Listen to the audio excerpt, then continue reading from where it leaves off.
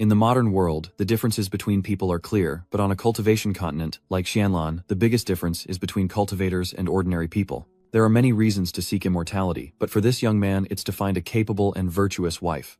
But the path to immortality is not easily found. He's been wandering around for half a day, and no one has offered him help. There's only one house left for him to visit, the immortal family, with their slogan, "Spend all your love to buy an ordinary life or buy a ticket to immortality." But the house in the picture was worlds away from reality. It was just a simple thatched hut, not even a wooden house. The young man threw the stack of flyers to the ground, ready to give up another step, and he'd be in Cambodia. "Don't go," a hand suddenly grabbed his ankle, startling him. The person on the ground looked up, his face identical to the one on the flyer the young man had just thrown away. "I am Wang Feng, the master of the divine immortal family." 3 days prior, Wang Feng was a comic artist whose soul transmigrated into a cultivation world after writing too many cultivation stories. Upon arrival, he crashed into an old man flying on a sword, face-planting into the ground. As usual, the system sent a message welcoming Wang Feng to the Xianlan continent, connecting him to the most powerful sect. Wang Feng leaps for joy. After a lifetime of drawing comics, he's been blessed with a system, limitless, spiritual power, peerless techniques, and unrivaled treasures. "Come to me." But the system wasn't finished. It was essentially an amateur system waiting for Wang Feng to establish a sect and make a name for himself. Wang Feng cursed. Damn it, he hadn't even enjoyed his newfound power for 2 minutes, and now he had to work like a dog again. The system's only function is to reward Wang Feng for recruiting disciples, and he accidentally activates the beginner's quest. With a 3-day deadline, Wang Feng must recruit a disciple who willingly hands over all their money as an initiation fee. Success will grant him the 8 desolations and 6 directions. "I alone am supreme skill." Wang Feng throws his hands up in exasperation. He doesn't even have decent clothes. How is Wang Feng supposed to recruit a disciple like that? Ignoring Wang Feng's complaints, the system threatens execution if he fails to meet the deadline, a fate that makes him miss his old job as a comic artist. With the deadline looming, the only person to visit Wang Feng's humble abode was this rather dim-looking young man, and Wang Feng put on his best sales act. "I'm impressed by your very bones. You're a once-in-a-lifetime cultivation genius. I've decided to take you as a disciple." The young man narrowed his eyes, judging him just because he looks like a kid doesn't mean he's gullible. "Divine sect, my foot. You've only got this broken shack dressed like a circus clown. It's obvious you're a con artist." Wang Feng put his arm around the young man, acting like an elder, giving advice to a grandchild. "Young man, how can you judge a sect by its appearance? Just like people. Don't judge a book by its cover. Those fancy sects thought you were a lost cause, but I can see the extraordinary potential within you." The young man's eyes welled up at Wang Feng's flattery. "Can I really become a god?" Wang Feng, seeing his prey hooked, continued to strike while the iron was hot. "Do you know why I named our sect Immortal Sect? Simply because the name says it all, and my sect is all about becoming immortals." In the young man's mind, a tragic story of his life was already unfolding. Becoming a god, getting rich, rescuing a damsel from monsters, and taking her home as your wife. It's all too perfect. Drool dripped from his lips as he gripped the money bag, ready to offer it. Wang Feng grinned, reaching out to receive it, but the youth immediately pulled back, his face close to Wang Feng's, a threat in his eyes. "What if I don't become an immortal?" Wang Feng hesitated, but still had to promise a 100% success rate, or he'd pay up and find the young man a sect and a new wife. The young man narrowed his eyes, making Wang Feng uneasy, but the chubby youth was thinking that Wang Feng was so eager to recruit him, proving that he was indeed a true genius. He couldn't stand the previous criticisms, dieting and hard training. So Wang Feng had to ensure he had plenty of meat and fish every day. His dirty clothes were washed, and he rested when he was tired. Wang Feng smiled, but inside it was raining. This isn't finding a disciple, it's finding a grandpa to serve. If it weren't for the system, Wang Feng would have gotten rid of this fatty long ago. With the money in hand, the system announced that Wang Feng had successfully accepted his first disciple, activating the strongest sect system. Wang Feng opened the attribute panel to check the rewards when suddenly a hand grabbed him.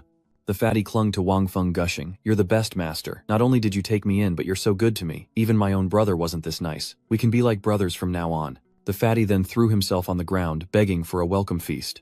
Wang Feng half-heartedly agreed, seeing it as an excuse to escape this nuisance. Back inside, Wang Feng finally felt safe enough to examine his rewards.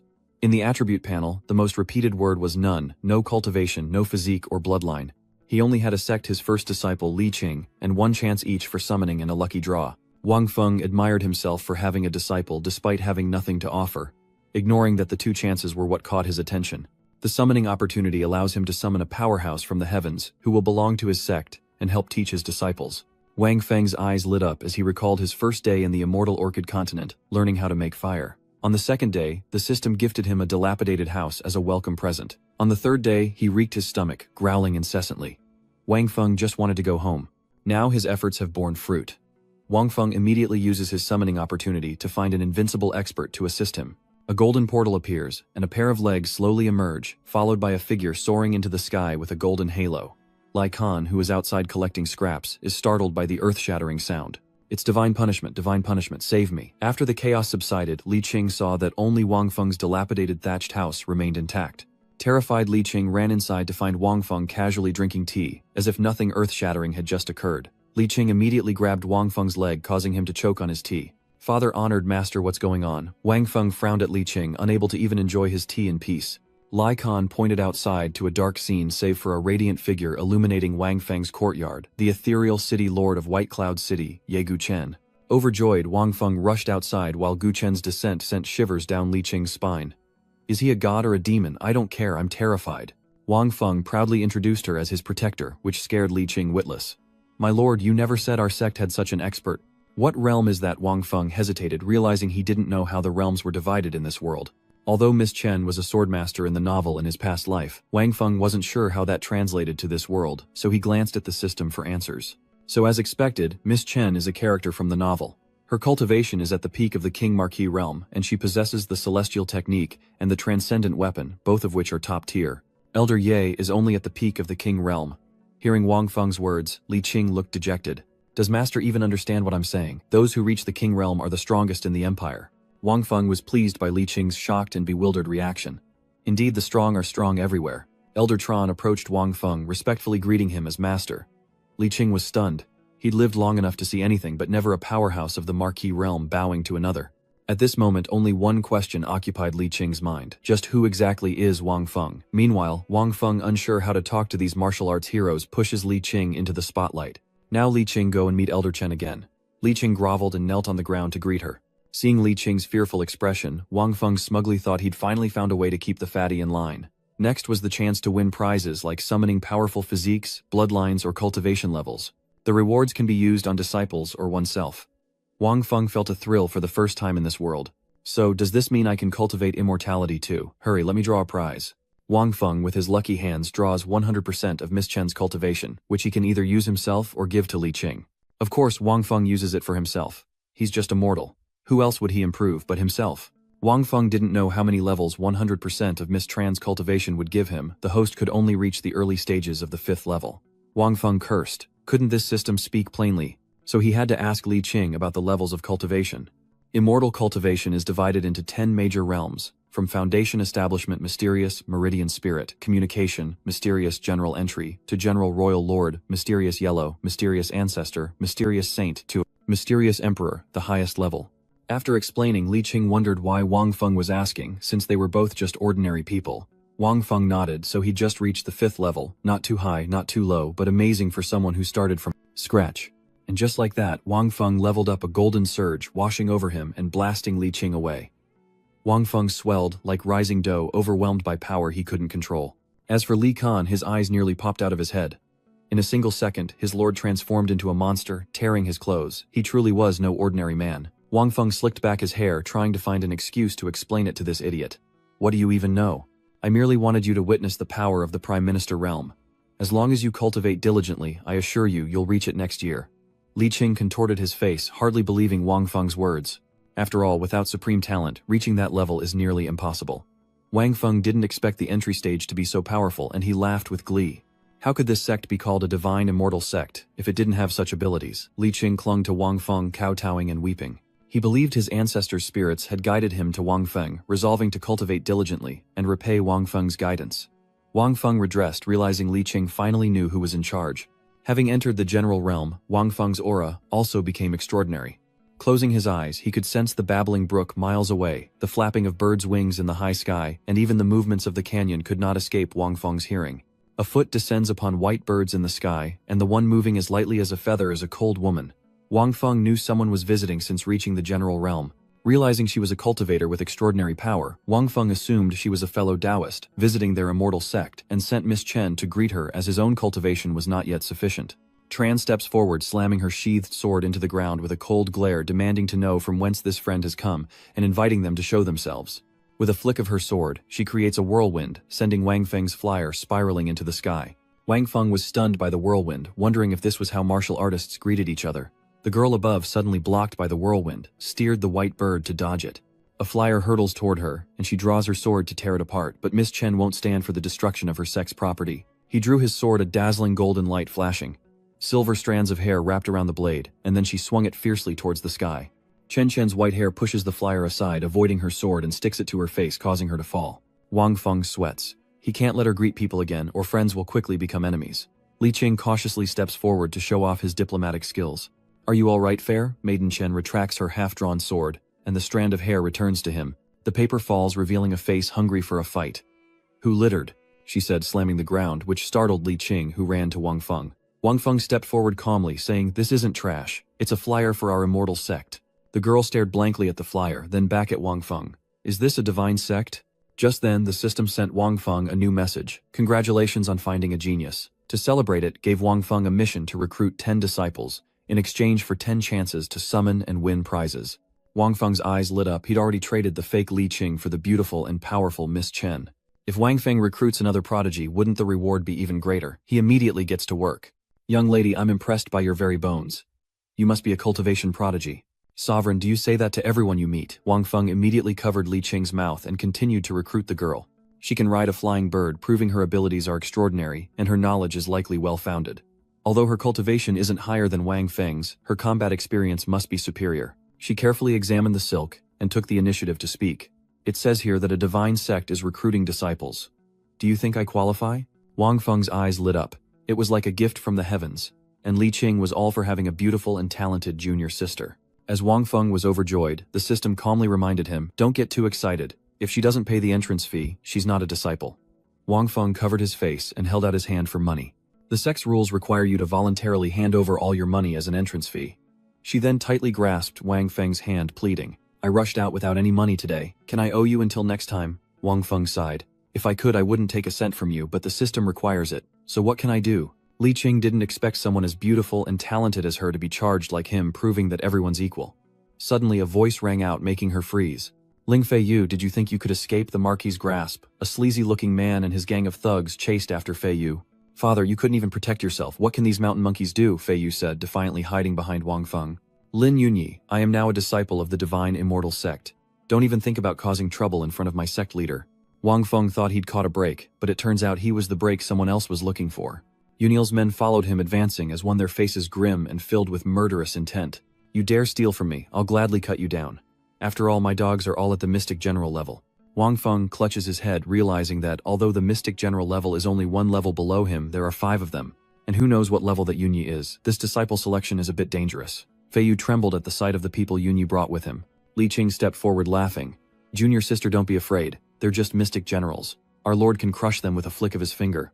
As expected, the faces of those 5 turned sour at those words. But Wang Feng couldn't stop Li Qing, and he brought trouble upon himself. Although he outranks them, his combat experience is nil, so Fei Yu kneels to thank Wang Feng. Wang Feng waves his hand, saying that with him around, no one can bully him. "Where there is pleasure, there is pain."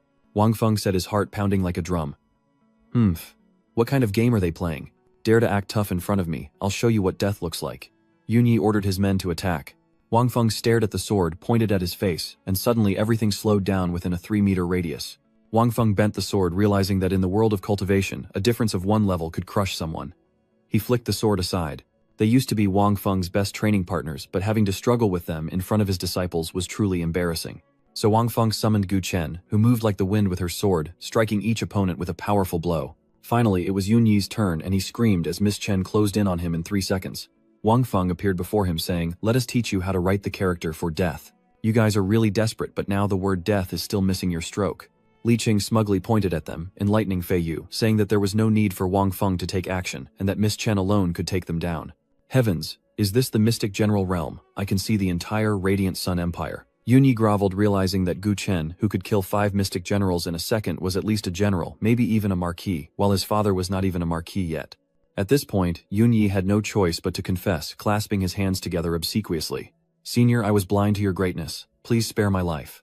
I'll have my father, the Marquis of the Empire, prepare a gift for you." How many people had Yunyi forced to their deaths using his father's title? Wang Feng patted Miss Chen on the shoulder. "I don't care about any marquis or troop. Anyone who comes here will be beaten to a pulp by me." Fi Wu's eyes widened.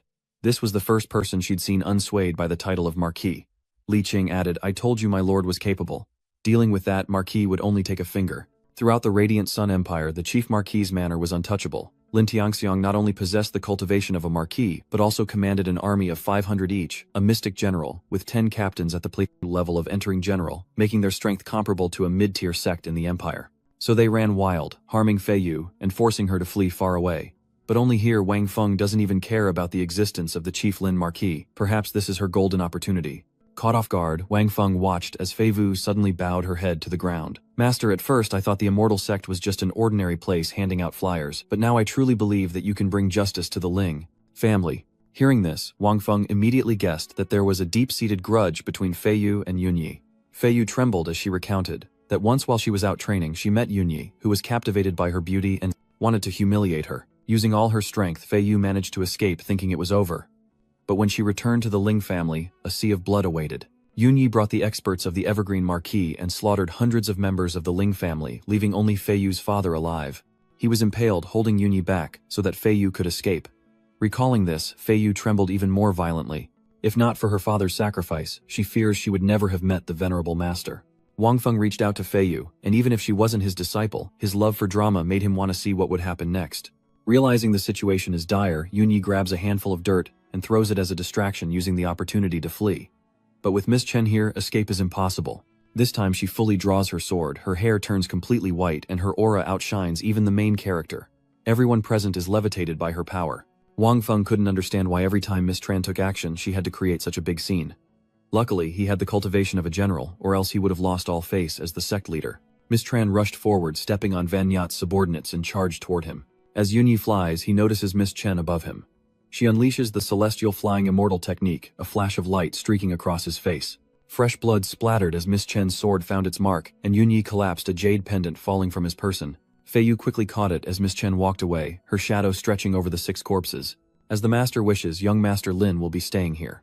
Fei Yu looks at Gu Chen in astonishment. She suspected his martial arts were extraordinary, but never imagined they were this exceptional, especially that celestial flight technique. Even if Lord Changlin himself attacked, he might not escape unscathed. With Miss Chen, the Immortal Sect will be famous sooner or later, but Fei Wu has never heard of it before. Is she too ignorant? As for Fei Wu voluntarily joining Wang Feng's sect, he knows she's just trying to protect herself for the time being. But Wang Feng wants her as his disciple. My sect is a hidden power. You can decide once you understand. Fei Wu's eyes lit up as if she'd found her savior, and Wang Feng couldn't help but admire himself for the dramatic twist. He just created a spark of pure affection. Fei Yu offers the jade pendant, a family heirloom, as an entrance fee, since Wang Feng saved her life and helped her get revenge. Wang Feng wasn't sure if the system would accept the jade as payment, but it couldn't hurt to try. He reached out to take it, but then noticed Fei Wu's face suddenly flush with shyness. Fei Wu recalls her father giving her the jade pendant when she came of age, saying it might become a token of love. She had vowed never to give it away, but now it's in Wang Feng's hands. Luckily, the system accepted the jade, granting Wang Feng another summon and a chance at a prize. He patted Fei Yu's shoulder, telling her that as a disciple of the Divine Immortal Sect, her enemies were now the sect's enemies, and she could take a share of the spoils. Wang Feng pointed to the dying Yunyi, and Fei Yu immediately picked up a nearby piece of wood, radiating murderous intent as she approached him. To extinguish the clan of my enemies is like sinking a ship into a sea of blood. This vengeance must be mine, or I am no longer the young mistress of the Ling family. Fei Wu pierced Yunyi with the wooden stake, causing him to scream in agony, unable to even die. He snatched the jade to play with, and perhaps Fei Yu never thought this day would come. Van Not, so high and mighty, thinking he could rule the world as the young Marquis, probably never imagined his end would be so tragic. The more she spoke, the more her rage boiled over. Did you ever think this day would come after slaughtering my entire Ling family? Fei Yu pinned Meng Yunyi to the ground, his body now a mangled mess. Li Qing was terrified by Fei Yu's frenzy, but Wang Feng tacitly agreed to let her vent. Yunyi's eyes rolled back, devoid of all life. Fei Yu ended Yunyi, a mystic general, earning the sect 300 points. Fei Yu returned her hands still stained with fresh blood, and thanked the sect leader and Elder Ye for helping her exact revenge. From this day forward, Fei Yu belongs to the Divine Immortal Sect, in life and in death. Wang Feng can provide a good foundation for training, but whether she becomes a true powerhouse depends on Fei Yu herself. But there's one thing Wang Feng needs Fei Yu to remember: his sect fears no one. If they are wronged, no matter how strong the enemy, they will kill them for fun. Fei Yu is stunned, then bursts into tears like a child. These tears she'd held back for so long just to escape Yunyi. Fei Yu will not fail the sect leader's teachings. Wang Feng truly lives up to his reputation as a famous comic book author, manipulating hearts with just a few words. But he's talking big, and when it comes time to teach, he won't know what to do. Besides, Fei Yu isn't trash like Li Qing, so she won't be fooled by the claim that she can reach the general realm in a year. Madame Tran pointed to Fei Yu's sword and asked if she could learn the art of swordsmanship. Before Fei Yu could understand, Miss Chen asked, "Will you accept me as your master?" Wang Feng grinned, as Miss Chen taking an apprentice was rarer than a rock blooming. Fei Yu kowtows to Miss Chen, who acknowledges her swordsmanship but insists on healing her internal injuries from the chase first. Chen orders Fei Yu to rise and follow her to be healed. Fei Yu looks to Wang Feng, who nods in agreement. Wang Feng has a capable protector and a smart, teachable disciple. He thought he couldn't complete the mission empty-handed, but in one day the sect has begun to take shape. Li Qing watched them leave with a sigh, knowing he couldn't compare to Fei Yu, despite being the senior disciple, so he turned to flattering Wang Feng.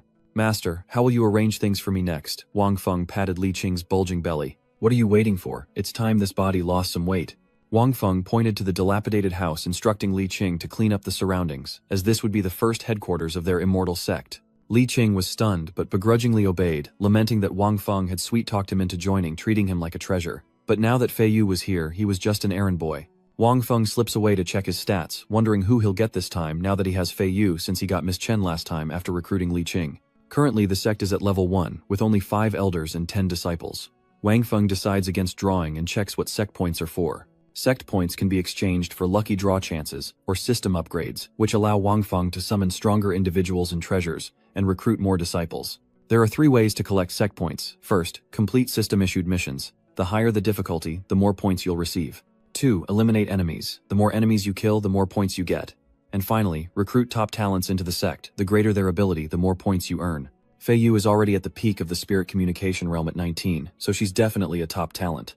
Why didn't my points increase when she joined? The system explains that while Fei Wu is talented, she lacks a special constitution or comprehension of intent, so she can't be considered a top prodigy.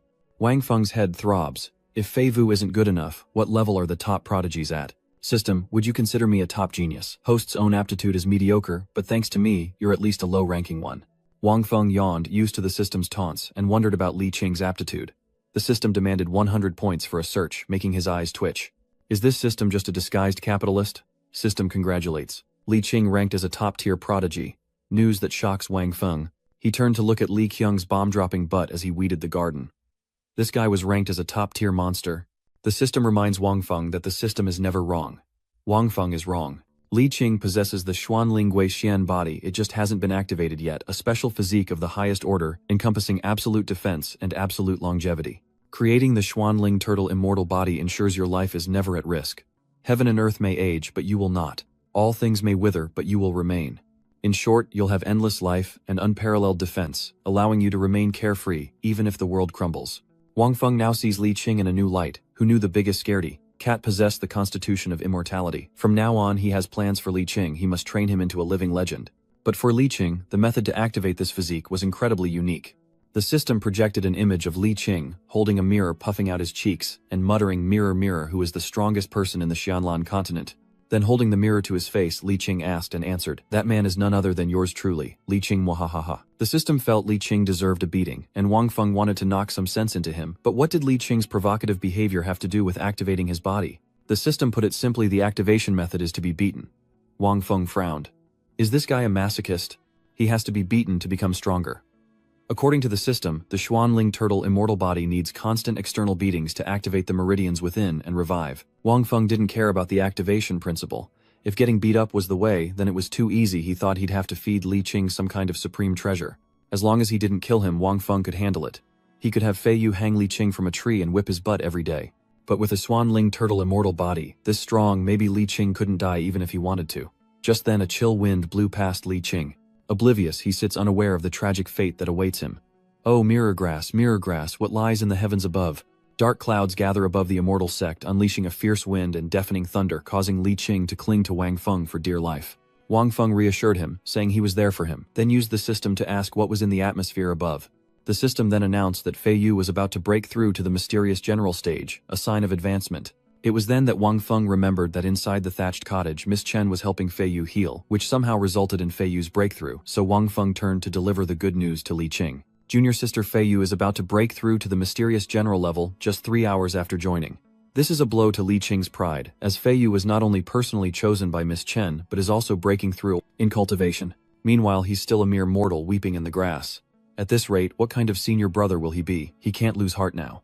Wang Feng pinches Li Qing's cheek and drags him away, telling him that his training will begin tomorrow. With enough time to surpass the Flying Feather Realm, as long as Li Qing can endure it. Li Qing happily patted his chest. "Thank you, master, rest assured I can endure it." Wang Feng flicked Li Qing's chubby cheeks, curious to see how much his body could endure.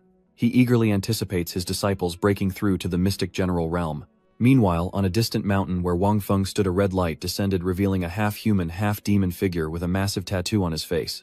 I never expected to awaken after centuries to witness a fragment of the mystic general realm. And it's about to become my meal. How delightful. With that, he stomped his foot and shot towards the breakthrough Fi Vu.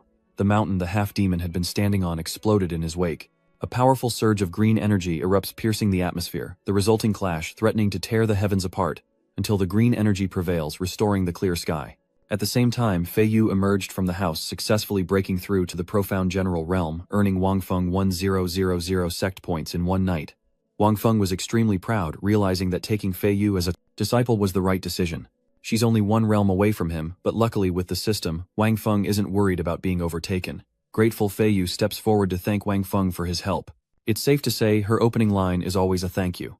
Li Qing gritted his teeth in envy, telling himself that he would enter the general realm in a year, and then he would be a true genius. Wang Feng nodded, reminding her not to forget Miss Chen, who had been guiding Fei Yu, hoping she could spread the sect's reputation and attract more disciples. Suddenly, Miss Chen noticed something. The demon had reappeared behind Wang Feng unnoticed. "I thought there was only one mind alter expert, but I didn't expect these tough nuts to crack." Wang Feng used 100 points to investigate his background, knowing that knowledge is power. Moreover, this guy is putting a lot of pressure on Wang Feng. Even Miss Chen would have a hard time winning. The results are in: he's the Swan Sha Great Demon who ravaged the Empire 1000 years ago, reaching the Swan Huang Peak realm, but was defeated and sealed by the Empire's Great Emperor, so his cultivation is now only at the Wang Ho Peak. Wang Feng scratches his head, relieved that the Great Devil Xuan Sha isn't at his peak, otherwise even Miss Chen alone couldn't hold him back. Lost in thought, Wang Feng forgets to shut Li Qing up. This loudmouth is running his mouth without thinking. "Who are you to disturb this sacred sect? Leave now, or Elder Yi will make sure you have nowhere to rest your head." Xuan Sha glances at the dilapidated house with disdain. "What backwater did this sect crawl out of? I've never heard of it. And this fat fool doesn't value his life, daring to be rude to me, a great demon." Wang Feng was speechless, and Miss Chen sighed at Li Qing's foolish courage. If he knew he'd just insulted a peak royal lord, he probably wouldn't be able to sleep. Fei Yu turned to remind Li Qing that Xuan Sha's power was considerable, at least peak royal lord. "The young lady has a good eye." The Swan Sha circled his fingers around Fei Yu, framing her in his sights, then grinned as if he'd struck gold. "Is this how scary I am?" Li Qing smirks, introducing Wang Feng. "So what if he's a royal realm? The sect leader is still here." Lycon counts them off: 1 year as a general, 3 years in the Xuanhuang realm, and just one middle finger to destroy the great devil Xuansha. Xuansha senses Wang Feng's power, but didn't expect him to be so boastful, as Li Qing strikes a bizarre pose, taunting the Xuansha demon. "That cricket dares to cause trouble at the immortal sect. He has a death wish. Kneel and accept your fate." Xuansha was furious, wanting to shut Li Qing up, but he couldn't bring himself to respond. Wang Feng frowned at Li Qing's cheeky attitude. Now he understood why Li Qing had the Xuanling turtle immortal body. He just looked like he needed a beating. Too fastidious to touch Li Qing. Xuansha roared in frustration. "Is there no one to control this fool? Someone come fight me." Wang Feng signaled to Miss Chen to hold off Xuansha, ensuring he wouldn't dare turn back. With Miss Chen gone, Wang Feng seizes the chance to summon. The Xuansha Great Demon raises a hand, the universe seeming to shrink into his palm before transforming into sharp claws aimed at Miss Chen. "So you're the Elder Yi that Fatty was talking about. I want to see how you'll make me wish I was never born." Silently, Gu Chen withdrew her sword, severing the Great Devil's hand, but the crimson energy separated, reforming behind her and seizing her. The Great Devil lifted Gu Chen high, glancing mockingly at Li Qing. Fei Yu anxiously begs Wang Feng to save Gu Chen, but Wang Feng, with his eyes closed, simply replies, "You underestimate your master. How could a mere demon lord hold Ye Gu Chen?" As expected, Gu Chen pierced her sword through the arm of the great devil Xuan Sha, who was caught off guard and unable to retract his hand in time. Xuan Sha was sent flying to the ground, claws digging into the earth to stop himself.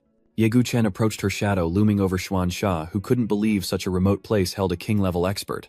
Moreover, her swordsmanship was incredibly pure, and the cut on Xuan Sha's arm was slow to heal. Xuan Sha clenches his fist, ready to fight seriously, and flies into the sky with a thick, murderous aura, but Li Qing thinks he's running away.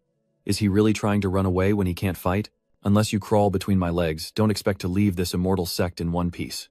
He's furious that Li Qiang is mocking the ultimate move he was preparing, and wants to tear him apart but is afraid of getting his hands dirty. Li Qing is caught off guard by a punch while smirking, and he turns to Wang Feng aggrieved. Wang Feng said blankly, I saw a mosquito on your face. Xuanxia returned to his battle strategy. After escaping the seal, Miss Chen was the first to stimulate his appetite. To honor his exquisite meal, the great devil Profound Kill has a ritual of tearing his prey apart with his bare hands. A massive hand, as if capable of blotting out the sky, descends upon Gu Chen. With sword in hand, Gu Chen fearlessly faced the claws, as Fei Yu rushed forward desperate to draw his sword. Without a word, Miss Chen leaps into action, meeting the descending hand with her celestial flight. Her blade pierces towards the dark iron demon. The clash of realms shook heaven and earth, uprooting trees. After the tremors subsided, Wang Feng opened the door to assess the situation. He was speechless, as the entire valley was leveled, leaving only their thatched cottage standing alone. Hyunseol landed on one knee, while Miss Tran stood tall with her sword seemingly unharmed. After 2 probing attacks, Xuanxia knew that she was only slightly weaker than him, and that he could kill her if he tried his best. But she surely realized that the great demon Xuanxia hadn't broken his seal yet, and that he could only run. I'll leave it here for today. I'll challenge you again when my strength returns. You think you can even escape today? Though Gu Chen is a man of few words when he speaks, his words carry weight. The Great Fiend also acknowledges that Gu Chen is the most formidable Royal Realm expert he has ever encountered, but that alone is not enough to defeat him. Gu Chen sheathed his sword and looked up. My lord only instructed me to hold you here. Someone else will defeat you. Wang Feng looked up at the sudden snowfall.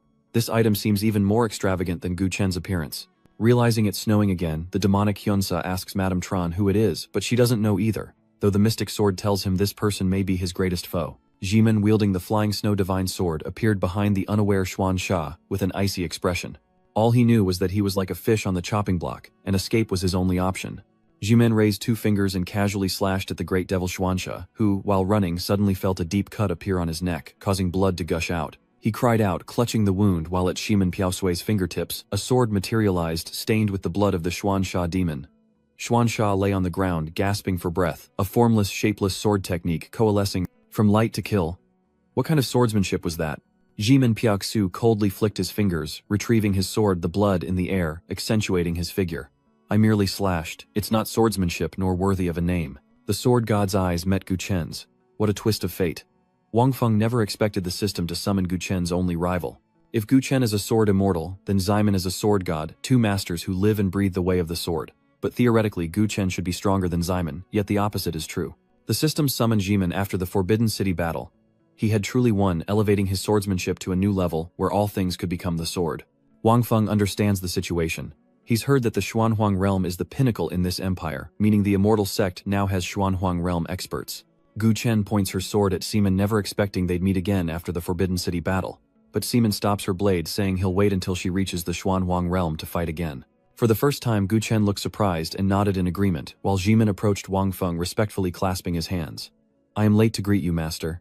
The great devil Xuanxia, now crawling on the ground, plots his next move. If it were Gu Chen, he would surely flee with all his might, but if it were Ximen, Xuanxia would have a chance to live. But if Wang Feng makes a move, he's certain to die. Though he can't fathom Wang Feng's power, seeing even the Xuanhuang realm's Eman Bo before him, Xuanxia knows Wang Feng is beyond measure. He accepts his fate, but before he dies, he's determined to take Li Qing with him. Li Qing cries and begs, even if you can become a general in a year, you're just a mortal now. Fei Yu cheerfully asks senior brother, are you okay? Thanks to Miss Chen's intervention, Li Qing is suspended in midair, with the demon Xuanxia's claws, only grazing his butt, revealing his strawberry underwear. Xuanxia's expression is extremely unsightly, as Miss Chen sheathes her sword, letting Li Qing fall freely. Clutching his rear, Li Qing vowed to watch his mouth. These people were strong, but not all could protect him. Shimin pressed his hands behind the demon's head, asking Wang Feng how to deal with him. Wang Feng gave him 2 choices: hand over all his money as an entrance fee to join the immortal sect, or become fertilizer for the flowers in his garden. If Wang Feng could recruit a great demon into the sect, he could get another summoning opportunity, but he needed to see his attitude before killing him later. Xuanxia roared, a demon can be killed but not humiliated. Li Qiang, who had just resolved to watch his mouth, spoke up anyway. Sect leader, he chose option 2. I'll bury him myself later and add some holy water to ensure our immortal sect's flowers and plants are always lush and vibrant. Li Qing takes another punch, but this time it's Fei Yu who sighs and claims there was a mosquito on his face. Li Qing roared, waving the mirror around wildly. Why do these mosquitoes like my blood so much? Do they know I have the blood of a genius? Shu Yan Shat roared defiantly. Wang Feng approached, smoothing down the demon's fried egg-like hair, and said softly, I know how proud you are. How about joining my immortal sect for a year? If I can't convince you to stay within a year, then you're free to leave. Xuanxia was dumbfounded, but he still roared one last time, his eyes blazing. A demon can be killed but not insulted. With that, he bowed his head and offered Wang Feng a tiny pouch. So little money for a great demon. Wang Feng didn't expect him to change so quickly, his body so obedient. The system congratulates him on successfully recruiting the great demon Xuan Sha, rewarding him with 1,000,000 sect points and a summoning opportunity. This unexpected number caught Wang Feng off guard. It seems he'll have to target truly powerful individuals to exploit in the future. Wang Feng suddenly remembered that Xuan Sha had mentioned a snack earlier and he wanted to clarify things. If he really was a demon causing harm to the world, Wang Feng would have to eliminate the threat. Xuan Sha coughed, scratched his head, and feigned ignorance, claiming threatening others was just a great demon's hobby. Wang Feng then asked the system to confirm the truth, but the system confirmed that Xuan Sha was telling the truth. Speechless, Wang Feng laughed with Xuan Sha to break the awkward atmosphere. Little did he know this so-called demon lord, once at the peak of the Xuanhuang realm, enjoys scaring people for fun. And Xuan Sha was afraid that Wang Feng would get annoyed and kill him, so he wouldn't reveal the truth even if it meant death. Fei Yu watched the two of them exchange smiles, curious as to what secret Wang Feng used to get Xuan Sha to join with just a few words. Wang Feng, his mouth tired from smiling, gestured for them to follow him to the real headquarters of the immortal sect. Fei Yu gasped. She knew the sect's headquarters couldn't just be a thatched hut. At this moment, Mo Xuanxia breathed a sigh of relief. He had stumbled upon a mysterious and ancient sect that was still alive. Otherwise, how could this thatched cottage contain Xuanhuang and Wanghu realms? Xuanxia really wanted to see what kind of sect this was. Soon the family of 6 huddled together in a cramped room, all clinging to Wang Feng as he produced a golden insignia illuminating the house and shaking the earth around them. It's no surprise that Li Qing and Fei Yu are shocked, but it's Xuan Sha who has the biggest reaction as a massive gate of light appears before them. Xuan Shuo couldn't fathom what kind of sect, divine immortal sect, was to have its headquarters in a secret realm. And what kind of secret realm could even house a headquarters? In the Azure continent, secret realms are rare, and their emergence sparks bloody conflict, for only a mystic emperor can create them, and they're filled with treasures. The immortal sect actually has its own secret realm, meaning Wang Feng is at least a profound emperor, and this place contains the legacy of a profound emperor. An idea sparked in Bloodshed's mind. If he could obtain that legacy, it would be amazing. Wang Feng stepped forward, and beyond the door was a completely different space, a dazzling golden city in the center, surrounded by scenery, straight out of a fairy tale, leaving the blood fiends stunned and overwhelmed. This place truly lives up to the name of a divine realm. Wang Feng led the group inside, allowing them to each choose a building to reside in. After settling in, they could explore, but certain forbidden areas were off limits. His 3 disciples agreed in unison. Wang Feng pushed open the door and walked to the chair in the main hall, sitting down with pride. He looked at the seats below each step in this hall, filled with the Xuan Emperor realm. Wang Feng summoned the system using his summoning opportunity. The system then provided him with Zhao Yue, the palace master of the Yihua Palace. Wang Feng pinched his cheek to make sure he wasn't dreaming. After 2 tries, he finally witnessed the world's most beautiful woman. Wang Feng is excited by the useful information, the system displaying Zhao Yue's stats. Upon receiving the order, the system immediately displayed her data, and his eyes lit up as he read through it. As expected of the #1 female expert, her X, N high and flower benefit are indeed powerful. Suddenly flowers bloom in the surrounding space. Wang Feng stared intently at the spherical satellite as if awaiting a miracle. Soon a slender foot emerged from above, slowly stepping out. At that moment, Zhao Yue's radiant face was revealed, and her entire being emerged, carrying a mystical energy. He blinked, hardly believing his eyes, but before Wang Feng could finish his thought, Zhao Yuezhen landed. In an instant, her face radiated sharpness and determination, leaving him speechless in awe. This was the most beautiful woman in the world, and Wang Feng was lost in thought. Even if I broke my hand trying to draw her, I couldn't capture her beauty. Just then Zhang Yue respectfully clasped her hands. She knelt gracefully, her voice soft. Jia Yue pays respects to the sect leader. You may be lost in thought, but you've made the most beautiful woman in the martial world bow before me. Indeed, he replied, no need for formalities. From now on you'll be by my side. Hearing this, Zhang Yue didn't stand on ceremony. Yes, sect leader. She glanced around, then quickly sat down on a nearby chair, as Dunagyet closed her eyes, instantly surrounded by ice flowers. In an instant, the room's temperature plummeted, causing Wang Feng to sneeze.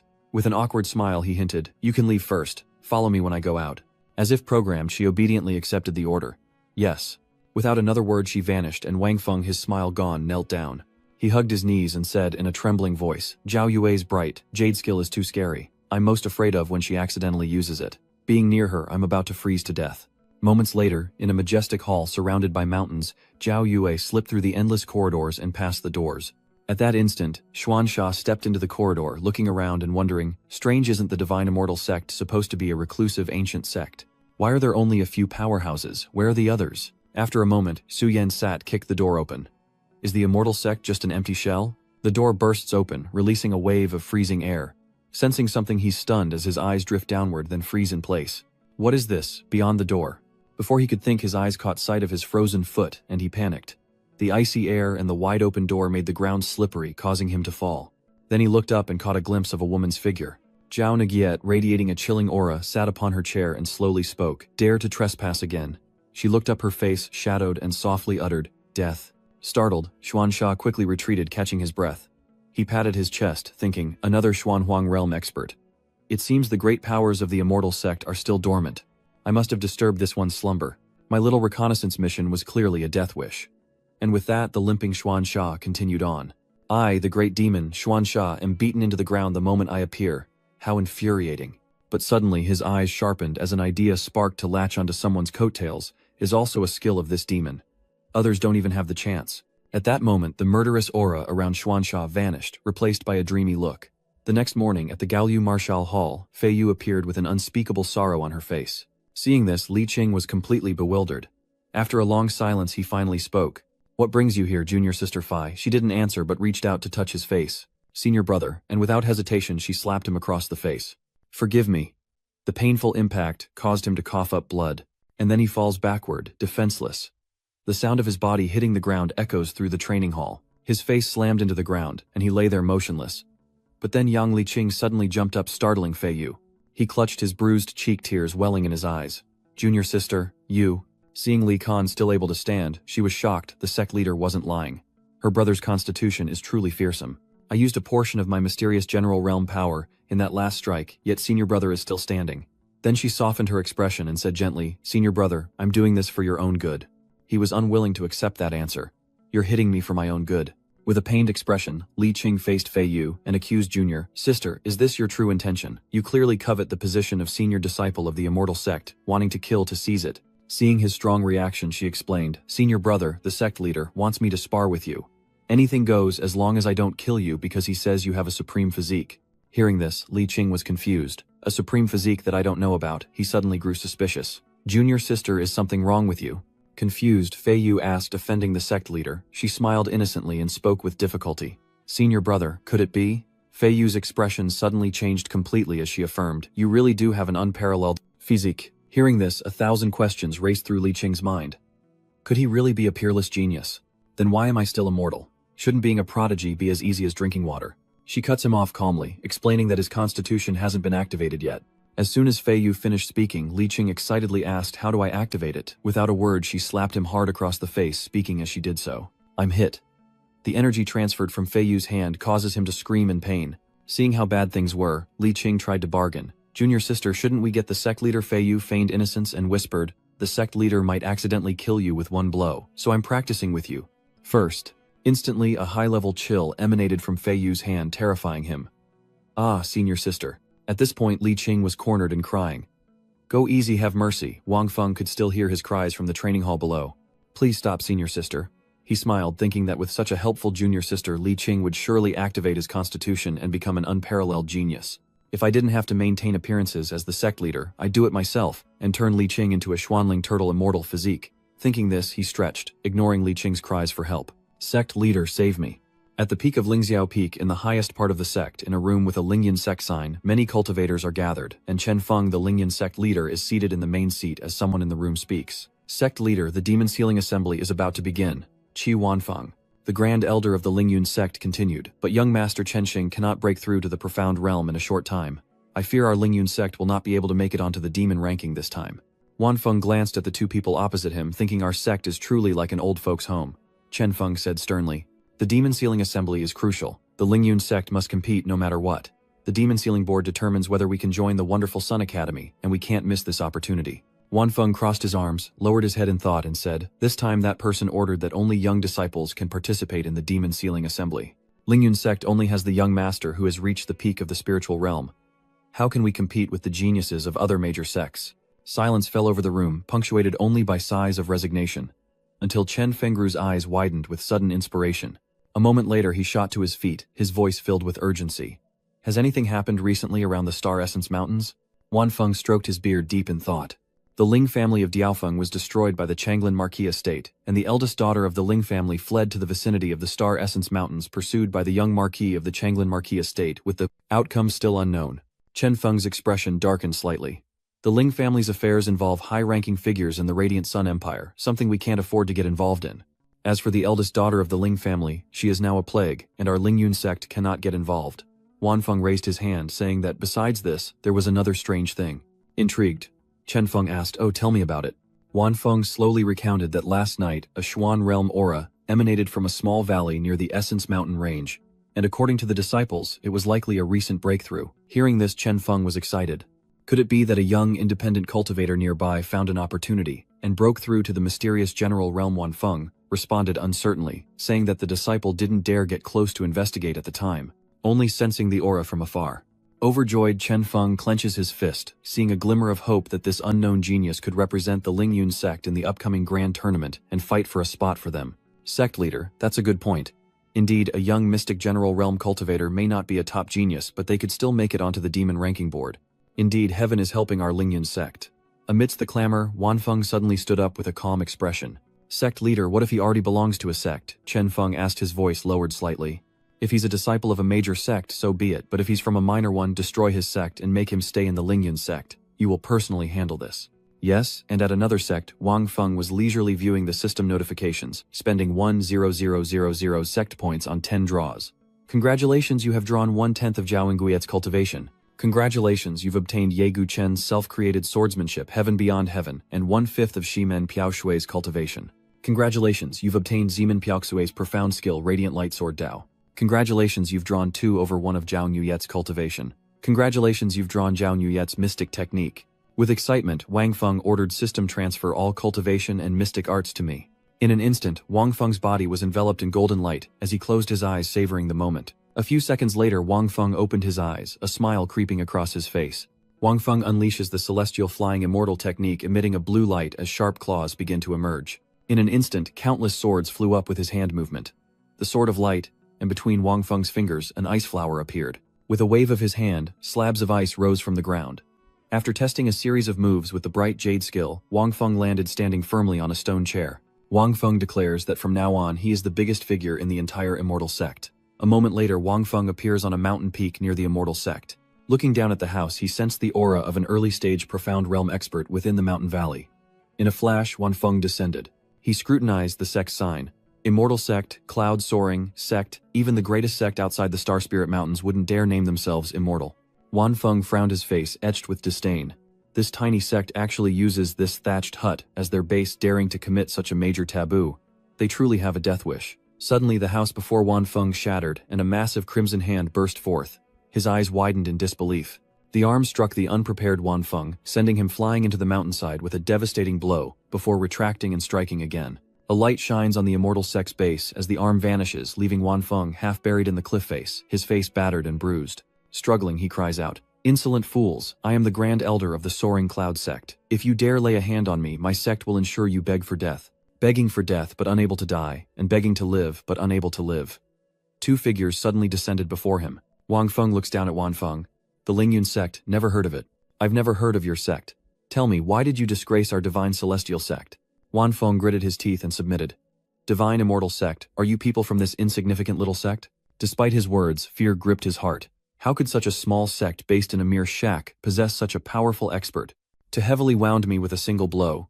He must be an inner world expert at least. Wang Feng smiled faintly. "We of the immortal sect always use virtue to subdue others, making them willingly speak the truth." Xuan Sha beside him emanated a terrifying aura. To insult our immortal sect in front of our sect leader, he used the same hand to pull Wan Feng up, truly courting death.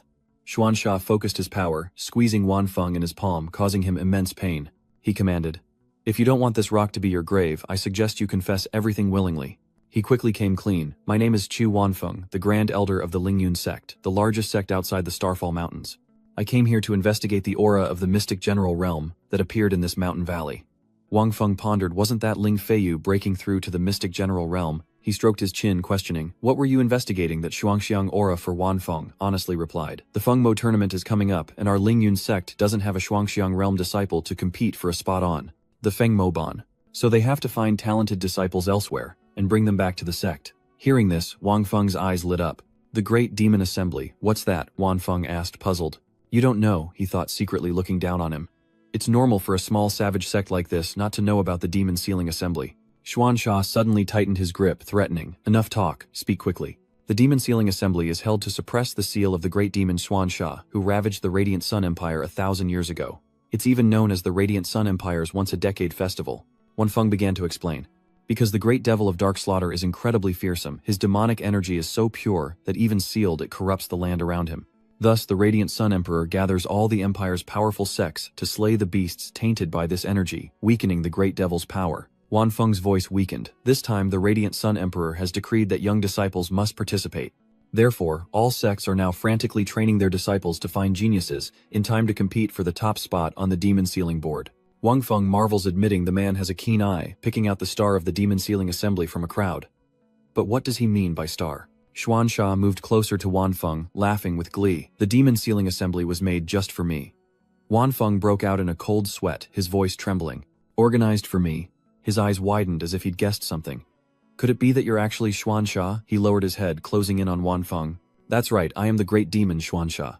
Realizing something, Wang Feng smiled, thinking that to make the ruler of a great empire so wary, even to the point of holding a sealing demon ceremony every 10 years, this great demon, Xuansha, was definitely not as simple as he appeared. Then he turned to Xuansha and asked, how did you escape the seal of the great Sun Emperor? He reluctantly replied that over the years he had created a clone technique, and what was sealed was merely a clone he had created. As soon as Xuansha finished speaking, Wang Feng asked another question. Then what is the demon ranking? Hearing their conversation, Wan Feng chimed in, explaining that the Demon Ranking Board ranks participants in the Demon Sealing Assembly based on the number of demon-tainted beasts they kill. The demon ranking used to be for older powerhouses, but this time, it's just a ranking for the younger generation. Completion is at 3 out of 10. Meanwhile, Wang Feng wonders about this competition for young disciples. Then perhaps this Demon Sealing tournament can help me complete my disciple recruitment mission.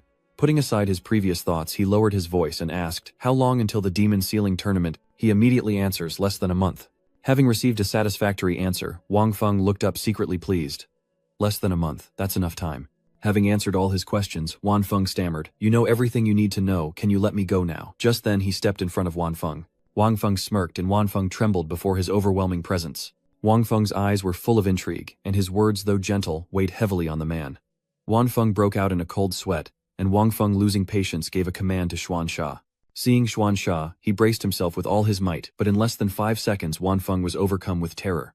Wang Feng, wanting more information, continued his interrogation, while Xuansha watched with amusement. Unable to escape, Wan Feng could only scream in agony, his face twisting into an unrecognizable mask. Unable to bear it any longer, Wan Feng's body exploded like a balloon. Then the system suddenly announced that subordinate Xuansha, the host's great demon, had successfully killed a strong nascent soul realm cultivator and received 500 sect points. Xuansha followed, offering his opinion. Is this the virtue of a great sect in the Radiant Sun Empire? They're even more wicked than our demonic sect leader. Having already made an enemy of the Lingyun sect, why not just attack their headquarters? Hearing this, Wang Feng began to consider it. If the Lingyun sect is capable of this, they can't be all that good. Moreover, if the Immortal sect finds out they killed the Lingyun sect's Grand Elder, we'll be in constant trouble. After a moment, he finally came to a decision and agreed. Alright, let's go take a look. In Dionot City, the capital of the Dionot Empire, people lived bustling lives, and at its heart stood an ancient tower. Inside, the sign for the Changlin Marquisate comes into view, along with ancient data about a certain flower. Meanwhile, Tiangxiang Changlin Hao stares intently at the data, his brow furrowed. Lost in thought, Tianxiang Fenyun turned to Lao Lu, asking why that boy hadn't returned yet. Lao Lu bowed his head, explaining to his leader. Sir, they've followed your orders to search, and it seems the young master is playing around, and will be back soon.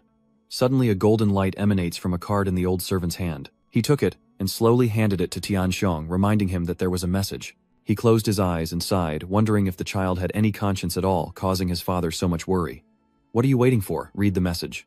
Old Lu's face was initially calm as he channeled energy into the card, but the next moment he turned pale and panicked. The old man trembled, unsure how to break the news.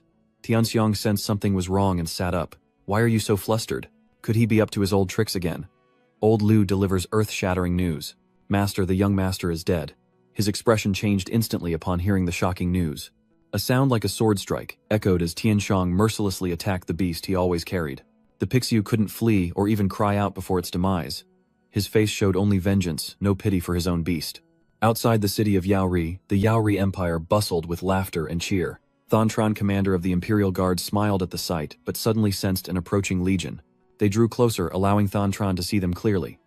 This was it. Leading the charge was a Kirin, its crimson eyes burning with rage. What's more, someone is riding this unicorn, followed by a formidable unicorn army, none other than Tian Xiong, looking completely different from before. Seeing this, he immediately jumped down from above, Thantran confronting him directly. Lord Tronglan Tianheng, do you know the gravity of mobilizing the Tronglan army to the Imperial City without permission?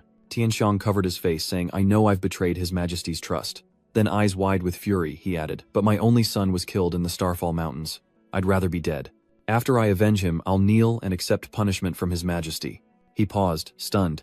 Yun Yi was the Changlin Marquise's only weakness, so who would dare provoke him? Before Qing Chen could respond, he roared that no one could stop him from bringing Yun Yi back, and warned Qing Chen not to force his hand. Hearing this, his face changed, and unexpectedly, a voice echoed down, let him go. His son's death robbed him of reason. Though offensive, it's understandable. Tell him to seek me out upon his return. Thantran, without hesitation, respectfully obeyed, then gestured for Tianheng to proceed. Without looking at him, he coldly said, you may go, but return to face the Emperor's judgment. Tianxiong strode past and clasped his hands. Thank you, Your Majesty. Tianxiong is guilty. Once I bring my son back, I will accept any punishment His Majesty deems fit. Without waiting for Qing Chen's reply, he ordered the legion to advance. He watched them falling into silence as Qing Chen leaped onto the city wall, gazing into the distance, contemplating the inevitable storm of blood and violence that would engulf the mountain tower, disrupting the usual peace. Nearby, in a humble dwelling, a sound like something scraping against the hard ground echoed, and two familiar faces, Wang Feng and Jia Yue, appeared atop a stone pillar, witnessing the chaotic battle unfold. Surrounded and attacked, Li He cried out weakly, I don't know how I offended you, young master, please forgive me. Just then a clear voice rang out, I think you're quite handsome, so I'll give you a special reward, a kiss. The Yunling sect's young master Chen Xin twirled his whip and sneered, you actually dodged, looks like you need a beating. Then he paused with a smug look, glancing downward as the three round-faced brothers rejoiced at the scene. Thank you, parents, for making us so ugly, or we would have flowered in the butt sooner or later. If we weren't the ugly trio of the Yunling sect, how could the sect leader have chosen us to serve the young master? Trontan whips Li He relentlessly. A mere servant is just that, a servant. You can't even handle a few lashes, truly a worthless nobody. Wang Feng was disgusted by the scene, thinking the young master of the Cloud Peak sect was frivolous and lewd, and with such large breasts it was clear the Cloud Peak sect was no good. Suddenly the system's voice echoed, congratulations, host, for discovering a peerless genius. Hearing this, he broke out in a cold sweat. System is the peerless genius you're talking about, really him. The system remained silent, tilting the camera. The peerless genius is Wang Feng, who seems unable to watch any longer, his voice trembling as he asks again to be sure. It's really him. The system's lens remained fixed on Tran, who was about to give his companion a passionate kiss, when it suddenly shifted, confirming something. He was stunned by what the system said, and wondered, a peerless genius, so why was he being bullied like this? Wang Feng suddenly remembered Li Qing, and was suspicious. Could he be like Li Qing? A mortal with an extraordinary constitution. He immediately jumped down, facing Chen Xin and Li He, and ordered them to stop. Seeing someone ruining his good time, he glanced over, wondering who this blind fool was. How dare he interrupt me? At that moment, Chen Xin caught sight of Wang Feng's heavenly visage and became excited. He abandoned Li He and approached Wang Feng, declaring that this young master would steal his first kiss. In this awkward situation, Wang Feng calls out, Jiao Yue, you just got here, so shut him up for me. They saw Jiao Yue's breathtaking beauty, and paused for a moment. The ugly thugs from before began to chatter excitedly. Never had they seen such a beautiful woman in this world. These words reached Chen Xin's ears, who had been excited just moments before, and his mood plummeted. Chen Xin's rage could no longer be contained. I won't allow anyone to be more beautiful than me. Capture her. I will make her fade away like a flower. Terrified, they ran, and replied, Yes, young master. Soon they were upon Jia Yue, assaulting her with words. Beauty, it's your good fortune to fall into the hands of our esteemed Lingyan sect, for we certainly won't waste your beauty. In short, you won't escape, but at least you can smile as you descend to the Yellow Springs. One cunning fellow spoke up, reminding her, offending the young master means a fate worse than death, and you wouldn't be the first. Witnessing this, Wang Feng thought helplessly, even I as the sect leader wouldn't dare provoke Jiao Yue. These guys are tired of living. She then touched their faces with her finger. Seeing this strange action, he froze stiff, and in an instant Jiao Yue froze him solid. The next one didn't have time to react, and the last one was frozen solid, her speed so fast that all three were encased in ice. As their bodies remained, their heads took flight, overwhelmed by Zhao Nguyet's power. Seeing the ice falling before him, Chen Xin was horrified. You dare kill my Lingyan sect disciples. Her voice turned cold, mirroring her chilling power, as she froze his face with a touch. Just something to bury you with. Half of Chen Xin's face froze and shattered into pieces. Just then a hand suddenly blocked Zhao Nguyen's icy aura Li Hak had arrived, though half his arm was already frozen solid. Wang Feng watched in shock as Li He stood emotionless. Zhao Yue released her hold, asking in confusion. He insulted you like that and you're still saving him. Chen Xin, seeing the situation shift, said Li, hey, kill them quickly and I'll reward you. He was about to continue, but before he could finish, Li He grabbed his neck, and he could only cry out in pain. Li Hei's grip was incredibly strong, and soon Chen Xin was lifted into the air, coughing blood. He trembled, looking at Li Hak's cold face. Li Hak, you have some nerve. Chen Xin stubbornly continued, I was going to keep you until tomorrow, but you just had to seek death. To keep you from dying at the hands of another, I'll carry this regret to my grave. He didn't let him say another word, tightening his grip. Then he threw Chen Xin down from above, saying, I just made the first move. Seeing his expression, Wang Feng realizes this peerless genius is more complex than he imagined. Li Hak wrings his neck and just stands there. After a moment he began to touch his face, slowly smoothing back his hair to reveal his handsome features, while Wang Feng curiously questioned the system. System. Why is Li Hak called an unparalleled genius? The system didn't answer immediately, instead requesting 1000 sect points to investigate Li Hei's background. Reading the text he was filled with dissatisfaction. Damn it, this system is becoming more and more of a ripoff. After paying the sect points, the system reveals a flood of data. Li Hei's real name is Li Changgung, a peak stage mystic emperor. After his accidental death, a remnant soul merged with a treasure, reincarnating him as the current Li He. After his accidental death, a remnant soul merged with a treasure, granting him rebirth. But anyone who bullied him mysteriously vanished the next day. Even the Lingyun sect was none the wiser.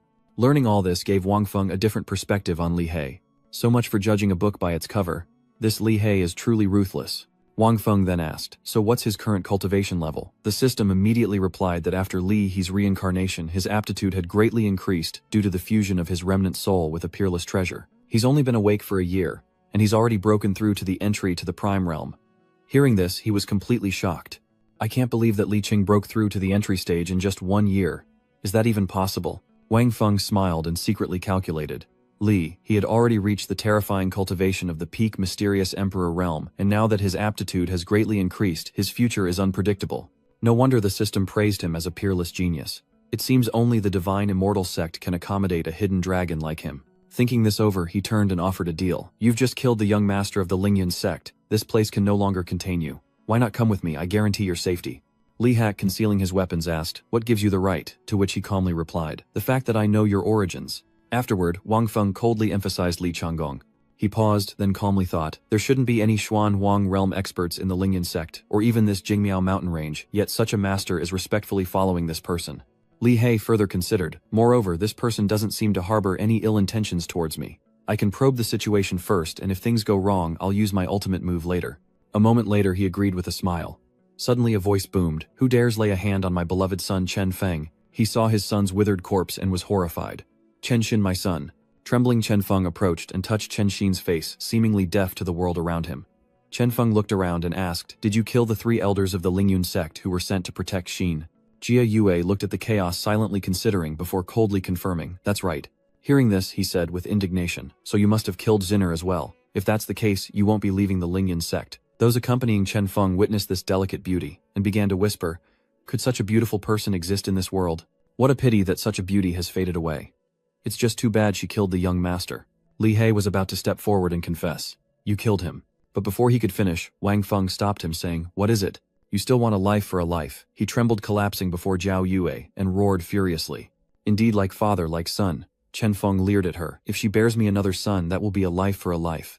Wang Feng was disgusted by what he said. Damn, I almost thought he loved his daughter, but he's just a lecherous old man. The others excitedly cheered, wise sect leader, wise sect leader. Zhao Yue's eyes turned cold as she slowly spoke. You want to die. Before she could speak, he ordered that if the man was so eager to see his beloved son, they should grant him his wish. Chen Feng and Jia Yue stood facing each other in the frigid space. With a hint of pity, Chen Feng began, I cherish Washiua, and to avoid conflict I'll strike once. Let's see if the beauty can evade it. He turned to look at his son, writhing in agony, his eyes filled with rage. If the beauty can dodge this, then I'll consider my son's death a waste. Then Tran Fong turned his hand toward Tran Tan, declaring that if the beauty couldn't dodge, he'd publicly challenge Qian for the life of his son. Hearing his audacious challenge, Jiang Yue glared at him. Chen Feng smiled knowingly. Since the beauty doesn't object, I'll take that as a yes. From the palm of his hand, a blue vortex began to form. Enraged, Chen Feng struck at Zhao Yue, who stood defenseless. Ling Yue barely glances at him as if his attack is nothing to her. The icy tornado wraps around Ling Yue and lifts her into the air, then gradually subsides. The vortex swirled and soared into the sky before Chen Feng's eyes.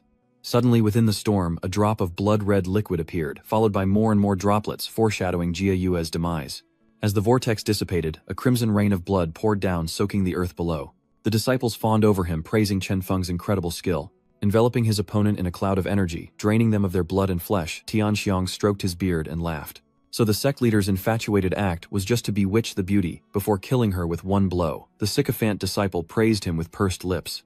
The sect leader was too hasty. He should have enjoyed her before killing her. What good is beauty? He sat beside his son, his voice stern. Anyone who dares kill my son deserves to die. And yet you just stood there as Chen Feng killed her. He smiled, letting the fool know that it wasn't over yet. Which eye of yours saw her die? Suddenly a figure emerged from the earlier chaos. The bald disciple suddenly shouted, "Sect leader, a corpse fell from the sky. A shriveled body is lying on the ground. Someone recognized him as one of ours from the Lingyun sect. He's dead silent." "Impossible. Where is she?" Chen Feng was surprised to see Zhao Yue reappear from the high platform, looking down at him with a challenge. "I already dodged it."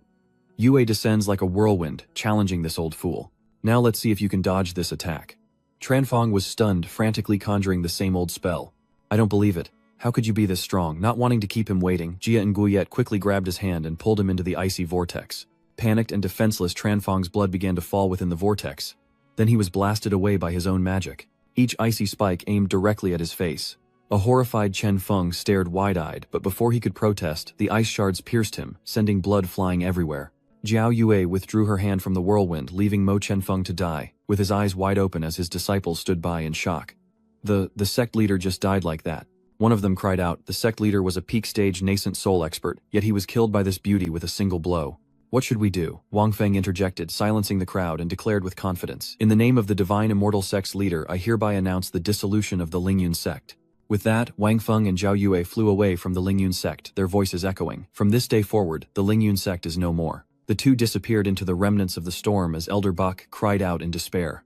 The god of slaughter is finally gone, but perhaps even Chen Feng's death wasn't enough. The disciple next to him sighed in contempt, thinking a few threats would dissolve the Lingyun sect. He pointed towards the frozen Chen Feng, a sly grin spreading across his face.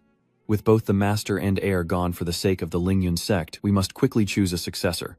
Elder Bai looked up to the heavens in anguish, his voice trembling. "There will be no next sect leader of the Lingyun sect." The disciple turned back uneasy.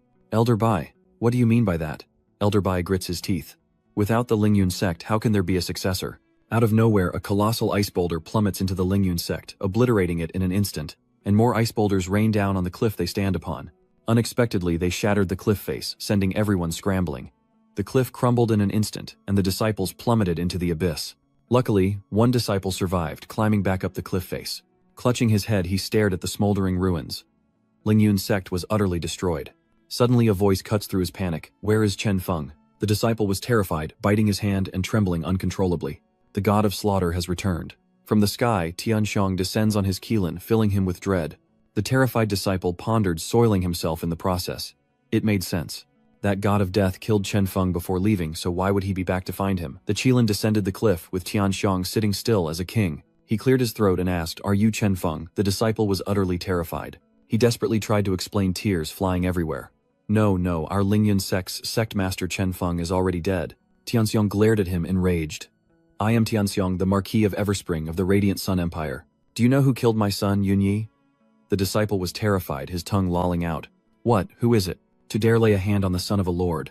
The disciple was drenched in sweat, bowing repeatedly before Tianxiang, desperate to speak. "Lord, I know who killed your son." Tianxiang's eyes, bloodshot with rage, growled as the disciple, desperate, placed all blame on Wang Feng. "You killed Yunyi, the young lord, and you're also the one who murdered the Lingyun sect leader." Hearing this, Tianxiang's eyes turned bloodshot. "Who is it?" The wicked disciple mused. "If you destroyed the Lingyun sect, then I will destroy you." He puts on a pitiful act. "You killed the young master claiming to be the sect leader of the Divine Immortal sect." At the gates of the Divine Immortal sect, this Xuansha captures the golden bird as his amusement. He was gloating when he noticed someone approaching, and finally the golden bird was freed. As Wang Feng approached Xuansha, he yawned. "This business trip has been exhausting." Unexpectedly, Xuansha kneels before Wang Feng, respectfully requesting that the sect leader eliminate the Lingyun sect. Kai He returns, and Li He appears before the three of them as well. With a smile, Wang Feng invites him to join. "Li Hak, what do you say? How about joining my immortal sect, Li Hak pondered. Even as the supreme Xuan emperor in my past life, I wouldn't dare call my sect immortal. This backwater sect is ridiculous. Li, he looks at Wang Feng with disdain, scoffing. Can sparrows understand the will of a swan? This trip with you is a waste of my time. Upon hearing this man dare to insult his idol, Xuan Sha glared daggers at him. You little punk. Dark spiritual energy emanates from Xuan Sha as he furiously warns, I advise you to speak respectfully to the sect leader, even as the arrogant Li He is about to be devoured by Xuan Sha's spiritual energy. Wang Feng urged, don't act rashly. Even if your past life was at the peak of the mystic emperor realm, you're only at the nascent soul realm now. You won't gain anything by fighting here. Despite his power, the Xuan demon obeys, sparing the arrogant Li He. You are the reincarnation of the Xuan emperor at his peak. Even at my strongest I would be but an ant before such a being utterly defenseless. Wang Feng instantly retrieves the treasure, saying don't be so quick to refuse. Holding the treasure like bait for Li He, he entered the immortal sect, ordering Xuan Sha, answer me once you're inside. Xuan Sha, hold your position here, in case any remnants of the Lingyun sect try to cause trouble at the immortal sect. He happily obeyed. Yes, sect leader. Suddenly a blinding light erupted in the sky. Before them stood a stone tablet, a massive pillar reaching for the sky, etched with the crimson words, Immortal Sect. Li, he and the others stepped into the divine immortal sect. As he walked, he thought to himself, even though a mystic emperor realm expert could create a small world, even I, as a peak mystic emperor realm expert in my past life, could not have created such a vast and complete small world. Li He suddenly frowned. Immortal sect, daring to use the words immortal in its name. Let me see what wonders this sect holds. He slowly entered the divine immortal sect, surrounded by wisps of smoke. Wang Feng, seeing Li He's intentions, happily said, our sect knows you possess a treasure, but it's not worthy of our attention. Wang Feng is supremely confident in his thoughts, certain that the sect has only one purpose for him to join their ranks. Li He, half-lidded, baited him, and if I don't join? Wang Feng snaps his fingers and two elders, Seaman and Guchen, instantly appear. He warmly invites them, take a seat. Li, he hesitated. You want to use Dongxi to force me to join? Wang Feng smirked reassuringly. This sect just wants you to know the power of the divine immortal sect. Li, he was truly ignorant of his own strength, so he sneered, acting nonchalant, and used that treasure as his ultimate move. Even if 3 Xuanhuang realm experts join forces, I can still retreat safely. Suddenly, a nail lightly scrapes the floor. The demon sect used its power to control the nail, while Miss Tran controlled her weapon, scaring Li Hak. Suddenly, a voice echoed from behind, surprising them all. What if it were 4 Xuanhuang realm experts joining forces? So that's the sword demon. 13 stares them down, then slowly lowers his sword, bowing his head in respect. 13 greets the sect leader. 13's system panel appears, and Wang Feng is overjoyed, never expecting to summon this sword demon with a random summon. The system panel recounts 13's life. Yan Shisan is the #1 swordsman, a sword demon from the novel Young Master X's sword. His dying wish was to duel Xie Xiaofeng, the sword emperor. In the chaotic battle, 13 held the advantage with his 14th sword technique. Yan Shizan's life's work was the 13 deadly swords, and he later created a 14th variation. Though victory was within his grasp, his conscience saved a man from falling into darkness. When he sought Xie Xiaofeng for a duel, he created the 15th sword representing destruction and death. He could have killed Xie Xiaofeng with the 15th sword technique, but he realized that this technique only brought destruction and death. To completely destroy this terrifying sword technique, he chose to destroy his own throat. Li Hek was impressed by the story, and looked up at 13 with admiration. A peak Xuanhuang expert. Li, he then turned to mock Wang Feng. You're the sect leader with only Xuanhuang cultivation. Are you worthy? Suddenly, 13's sword pointed directly at Li. He lowered his head threateningly. It seems the 15th sword of death must be unleashed. Wang Feng patted his shoulder and whispered, Elder Yan, don't be hasty. His tone was gentle, yet implied that Li He was naive. So what if it's just the peak of the profound yellow realm? If I want it, I can have it any time. Wang Feng unexpectedly gains points. With 4,000 sect points, he smirked at the system, surprised to have amassed such a fortune so quickly. Now he could finally spend freely. Wang Feng confidently gave the order to the system, his voice full of pride. The system uses 1,000 sect points for 10 chances at the lottery, which Wang Feng immediately starts standing still as the system rings, knowing these rewards are his due. Congratulations, you've received 1/10 of Yan Shisan's cultivation, and 1/10 of Jiao Yue's cultivation. Congratulations, you've received Yan Yue's mystic technique, Yihua Jiu, and 1 divided by Xue's cultivation. Congratulations, you've received 1/10 of Gutran's cultivation, and Yan Shizan's mystic technique, 50 deadly swords. Wang Feng's eyes widened as he commanded the system. He then stepped forward, embracing the golden aura, cascading down upon him, transferring a portion of Yan Shizan's cultivation into his body. Li, he was standing there when a burst of energy hit him. It was Wang Feng absorbing power. He raises his hand, invigorated, feeling the surge of power, the pinnacle of the Xuanhuang realm.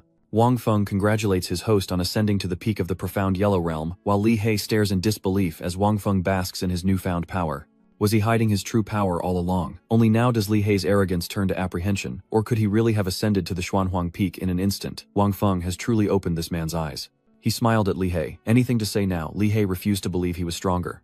Unable to accept this reality, he roared, "Even if the Immortal Sect has 4 Xuanhuang Realm Masters, I'll just fight you to the death." Wang Feng raised his hand to correct him. "No, you're forgetting one Xuanhuang Master." Li Hei's eyes widened in shock. "Who?" Wang Feng gestures towards Miss Tran as Elder Ye and Li He struggle to believe his words.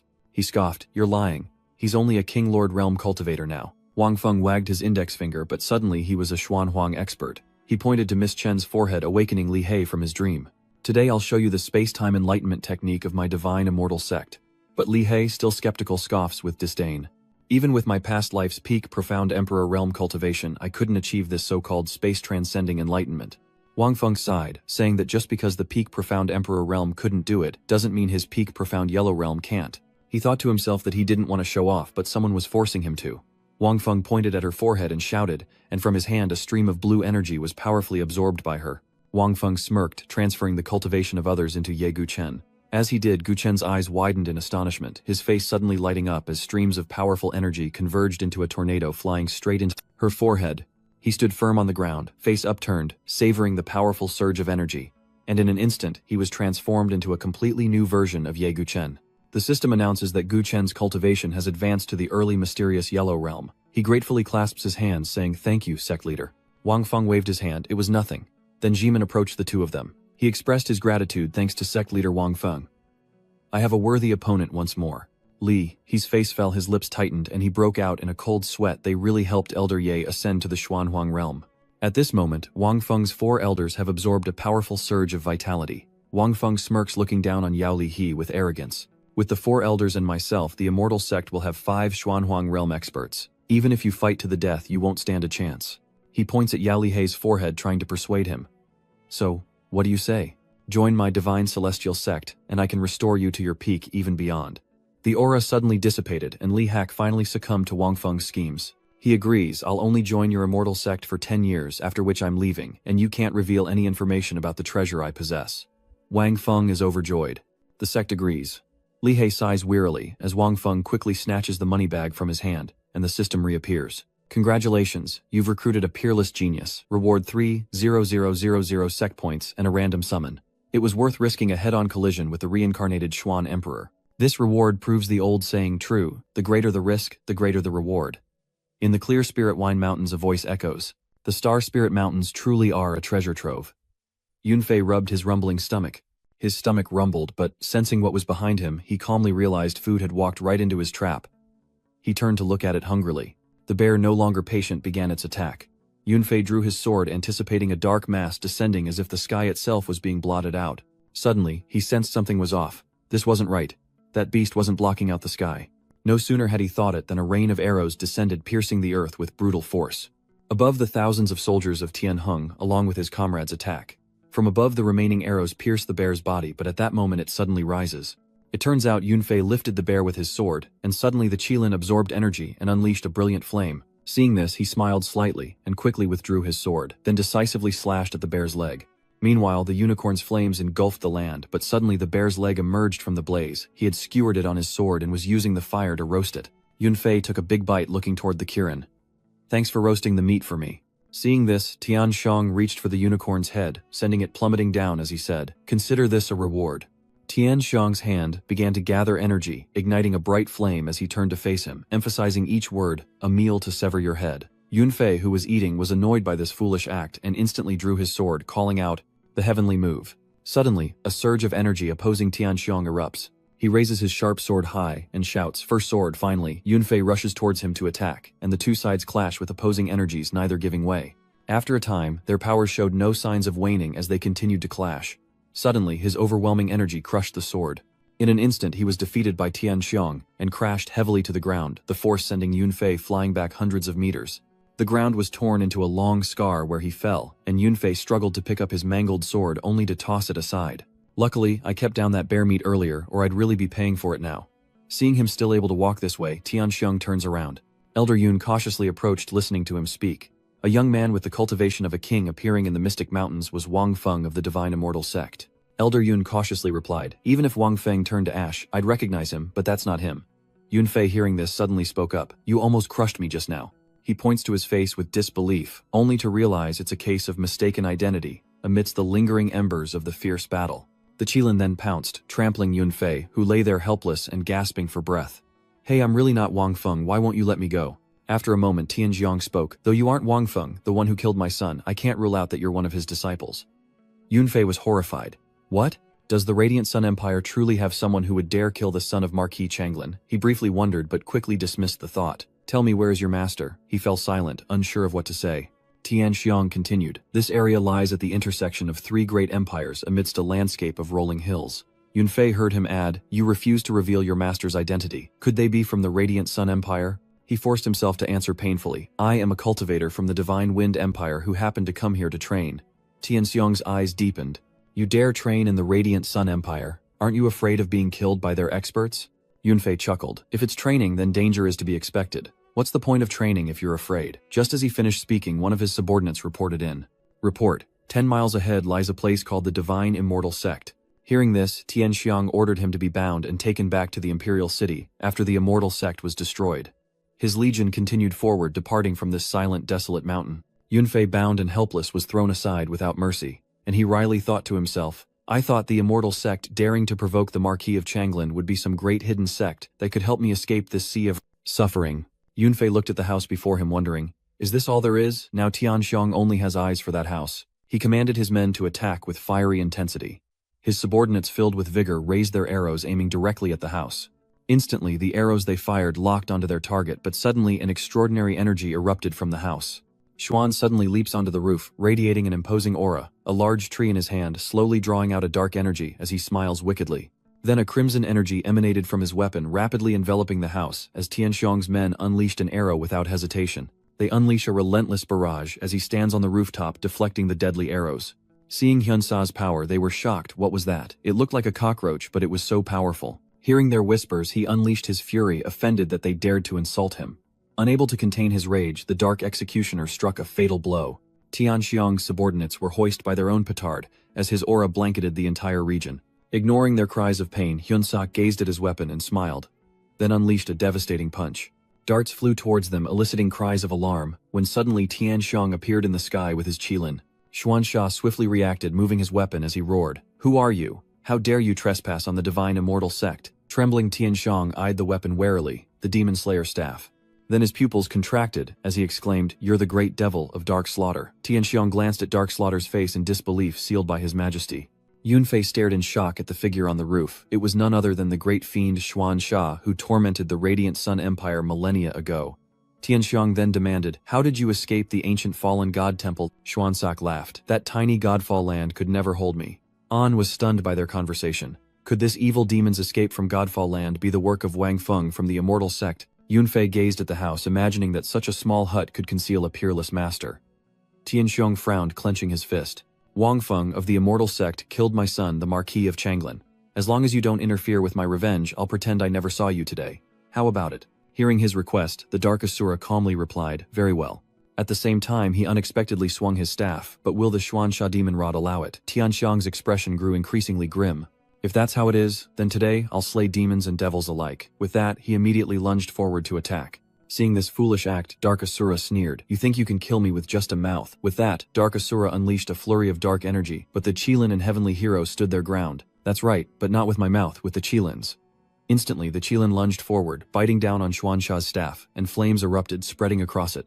Seeing this, he was stunned, but quickly to control the flames, Xuansha added more essence, and the Qilin was countered, its mouth swelling rapidly as it screamed in agony. Seeing the situation spiral out of control, Tianxiang takes matters into his own hands, charging his hand with energy and dark power, aiming for his opponent's head, but Xuansha swiftly reacts. The lingering flames of the Qilin now spread to Tianxiang's arm, and soon his entire body seemed to ignite.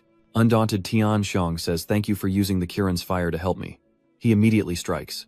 Not to be outdone, the Dark Asura unleashes a surge of dark energy, seizing the moment to strike Tianxiang with his staff. The dark energy of Xuansha takes the shape of a waning moon, affecting even the surrounding atmosphere.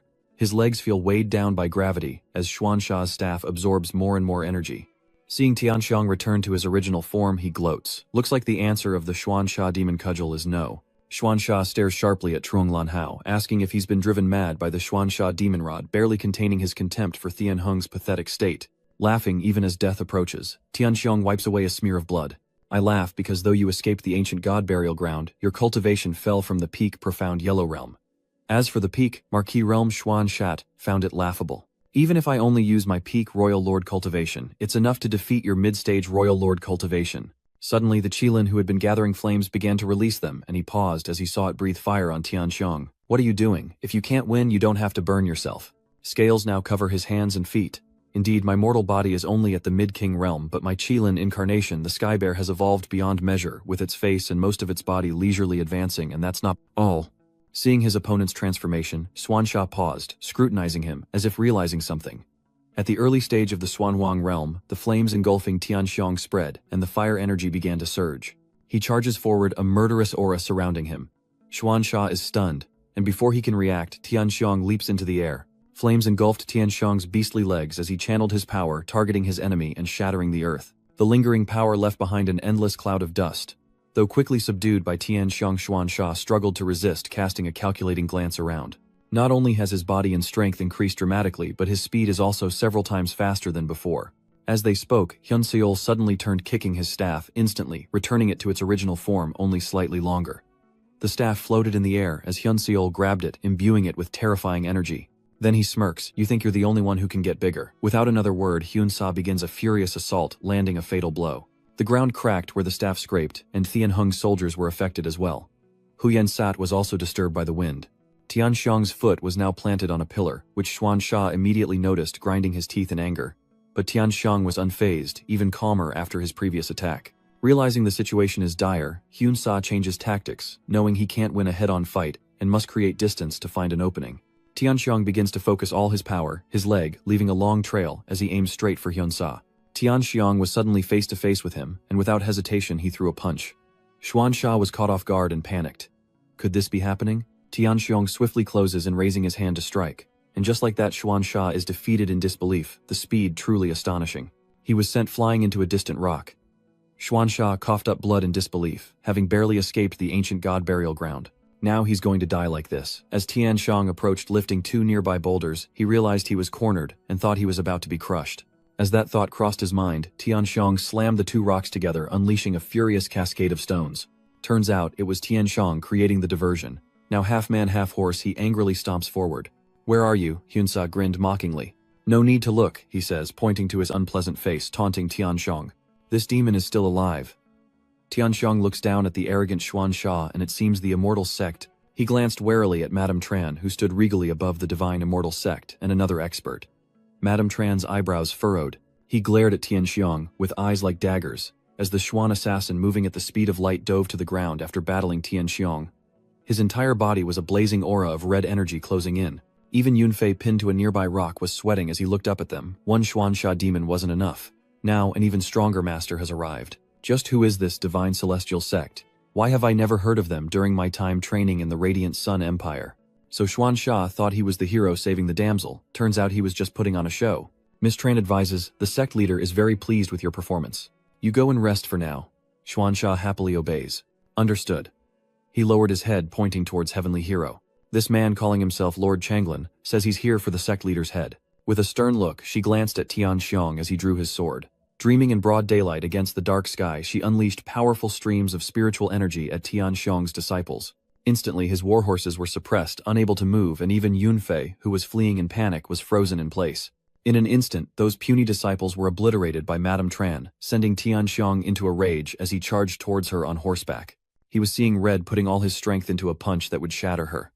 But this battle wouldn't be so easy for Tianxiang to win. Chen immediately raised her sword, its terrifying spiritual energy, extinguishing the remaining soldiers. Like a goddess, she soared through the heavens, her sword obliterating the disciples of the immortals, before turning her attention to Tianxiang. He used his spiritual energy to create a vortex, drawing Tianxiang into the sword's core. Finding himself at a disadvantage, he could only glare at her. Instead, he soared past Tianxiang, leaving a thunderous strike to fall upon him. But this one is no pushover. He quickly dodged her palm strike, and in that instant, Tianxiang unleashed a surge of golden spiritual energy. He flies straight towards Miss Tran, his energy forming a sword that plunges into the ground, while opposite him, Miss Tran's power also descends upon the earth. The two were like opposing forces, Madame Tran with her fierce icy aura, and Thien Hung with his whirlwind fists. Madame Tran shifted her focus quickly, manipulating a massive boulder above Thien Hung, sending it crashing down on him, catching him off guard. The boulder is under Miss Tran's control, and she bravely uses her sword to strike it, scattering the heavenly heroes. Meanwhile, Dikiem Huyen Sat was busy suppressing Van Phi with his palm when suddenly he smirked. This person captured by the enemy must be one of ours. Meanwhile, Miss Tran is locked in fierce combat. Miss Tran strikes at the boulder, leaving Tianxiong frozen about to meet his end. In an instant, the boulder crashed down on Tianxiong, and his comrades shattering into fragments, and a cloud of destruction filled the air. But Tianxiong rises again, seemingly blessed by his ancestors for another chance. Thien Hung grits his teeth, struggling to his feet, still trembling as Miss Tran's energy surges once more. Defeated Thien Hung can only watch as she unleashes a torrent of spiritual energy engulfing the space. With a deadly gaze, she unleashed her spiritual energy upon Tianxiong, who could only stare in wide-eyed terror as the blow descended. He gaped in terror as Madame Tran descended from above, delivering a devastating blow that left him no time to react. Heaven and earth trembled under the force of the celestial sword's powerful aura, as Madame Tran descended, delivering the final blow to end Tianxiong. Now the arrogant Tianxiong is nothing more than a fading silhouette in that icy aura. Yunfei, overwhelmed by Miss Chen's power, slips from the divine immortal sect's roof, but Xuansha pulls him up proudly, watching Miss Chen. After a few days apart, Elder Ye has gotten stronger. Yunfei looked up and cautiously asked Elder Ye, "What's your strength considered in the immortal sect?" With eyes half closed, Xuansha uttered a phrase that terrified Yunfei. Elder Ye's strength was considered the lowest in the immortal sect. Luckily, Grand Duke Changlin brought me to the divine immortal sect. The frozen hand of Tianxiong suddenly rises. Even on the verge of death, he still has the strength to command his disciples. He roared Longlin army flying Qilin formation, and his disciples obeyed without question. But as they raised their hands to attack, Miss Tran immediately took control. The Tianxiong disciples' hands were stuck to each other's backs in a long line by his power, and finally Tianxiong's fire Kirin made its move. Enraged, it leaps over the useless soldiers, breathing heavily, but even the fire Kirin is not immune to her power. She freezes it solid with a single blow. The soldiers behind him are gradually defeated, their bodies corroded by the spirit energy, causing them to vanish one by one. The fire Kirin was no pushover, either unleashing a fierce torrent of spiritual energy. Its powerful fiery aura shattered Miss Tran's icy aura, piercing through the power, suppressing Tianxiong. It rushed to surround him and revive him, and in an instant Tianxiong's body was gradually reborn. He and that aura charged towards Miss Tran like a storm, his eyes burning with rage. With a thunderous punch, he instantly vaporized her spirit energy, shocking everyone. Tianxiong was her weakness. He successfully turned his aura into dust, while Xuansha could only watch, grinding his teeth in worry for Miss Tran. Lord Changlin borrows the fire Kirin and the Changlin army, uneasy as he sees Tianxiong reborn standing tall before Gu Chen. It can instantly boost one's cultivation. Enraged, Xuansha grabs a stone pillar and descends to eliminate future threats. "First I'll extinguish this fire, Qilin." With that, he gritted his teeth, his eyes like bullets intent on ambushing the fire Qilin. Tianxiong throws a fiery punch at Miss Chen, the wild blow creating a blazing inferno that leaves him no time to react. But Chen quickly dodged this power with her sword, and he unleashed a palm strike towards the sky, swallowing her as she floated there. From the fiery aura, a piece of metal fell, and Tianxiong hastily grabbed it, looking at it with disdain. He sneered, "You think a mere scabbard can harm me?" His power began to dissipate. From behind, Miss Tran delivers a fatal sword strike, piercing his back and leaving him dead before he can even blink. He dies in utter disbelief, having just been admiring the very weapon that killed him. Miss Tran withdraws her blade, now stained with Tianxiong's blood. His voice trembled. "So you're finally feeling the surge of Tianxiong's power." He laughed. "You've fallen for my trap."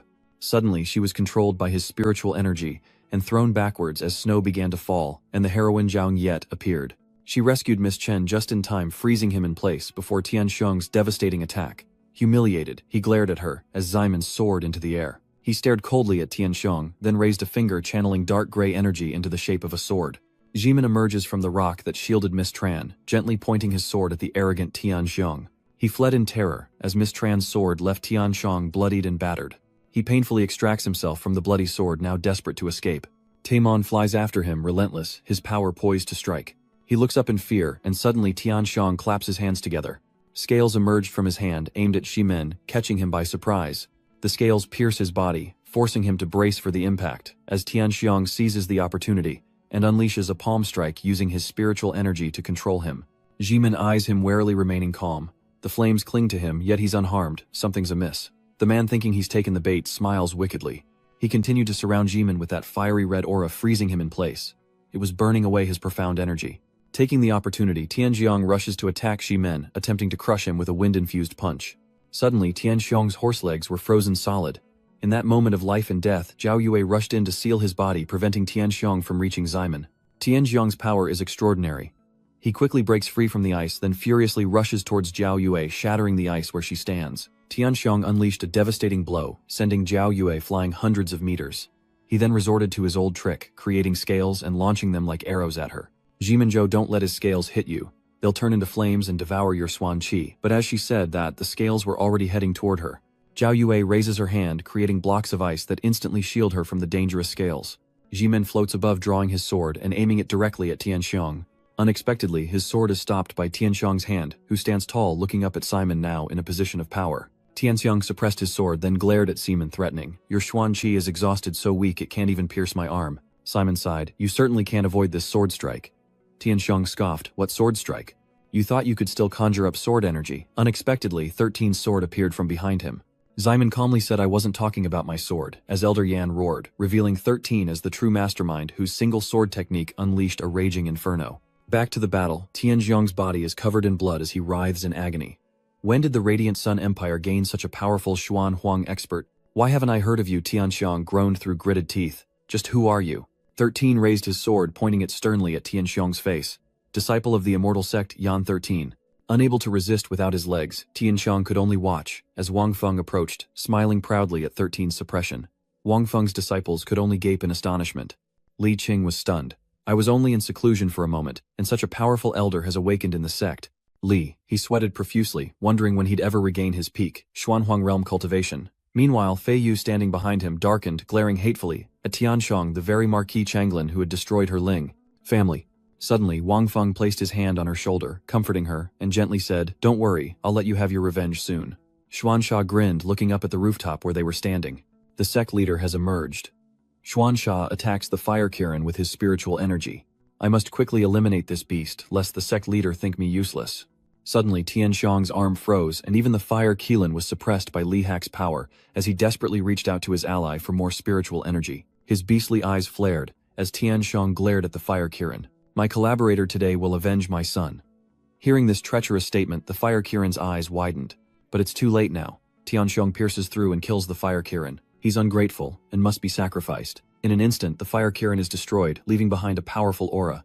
Taking the opportunity, Tianxiong absorbs the spiritual energy, restoring his lower body, and is reborn more powerful than ever. His body is covered in scales, unleashing a world-dominating power. Wang Feng is uneasy. What is that? Do you think you're some Super Saiyan? Even the valiant 13 can only watch as that fierce power envelops the space. Tianxiong landed his terrifying aura, erupting with such force it threatened to scorch the earth. He smirked, seeing Tianhong now as a resurrected wild beast, his body 10 times the size of 13th, engulfed in a crimson aura of raging vitality. He puffed out his chest, threatening 13. My Qilin Dharma body is now complete. No matter how sharp your sword is, you won't even scratch a scale. 13 glared back unimpressed. 13 swings his sword behind him, drawing in a fierce power before unleashing it forward. 13 strikes Tianxiong with a palm, the 15th sword of death. Tianxiong, newly returned to the world, is blasted 1,000 meters away by 13's power, stunned by the force. The surge of energy rips his scales apart, sending them flying as Tianxiong writhes in agony. The destructive aura burned away almost all of his flesh as Yunfei looked down in shock, and the system panel appeared, leaving Wang Feng in dismay. He thought to himself that the only new face around was him, and so young yet already a King Marquis realm cultivator. It seems this supreme prodigy is him. Wang Feng used spiritual energy to create a streak of light full of power, then transformed it into a sword, and then he happily looked down, asking Yunfei, Who are you? Yunfei replied bashfully, I am Mu Yunfei from the Divine Wind Empire, here to train in the Star Radiance Mountains. I didn't expect to be mistaken for a member of the Divine Immortal Sect by Marquis Changlin, and was brought here. Wang Feng's eyes widened in astonishment. With your talent, you could be considered the strongest of the younger generation in the Divine Wind Empire. Doesn't the Divine Wind Emperor value you? Yunfei replied somberly, This junior was once just trash, but a chance encounter during a walk led to my current cultivation. Hearing this, Wang Feng's eyes lit up as if he'd caught a big fish. He thought to himself, Isn't this the protagonist type? I have to bring someone like this back to the Immortal Sect. Immediately, Wang Feng began to recruit Yunfei, saying that such an opportunity proves his extraordinary luck. Would you like to join my Immortal Sect? Yunfei was surprised. What Wang Feng wastes no time in offering him a tempting deal. Join the Immortal Sect and you'll receive one-on-one guidance from a Mystic Emperor expert. With your talent, you might even become a Mystic Emperor yourself. The sect is sure of it. Yunfei hesitates. Do you really want to take me in? Unwilling to burden the Immortal Sect, Yunfei hesitates, fearing endless trouble if he joins. Does the elder still wish to recruit him? Wang Feng winked charmingly. By my side, I fear no trouble. Suddenly, Yang Liqing rushed over flustered. Sect leader, something's happened. From within the raging flames, Tianxiang suddenly smiles with satisfaction. Like a wild beast, he unleashed a torrent of flames upon 13, who could only grimace as the fire began to consume him. On the surface, Liqing feigned concern for 13, but inwardly he thought, this idiot is as punchable as ever, ruining the atmosphere I painstakingly created to recruit disciples. Wang Feng's sudden question startled him. Liqing, are you ready to reach the spirit connection realm in one step? Liqing was overjoyed and hastily obeyed. Sect leader, I accept. Wang Feng pats Liqing's shoulder encouragingly. I guarantee your wish will be granted today. Then he looked at Yunfei, calculating his next move. It seems I have to take action to successfully accept a disciple. Wang Feng disappeared in an instant before Liqing could even react, and his fiery foot landed on Tianxiang. The heavenly hero noticed the noise, turned around and roared, "You're the one who killed my child." He launched a relentless attack. Wang Feng and Tianxiang lock eyes, a storm of fire and wind hurtling toward him, but Wang Feng won't let him have his way. Immediately, Wang Feng uses the Shimen palm with his left hand, and the Jiao Yue Wang sword technique with his right. It turns out Wang Feng is the ultimate nightmare. In an instant, his left arm transforms into a massive block of ice. That aura protected him from Tianxiang's power and wind as the rock in his hand grew stronger. Unexpectedly, the stone was surrounded by Tianxiang's power, and Wang Feng used it to split the raging flames in two. Heavenly outer flying immortal. Tianxiang, enraged, roared like a beast unleashed. Just as he was about to unleash his final attack, Wang Feng's icy power struck, first freezing Tianxiang instantly as shards of ice rained down. Wang Feng was about to land, looking at the dust cloud surrounding Tianxiang with a satisfied smile. But suddenly he reached out and shattered the ice to pieces. Then that beast destroyed the ice in a second, roaring ferociously. Tianxiang is furious, unable to withstand a single blow. Fei Yu, watching from the Immortal Sect's rooftop, is dismayed. If even the sect leader can't defeat the Marquise Changlin, when will she ever avenge the blood feud of the Ling family? Li He calmly stated that the sect leader hadn't been defeated by Marquis Changlin. He subtly reminded Fei Yu Sr., haven't you noticed what you're missing? Tianxiang emerged from the icy mist, his voice strained. To survive my Qilin Flame Fist. Tianxiang was furious that Wang Feng was unharmed by his old attacks.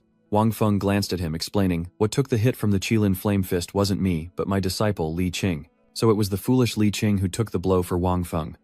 Tianxiang could only gape in shock. Suddenly, a powerful light erupted from Li Qing's body, accompanied by a voice that said, "Thank you, Xuan Huang Realm expert, for your assistance." He uses his disciple to train in his stead, and the power of that aura grows stronger and stronger, accompanied by a notification screen. Disciple Li Qing has awakened the Mystic Spirit Turtle Immortal Body bloodline, and entered the Spirit Communication Realm. Lying motionless on the ground, Li Kan is met with the furious challenge of Tianxiang, who declares, if you like my training so much, then I'll add a little more force. Let me temper you. Wang Feng covers his nose, remaining calm. You still haven't noticed. Only when Wang Feng finished speaking did Tianxiang realize. His eyes widened as a frigid, venomous air escaped his lips. The sword energy he'd turned into ice mist. Had he inhaled it all? With blinding speed, Wang Feng unleashed a flurry of sword strikes, his whirling blade formation, relentlessly suppressing his opponent, a dance of death known as the 15-fold sword. Of course, this man was nothing more than a fly to him. His blood splatters, and with it the scales burst from his body, as Wang Feng's sword chi pierces his flesh, causing Tianxiang unbearable pain. His last drops of blood fall. Tianxiang no longer has the strength to fight Wang Feng. He gritted his teeth. If you kill me, you won't survive either. His Majesty will avenge me. Wang Feng remained indifferent to his threat. I never said I would kill you. These words made Tianxiang's eyes widen as he looked up. Wang Feng glanced at him indifferently, entrusting the task to Fei Yu. Ling Fei Yu, he's yours. She stared blankly at him before quickly landing on the ground, as Fei Yu approached the defeated Tianxiang, who growled, You're Fei Yu. You're still alive. She firmly grasped the blood-soaked wooden plank from the ground. If I were dead, how could I kill Lin Yunyi and avenge the Ling family? Tianxiang trembled, realizing his son was killed by a remnant of the Ling family. Then a sinister smile crept across his face as he threw his head back and laughed maniacally. Great. Wang Feng was stunned. Had this old man gone mad, laughing so happily after learning that Fei Yu killed his son? Tianxiang rose, cursing Fei Yu, no matter how tragically my son died, your future will be 10,000 times worse. He glared at the heavens, cursing the Divine Cloud Sect. Kill me. Perhaps the Immortal Sect has a chance, but taking in Fei Yu means certain death for the entire sect. Wang Feng looked at him with disdain. As expected, there's more to the Ling family's extermination. But judging by Changlin Hu's attitude, getting him to reveal the secret is impossible. Suddenly Xuan Sha appeared before Wang Feng. That's right, the great demon Xuanxia was a famous figure from the Yaori Empire thousands of years ago and even fought with the Yaori Emperor. Perhaps he knows some secrets. I can ask him some questions later. Seeing the brute's strength, Fei Yu hesitated. Sect leader, can I really avenge my father? Wang Feng took her hand, igniting her spirit. What did I tell you before? My immortal sect fears no one. If there is a blood feud, we will kill, even if the person is as great as the heavens. With that, Wang Feng winked at Fei Yu, channeling power into the wooden stake in her hand. Fei Yu, still hesitant, thought, Father, if your spirit lingers in the Yellow Springs restless because your vengeance remains unfulfilled. She then grabbed the stake and charged forward, driving it powerfully into Tianshang, causing him to bleed so that her father could finally rest in peace. His eyes rolled back as blood gushed from his mouth. Fei Wu's hatred burned as she stared at him, his flesh torn apart. Her devastating blow sent him flying thousands of meters, the wooden stake suddenly breaking. Though Tianshang was beaten to a pulp, that eerie smile remained, until it faded, and he collapsed to the ground. Fei Wu thought he was done for, but she was still afraid. Xuanxia spoke, Sect leader, if Marquis Changlin is dead, the Radiant Sun Emperor will surely not give up. Wang Feng calmly replied, this sect is only afraid that he will give up. He looks up at the life-giving rays of the morning sun with pride, thinking how else could the divine immortal sect become famous so quickly. Wang Feng just can't shake his narcissism, giving himself top marks for his performance. Yunfei approached Wang Feng with the money, bowing earnestly. Disciple Yunfei wishes to join the immortal sect. Wang Feng asked softly, do you know our sect's rules for accepting disciples? With a smile, Yunfei pointed to the roof of the immortal sect. I once consulted with senior brother Li He. Wang Feng took the money bag. Good saves me the trouble of scamming. After accepting Yunfei as a disciple, Wang Feng's system interface appears, and to his surprise, Yunfei brings even more sect points than Li He, the reincarnated mysterious emperor. The next morning at the immortal sect, the doors to the main hall burst open, and Wang Feng, leisurely seated in the sect leader's chair, called out, Great General Xuanxia. He asked, puzzled. Before you were sealed in the ancient fallen god temple, had you ever heard of the Ling family that Ling Fei Wu belongs to? Hearing this, Xuanxia frowned, his expression serious. Sect leader, are you referring to the Ling family of Miaofeng City? Wang Feng's eyes widened. You know about them. He raised a finger, recounting. The Ling family of Du Fengthan may not be a top family in the Du Not Empire, but they are an ancient family with a history of nearly 5,000 years. Xuanxia continued, it said the Ling family never prospered because of a treasure they inherited, which only a descendant with pure blood could activate. Once activated, the entire Ling family would be completely transformed, easily becoming a leading clan in the world. Wang Feng clutches his head in disbelief. What kind of luck is this? Hu Yen-sat gestured, saying that it was only a legend, but he believed the Ling's mysterious destruction was likely connected to it. He agreed, a treasure that stirs the heart. Your analysis is highly probable. Wang Feng stomped his foot and stood up.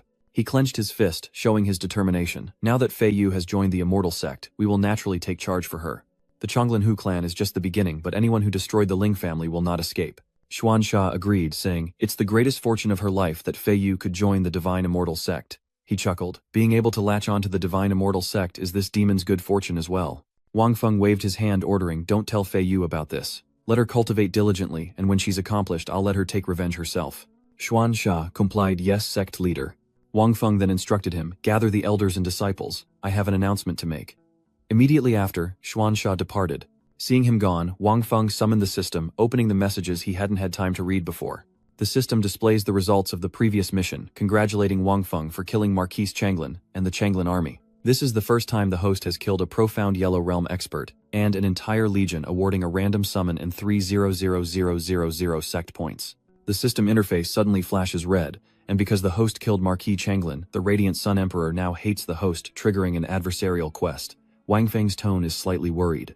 System, what's the point of this antagonistic quest? The system begins to explain the mission in detail. The enemy quest has begun automatically designating the Radiant Sun Empire as an opposing force. Completing these quests will reward you and your divine immortal sect disciples. Now, issuing the first antagonistic quest to host Fengma, lead the disciples to participate in the Fengma conference, organized by the Yaori Empire, seize first place, and have disciples, Fei Yu, Yunfei, Li Qing, and Li He top the Fengma rankings. Furthermore, after winning the Fengma conference, provoke the Yaori Emperor. Quest rewards include 5 random summoning opportunities, and opening the sect's quest hall. An additional quest during the Fengma conference is to try your best to recruit all the exceptionally talented disciples from other sects into the immortal sect, or kill them to seize their destiny.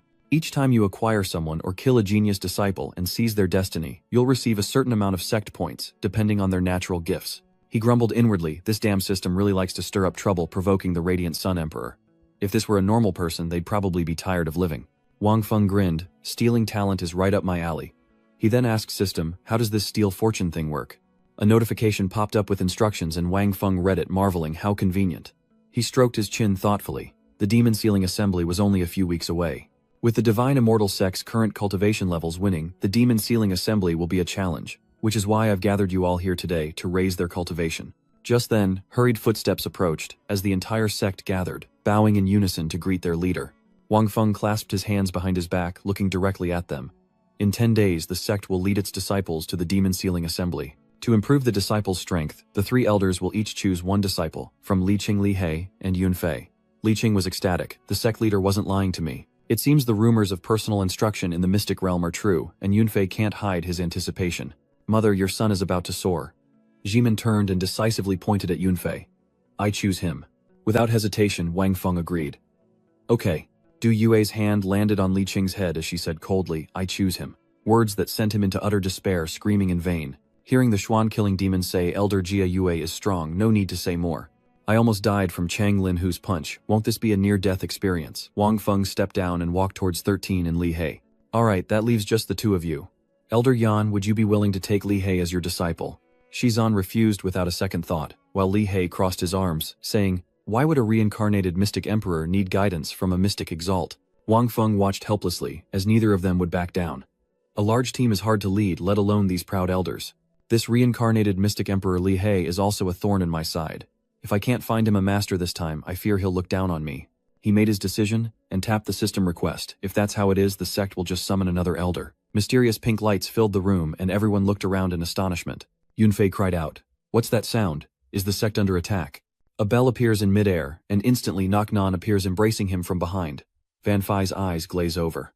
Following her steps clear, sounds resonate, and with each dance, Jade Beauty throws the disciples' minds into chaos. She tilted her head, touching her exquisite face. Wang Feng was stunned. He had summoned her. He reads her information on the system's notice board as Wang Feng watches her graceful dance, the jade flute's enchanting sound. Li Hei's hand trembled as he covered his flushed face. Her voice could stir the heart and bewitch the mind. Wang Feng marveled inwardly at the Heavenly Demon grand technique and Heavenly Demon sound. No wonder the disciples were so captivated. Though not as terrifying as Yan Shisan, she was extremely powerful. She approached him and bowed her head. Yun Yan greets the sect leader. Wang Feng gestures towards her, introducing her as, this is Elder Jade Visage Zhu. The disciples all bow. Greetings, Elder Zhu. Yun Yan tilted her head, looked at them, clapped her hands, and smiled sweetly. Instantly, the disciples below went wild again. Jia Yue closed her eyes, radiating an icy aura that snapped the disciples back to reality. Wang Feng announced, Li He, from now on you will follow Elder Zhu, and you should comply. I'm announcing that in 10 days the sect will take you to participate in the grand ceremony. Wang Feng's eyes swept over each of them. For these next 10 days, train with your respective masters. They shouted in unison, we will not disappoint you, sect leader. Soon after, Wang Feng was left alone in the large room. He pondered, now that I have a massive 10,000 sect points in hand, of course I have to draw a lottery. Wang Feng tapped the screen, instructing the system to spend 10,000 sect points on a draw. Instantly, a series of notifications appeared before him, and Wang Feng commanded the system to transmit the great celestial demon art into his body. Immediately, beams of light entered his body, as Wang Feng wondered if the power he'd drawn was enough to reach the Swan-honored realm. The system then gave him the answer. Profound Venerable Realm experts have a preliminary grasp of the law domain. Unless the host summons a Profound Venerable Realm expert and obtains their cultivation, they cannot reach the Profound Venerable Realm themselves. Seeing this, he felt a bit disheartened. Indeed, if advancing to the Mysterious Venerable Realm was so easy, there wouldn't only be peak Mysterious Yellow Realm experts within the 3 great empires. 10 days later at the Immortal Sect, Wang Feng surveyed the disciples and elders lined up before him and praised, not bad after the instruction of the elders. I can see the powerful aura radiating from each of you. You've indeed made rapid progress. He then feigned regret, but it's still a bit short of my expectations. Hearing this, a terrified Li Qing clutched his bruised face. Sect leader, if we keep training, Elder Zhao Yue will beat me to death. Wang Feng raised his hand and said, not necessarily. System transfer the cultivation I previously extracted into Li Qing Fei, Yu Li He, and Yun Fei. Wang Feng reached out towards his disciples, bestowing upon them a surge of power that instantly elevated their cultivation. The disciples gratefully cried out, thank you, sect leader, for bestowing your power upon us. Yun Fei bowed, respectfully amazed that the sect leader possessed such a divine skill. Li Qing glanced at him, calmly unsurprised. The sect leader had once boosted Elder Ye's cultivation from peak Royal Lord to the early Profound Yellow Realm. Wang Feng, unconcerned, turned and asked Great Devil Xuansha, what about the flying equipment I asked you to prepare? He replied with a smile, I've had it ready for a while now. The sect leader will surely find it very thoughtful. Suddenly a large object flew toward them. Xuansha happily presented the flying ship he had prepared. I designed it in the style of a great sect, reflecting the secluded nature of our immortal sect, and it certainly suits your humility, sect leader. Wang Feng looked at the simple thatched roof of the ship, forcing a weary smile. I really can't escape this thatched house no matter where I go, can I? Never mind, let's just use it. Wang Feng looked at Jia Yue and Shisan, and instructed I'll have to trouble the two elders to guard the immortal sect. They both obeyed his orders. Understood. Moments later, the ship began to ascend. Xuansha sat excitedly in the driver's seat as everyone else aboard the ship gazed out from the sides. Wang Feng smirked confidently. When the immortal sect makes a move, the world will tremble. He waved his hand and shouted, "Let's go." At Wang Feng's command, the ship soared off at incredible speed, arriving at the ancient Divine Pillar, where cargo vehicles were parked outside a massive stone vortex. Inside was Divine Forest City, a small village inhabited by ancient people, and someone was using their spiritual energy to intrude upon this land. Following him, several disciples also just landed at the Qinyun Pavilion, while that mortal casually stepped into a roadside restaurant where the locals were chatting. It's said that for this demon sealing assembly, all the top sects have sent their most outstanding disciples. I wonder what their cultivation levels are. Yefeng confidently introduces himself. I am Yefeng of the Flying Feather Sect, and I've cultivated the Flying Feather Cloud Dragon to the 9th level with strength, comparable to a King Marquis realm expert. His disciple flattered him, saying that as expected of a true disciple of a top sect, he was indeed terrifying. One person imagined out loud, "Isn't that right? I heard that the Celestial Heart Sect's fairy Tianrui also has the strength to fight a king-level expert." His friend beside him couldn't help but sigh. To be able to see one of the 5 great beauties of the Radiant Sun Empire this time is truly worth it. The prince spoke with a threatening tone.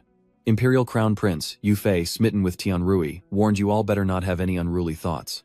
Just then Tianrui arrived upstairs and her maid respectfully said, "Master, please come in." She entered Chaolan's private room, which had been prepared in advance. Tianrui removes her cloak, revealing her beautiful back, her neatly braided hair and innocent green eyes, accentuating her ethereal beauty. Tianxin Sect Tianrui. Chaolan spoke calmly with her unpleasant voice, surprising Tianrui. Thui Ni, the Empire's crown prince, will also participate in the demon sealing assembly. You must stay by his side and not be indifferent to him. Her eyes welled up with tears as she wondered if this was her master's idea, or the sect leader's. Chaolan remained indifferent. This was the will of the entire Tianxin sect, a realization that weighed heavily on Tianrui. For a great sect like the Heavenly Heart sect, the leading sect of the Radiant Sun Empire, to have its female disciples resort to flattery. Chaolan was furious, yelling, "How dare you speak to your master like that? You are a disciple of the Heavenly Heart sect, and having been nurtured by it, you should dedicate yourself to it." Suddenly Chaolan heard a noise and turned to look. Suddenly she noticed an airship in the sky, a sect using a thatched house as an airship. Chaolan scoffed, seeing Wang Feng and Yu Nian daring to stand on it before 2 immortals. It was laughable. Aboard the airship, Wang Feng laid out his plan with Ngok Nan Elder. "Troop, come with me to scout the situation. The other disciples and elders will remain on the ship." His disciples happily obeyed. Li Qing is quick to complain. "Remember to bring me back some food, Grandmaster." Wang Feng swiftly landed at the Camvan Pavilion, and he, along with Nok Nan, entered the restaurant from before, where the men's eyes lit up at the sight of the women. Nok Nan's beauty left them speechless, buzzing with disbelief that such a stunning woman could exist. Indeed, seeing her, my heart races. How dare you stare so brazenly at such a beauty?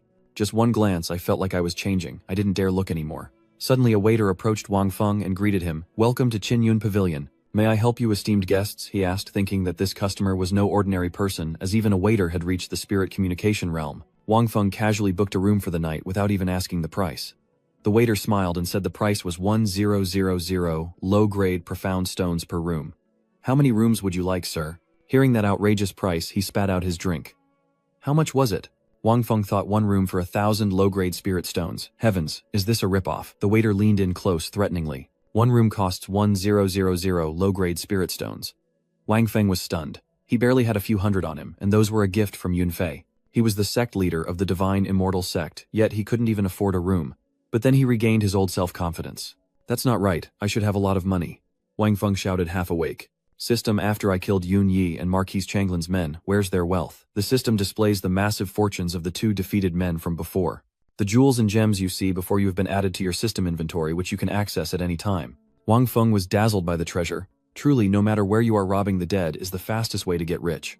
With money in hand, he perked up. "I want it." Suddenly, Chang Feng's voice echoed out of nowhere. "My beauty." He snaps open a fan like an ancient nobleman, descending the stairs with the air of a CEO, then winks at Jade Beauty, offering to rent her a room. Chang Feng's radiant aura draws whispers from the crowd. It's Chang Feng, the young master of the 4 Directions Hall, and some worry for Njok Nan.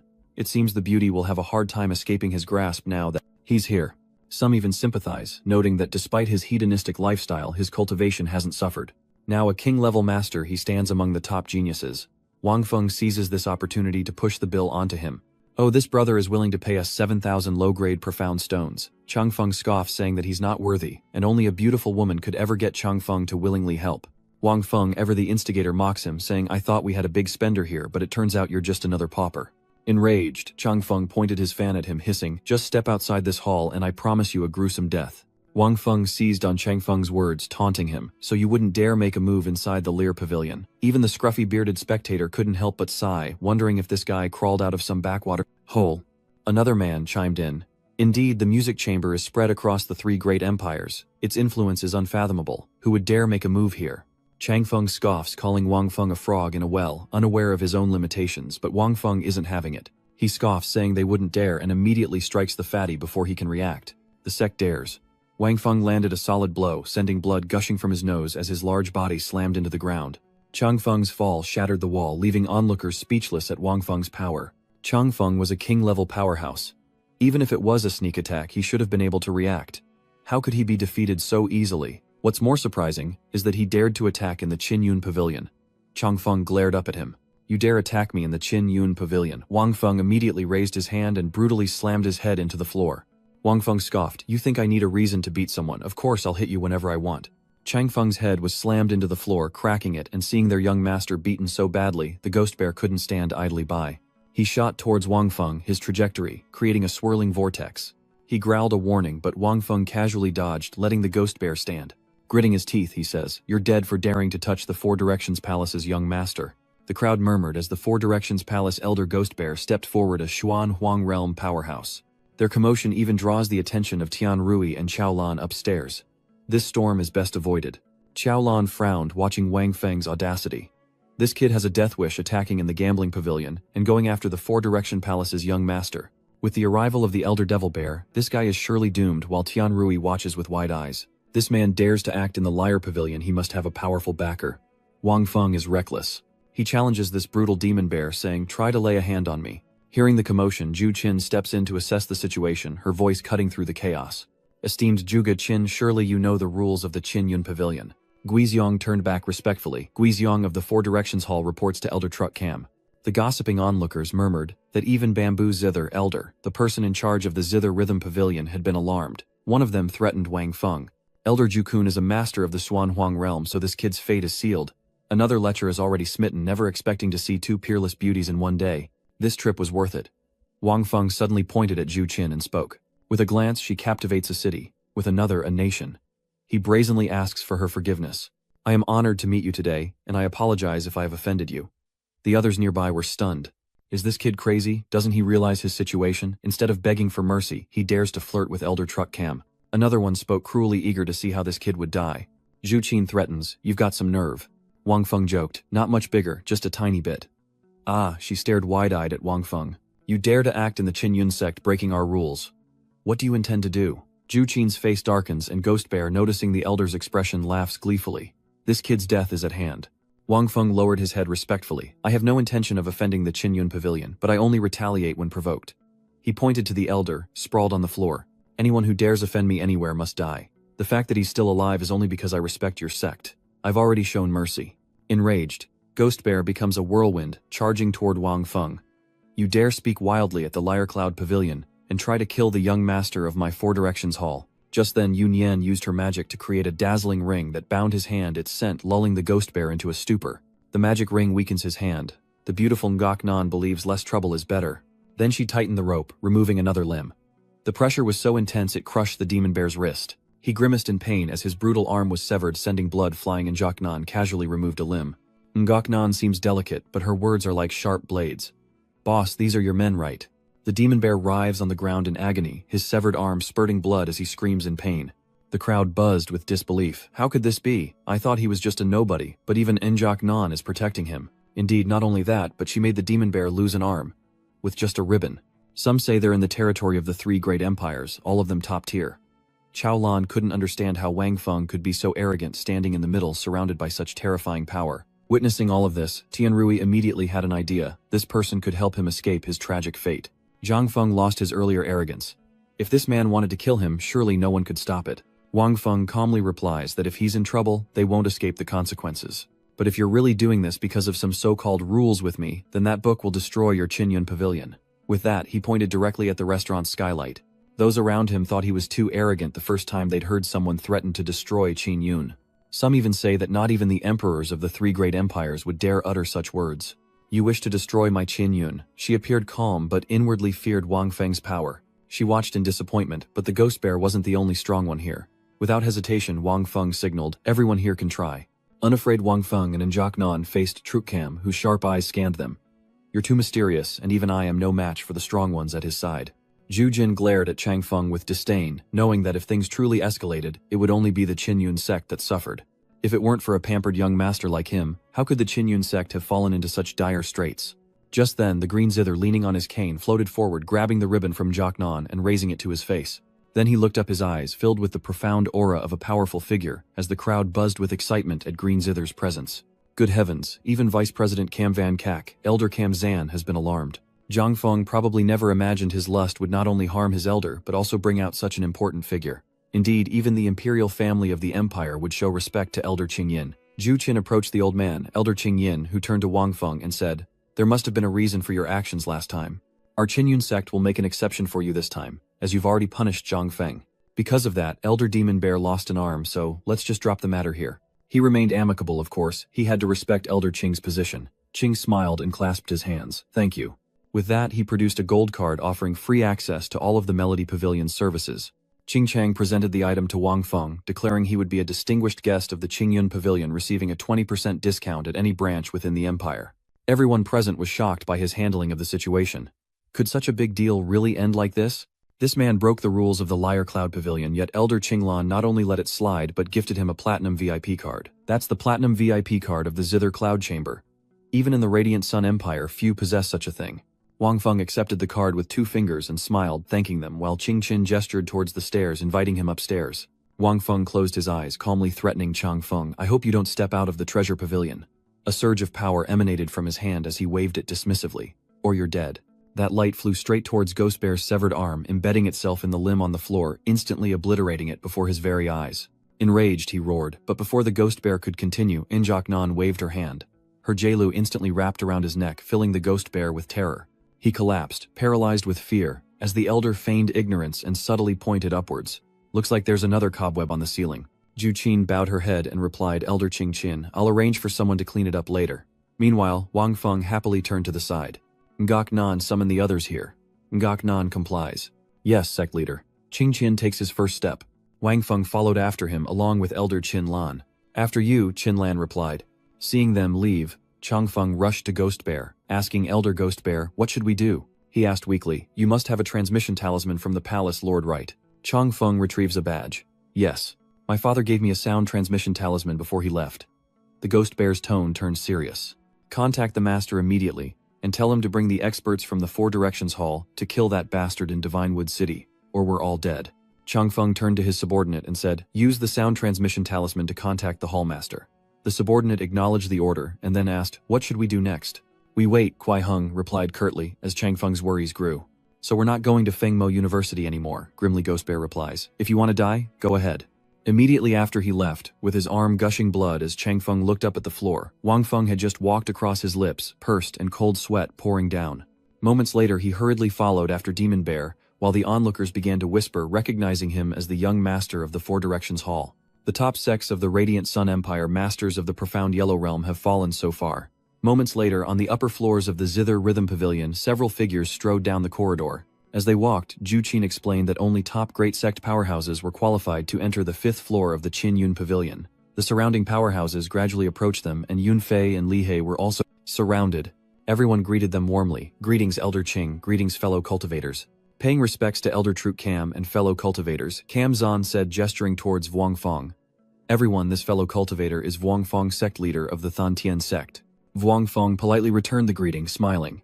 It seemed his earlier display had been effective, otherwise he wouldn't be receiving such a warm welcome.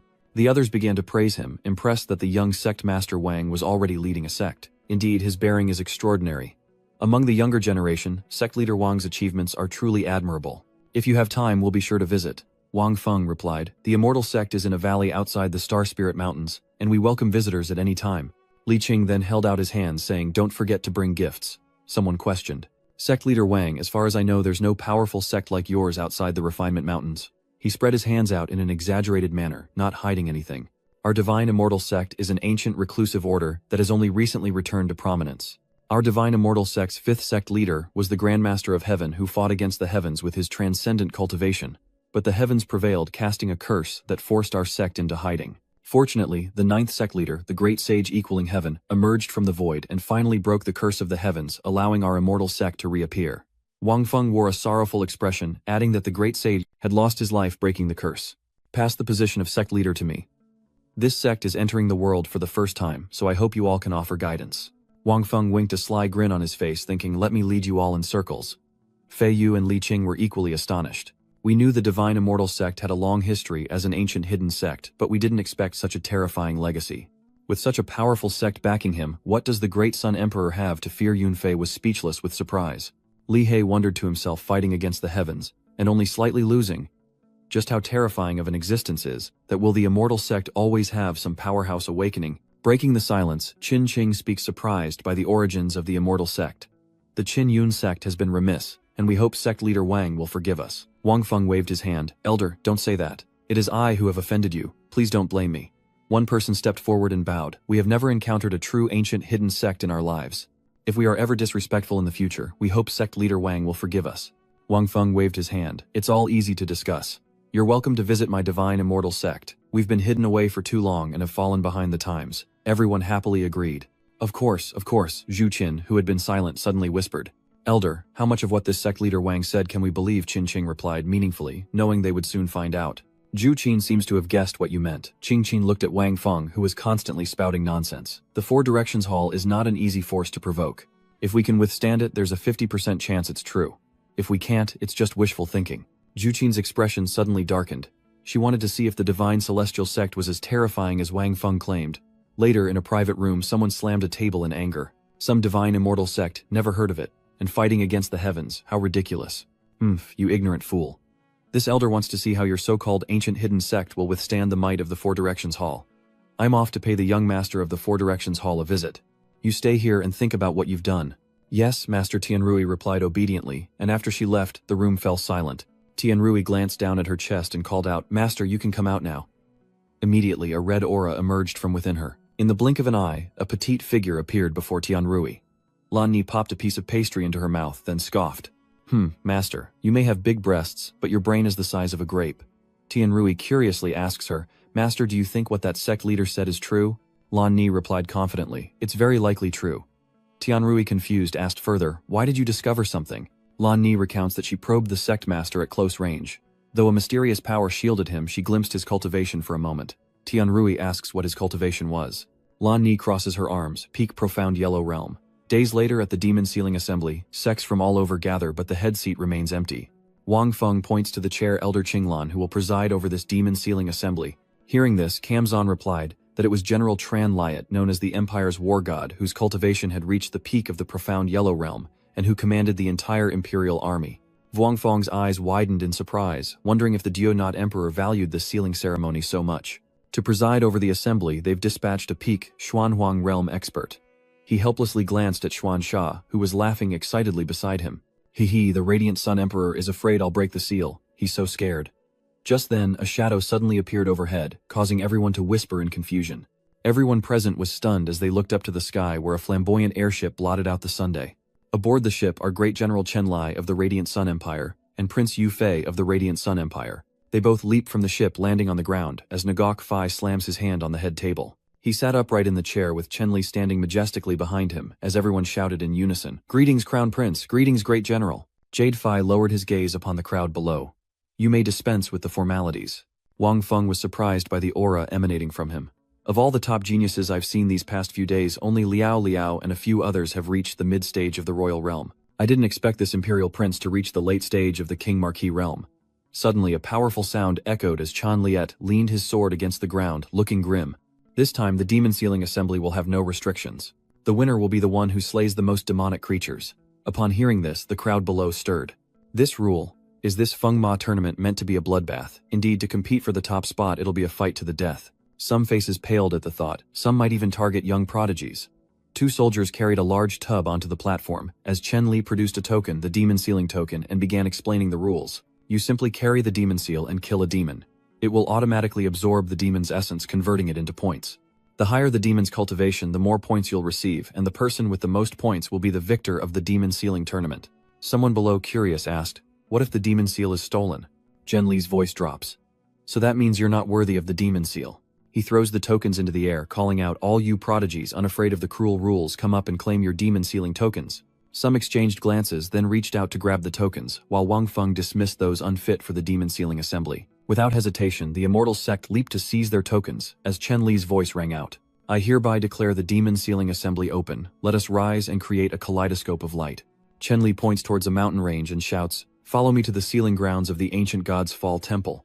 Seeing the immortal sect's participation, Zhu Qin asked Elder Sect, "Leader Wang is good at maintaining his appearance, but he's not under 30 yet. He still looks so strained. He must be escorting his disciples to the ancient land of the divine fall." Moments later, Wang Feng landed at the site of the assembly, gazing down from a cliff as Li Qing observed, "This is the ancient god pillar land." Moments later, Tianrui and Yufei arrived, and he proposed, "Tianrui, you should stay by my side." Tianrui turned her cold gaze, sweeping over him. "No need." One of Yufei's followers cursed in dissatisfaction. "Li Tianrui, the crown prince has extended an invitation, yet you refuse," Yufei said with concern. "The rules of this demon sealing assembly are brutal. You shouldn't be reckless. Staying by my side will ensure your safety." Ignoring his words, she continued forward. "No need."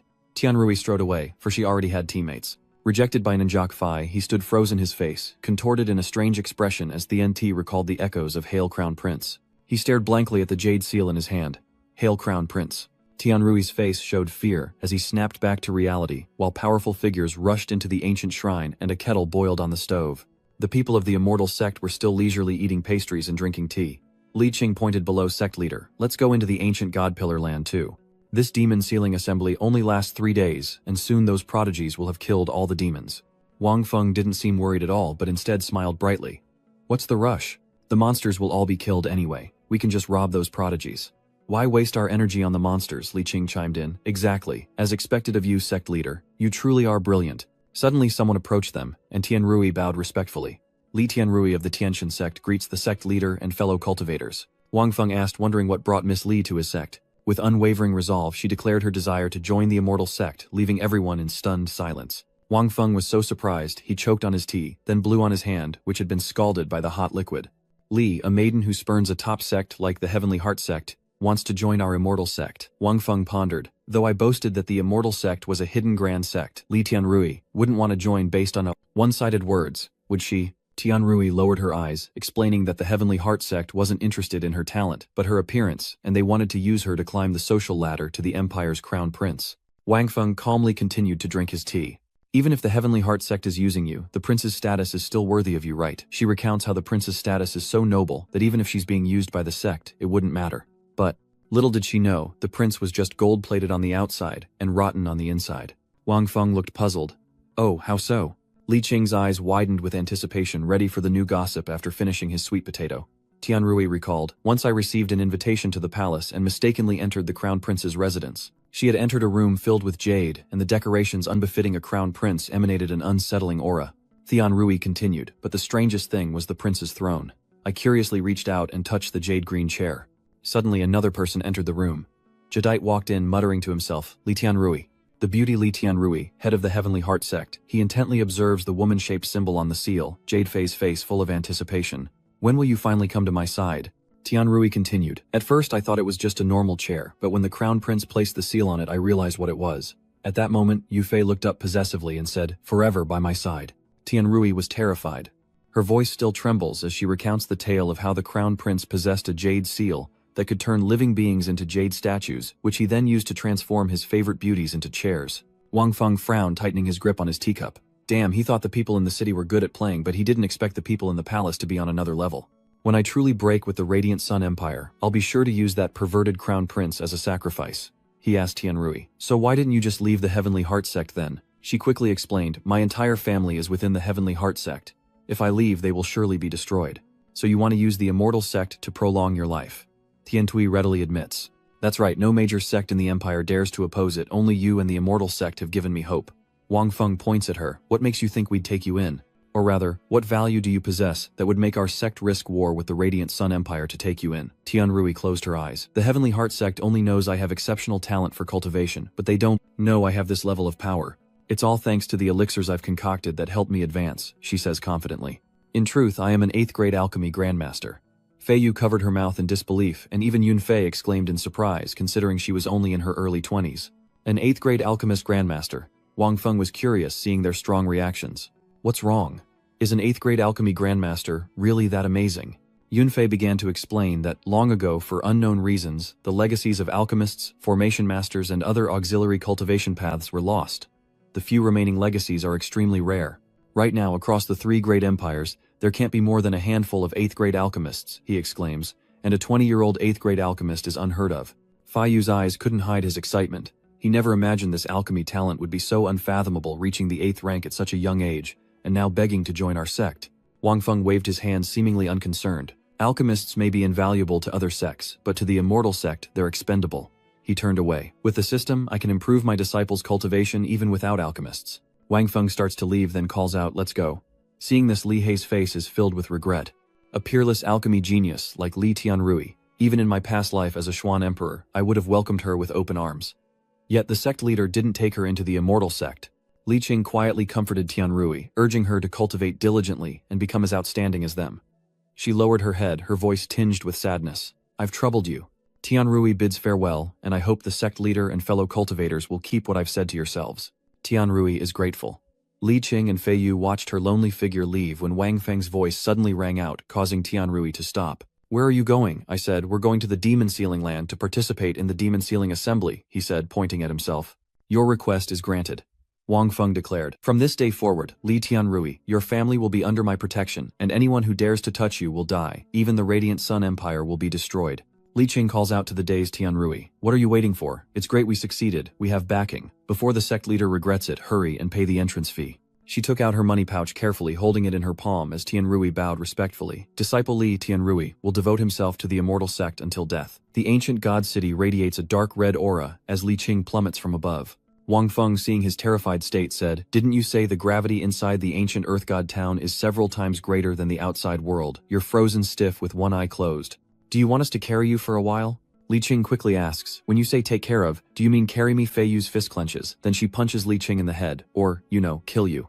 He was sent flying by the blow, and Tianrui anxiously asked Senior Ling, won't constantly hitting our senior brother damage his foundation? Fei Wu explains, our senior brother has the Xuanling turtle immortal physique. The harder he's hit, the more he benefits. Tianrui is surprised senior brother actually has such a special physique. No wonder he became the senior brother. Fei Yu stepped nearby, gazing into the distance, and wondered, what is that strange place? Fei Yu observed the vines before her. What are these coral-like things? Lying there, Li Qing says, I see it clearly now. These aren't corals but roots. This is an upside-down forest as a powerful blow suddenly strikes the roots. In an instant, the ground shook, sending Li Qing tumbling down. Roots surrounded them, and a grotesque ape with razor claws appeared above. Its green eyes glowed, and its sharp teeth looked ready to tear. Wang Feng glanced at the terrified Li Qing. It must be a mutated monster, probably at the peak of the Marquis realm. Who's rushing in now, he wondered. I've heard the monsters in the ancient Earth God town are extremely ferocious. Once you're in the battle, death is the only outcome. If I go up there, wouldn't I just be bait? Yunfei draws his sword and steps forward. I'll go. He held his sharp sword, his face full of confidence, as Wang Feng gave him a thumbs up. Inwardly, he was looking forward to seeing how much Lin Yunfei had improved since training in Yegu Town. Tianrui watched them from the side, stunned, her eyes wide with surprise. That must be the peak monster of the Marquis realm, the cloud-piercing devil ape. But why does it feel like even senior brother Lin is just a small, insignificant monster in the Lord's eyes, easily bullied? The cloud-piercing devil ape king's tail shot up, wrapping around a root as it spun at breakneck speed, its hand crackling with green energy. In a flash, it was before Yunfei's fist closing in, but Yunfei smiled, his fingers dancing across his sword. He flicks his wrist and a blinding light erupts from the sword, its tip now shrouded in power as it surges forward. A surge of power strikes its hand and it's immediately blasted away. The demon monkey king flew helplessly through the branches, instantly covered in wounds, as Yunfei nimbly leaped closer to deliver another blow. The Monkey King gritted his teeth, clenching his fists in fury, while Tianrui, watching the intense conflict from afar, gasped in astonishment, secretly marveling at the strength of the divine immortal sect's disciples. At the same time, it grabs a root clinging to it and somersaulting through the air. His feet swung high, and in the next moment they crashed down where Yunfei stood. Suddenly a blue light flashed beneath its feet, and though Yunfei skillfully dodged the blow, the sword in his hand shattered. He looked at the sword in his hand and cried out in regret. Who's next?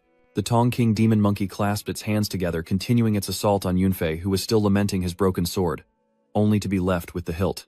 He smirked, glancing at it, then Yunfei leaped gracefully into the air. He pressed close to the Demon Ape King's abdomen, power gathering in the sword hilt. Then Yunfei thrust it into the demon's chest. Tianrui, watching the fight, suddenly cried out, "No!" Senior Lin forgot his sword, and only has the hilt left. The Ape King roared in agony. Its once agile tail now limp, it plummets to the earth, blood gushing from its belly wound. The Demon Ape King is defeated, lying motionless as Yunfei lands gracefully beside it. Tianru wondered, what happened? How could Senior Lin kill the Spirit Monkey King with just a broken sword? Wang Feng's tone was cryptic. Who says a sword has no edge? You simply can't see it. Yunfei focused his power into 2 fingers, and in the next moment, a complete sword appeared in the ghost. Marquise Tongwang's abdomen, the sword exuding a cold aura, its blade stained with fresh blood. Wang Feng praised silently, not bad. It seems Lin Yunfei has begun to master Elder Seaman's Hua Rong swordplay. He looks down at the pale golden energy emanating from the Tong Wang ghost monkey. The energy rose and rushed towards Yunfei, quickly being absorbed by his wind-sealing command. Yunfei turns to Wang Feng, reporting that he's earned 10000 points, as Tianrui suddenly cries out, "Senior brother Lin, watch out for the ghost marquis." Behind him, the ghost marquis Tong Wang emitted a red aura that quickly took shape. A shark suddenly appeared in the sky, lunging toward Yunfei. He grimaces, struggling to withstand the attack as Yunfei gathers his strength, cleaving the energy in 2. Killing that demon monkey took more out of me than I thought. With what little mystical energy remains, I can only perform the Sword of Florauron one last time. The shark's head is sliced clean off. Exhausted, Yunfei collapses to the ground, his token falling into a pool of blood as he stares at it, the colossal shark dissolving into blood, looking less like a demon. Its target is the token within the seal. It seems that power has suddenly begun to gather. The shark lunges again at the helpless Yunfei, but another genius intervenes. Unable to move, Yunfei sat frozen, his back to the gaping jaws of the shark. But in that moment of life and death, Tianrui rushed in to save him. In an instant, the shark bit a huge chunk out of her back, tearing through her flesh and causing blood to gush out. As soon as it attacked, the shark fell to the ground, dissolving into a pool of crimson blood. Suddenly, a talisman appeared on the Monkey King, and as it began to work, strange tufts of hair rose from the pool of blood, and one by one figures began to emerge. Suddenly, one of them kicked the talisman, tearing it in 2, and then used his foot to suck the fluid from the Ghost Monkey King's body, an act that made Feng Mo's eyes sharpen. I'm truly fortunate. The battle just began, and one move, Blood Giant Shark, helped me eliminate 2 king-level opponents. Tianxi reflected on the recent events. Using blood creation talismans to control the blood of living beings, they might use this unique talisman to attack us. Her eyes drifted towards the 3 figures, confirming they could only be the geniuses of the Azure Sea Sect. As Feng Mo broke his silence, who knew the Celestial Maiden of the Heavenly Heart Sect, senior sister Tianrui, would be here? What terrible luck, my shark even got blood in its mouth. Tianrui, distraught, lowered her voice. Feng Mo, you're a top genius of the great Kongai sect of the wonderful Sun Empire, and yet you stoop to taking advantage of others in their time of need. Hearing this, Feng Mo pulled down the cloth covering his face, saying, "The victor writes the history. As long as I win, it doesn't matter what methods I use. You and your teammates are heavily injured. If you don't want to die, serve me well." The disciple beside him laughed smugly. "Tianrui, it's your blessing to be noticed by Senior Brother Feng."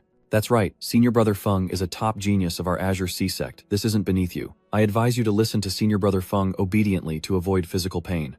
Fei Yu and Li Qing, hearing those taunts, immediately took a fighting stance, but before they could get too worked up, Wang Feng suddenly stopped them. As if something was controlling her, Tianrui calmly made a request. "If you want me to serve Junior Brother Feng, at least let me heal my wounds first." Hearing this, he immediately turned to his men and said, "Get a healing elixir for Senior Sister Tianrui." But Tianrui abruptly cut Feng Mo off, saying she didn't need it. She then reached into her robes, pulled out a small vial, and turned it upside down, revealing a lightning pill. Thien Thui squinted at the pill for a moment before spinning the vial and kicking the pill with full force. Soon after, the violent impact reached Feng Mo, who screamed in agony as he was struck, startling his followers. "Senior Brother Feng, are you all right?" Suddenly Feng Mo's attitude shifts completely, and he says arrogantly, "How could a heavenly thunderbolt possibly harm me, Feng Mo?" Seeing him unharmed, they exclaimed in awe, impressive as expected of our sea merchant sect's top genius. After a moment, Feng Mo's expression darkened. In a flash, he unexpectedly transfers the lightning to his subordinate, shifting mountains and overturning seas. Feng Mo's actions are too fast, catching them off guard. "Senior Brother Feng, why?" Hearing this, he scoffed. "You're just a regular disciple of the Azure Sea Sect, taking on some heavenly tribulation for a top genius like me." With that, Feng Mo laughed, not caring about those small fries anymore. Their deaths would be worth it. Seeing this, Tianrui frowned unconsciously. "I can't believe you'd sacrifice your own people to save yourself." As that thought crossed her mind, he suddenly raised his voice. If you know good from evil, how could he have died? You're the one who forced me to destroy this flower. As soon as he said that, Feng Mo unleashed the sharks, which immediately fused together, forming a terrifying giant shark. Suddenly, Li Qing came flying in out of nowhere, headfirst into the shark. Caught off guard that he blocked the attack, Li Kyung thought, if you want to destroy the flower, just do it. Why make me do it? He looked at Wang Feng's smug face, feeling unwilling. Ever since discovering my Xuanling turtle immortal body, this damned master has seen me as a shield to be kicked around whenever needed. Li Qing's collision sent the blood sharks flying everywhere. Wang Feng approached Yunfei and asked, have you learned your lesson today? He clutched his aching shoulder and said, I have, and I'll never forget it. Then he revealed his true intentions, saying he only wanted his disciples to practice, but this sly character ruined it, and he doesn't want to see him live another hour. Feng Mac's mouth twitched at those words. What worthless trash dares to spout nonsense before me, a genius? Wang Feng, ignoring him, turned to Li He. How many strikes would it take you to deal with this rabble? Hearing this, he suddenly smirked as Li Hak marched toward him, blade in hand, ready to deliver a fatal blow. Meanwhile, Tianrui takes out another pill, swallows it, and is enveloped in a red aura, from which Lan Ni then emerges. Tianrui, racked with pain, forced herself to speak. I almost died just now. Why is Master only appearing now? The other party explained. With the divine sect leader here, you'll be fine. Looking at her for a moment, Ko Dao said, with your elixir, the injuries will heal quickly. I came out to see. Lan Ni turned to look at Li He with curiosity. How could your senior brother Li, he possibly defeat a genius of the Azure Sea sect with a single strike? Sneered Feng Mo, seeing him prepare to face him. Heh, I didn't expect trash like you to dare boast that you could kill me in one strike. His eyes filled with a powerful malice. If you want to die, I'll grant your wish. He then summons sharks from the pool of blood. They begin to ferociously attack Li Hak, but he uses them as leverage to counter. Finding the distance right, Li Hak leans back, sliding across the shark's body. He suddenly stopped at its belly and slashed. Just then, another shark lunged forward. Reacting swiftly, Li Hak raises his sword, the poison blade piercing the shark's throat. He moved forward, pushing the sword and deeper, attacking while struggling to keep his balance. He immediately succeeded in pushing the shark back, and seeing that he had gathered enough, Li He decisively stabbed it in the throat. Suddenly, the shark turns its body, turning purple. Lan Ni realizes he knows one of the 5 energies is stronger, and is using the 3rd and 4th energies to counter the strongest 5th. Lan Ni deduced his plan, cleverly countering it, but as she spoke, an earth-shattering explosion erupted before her.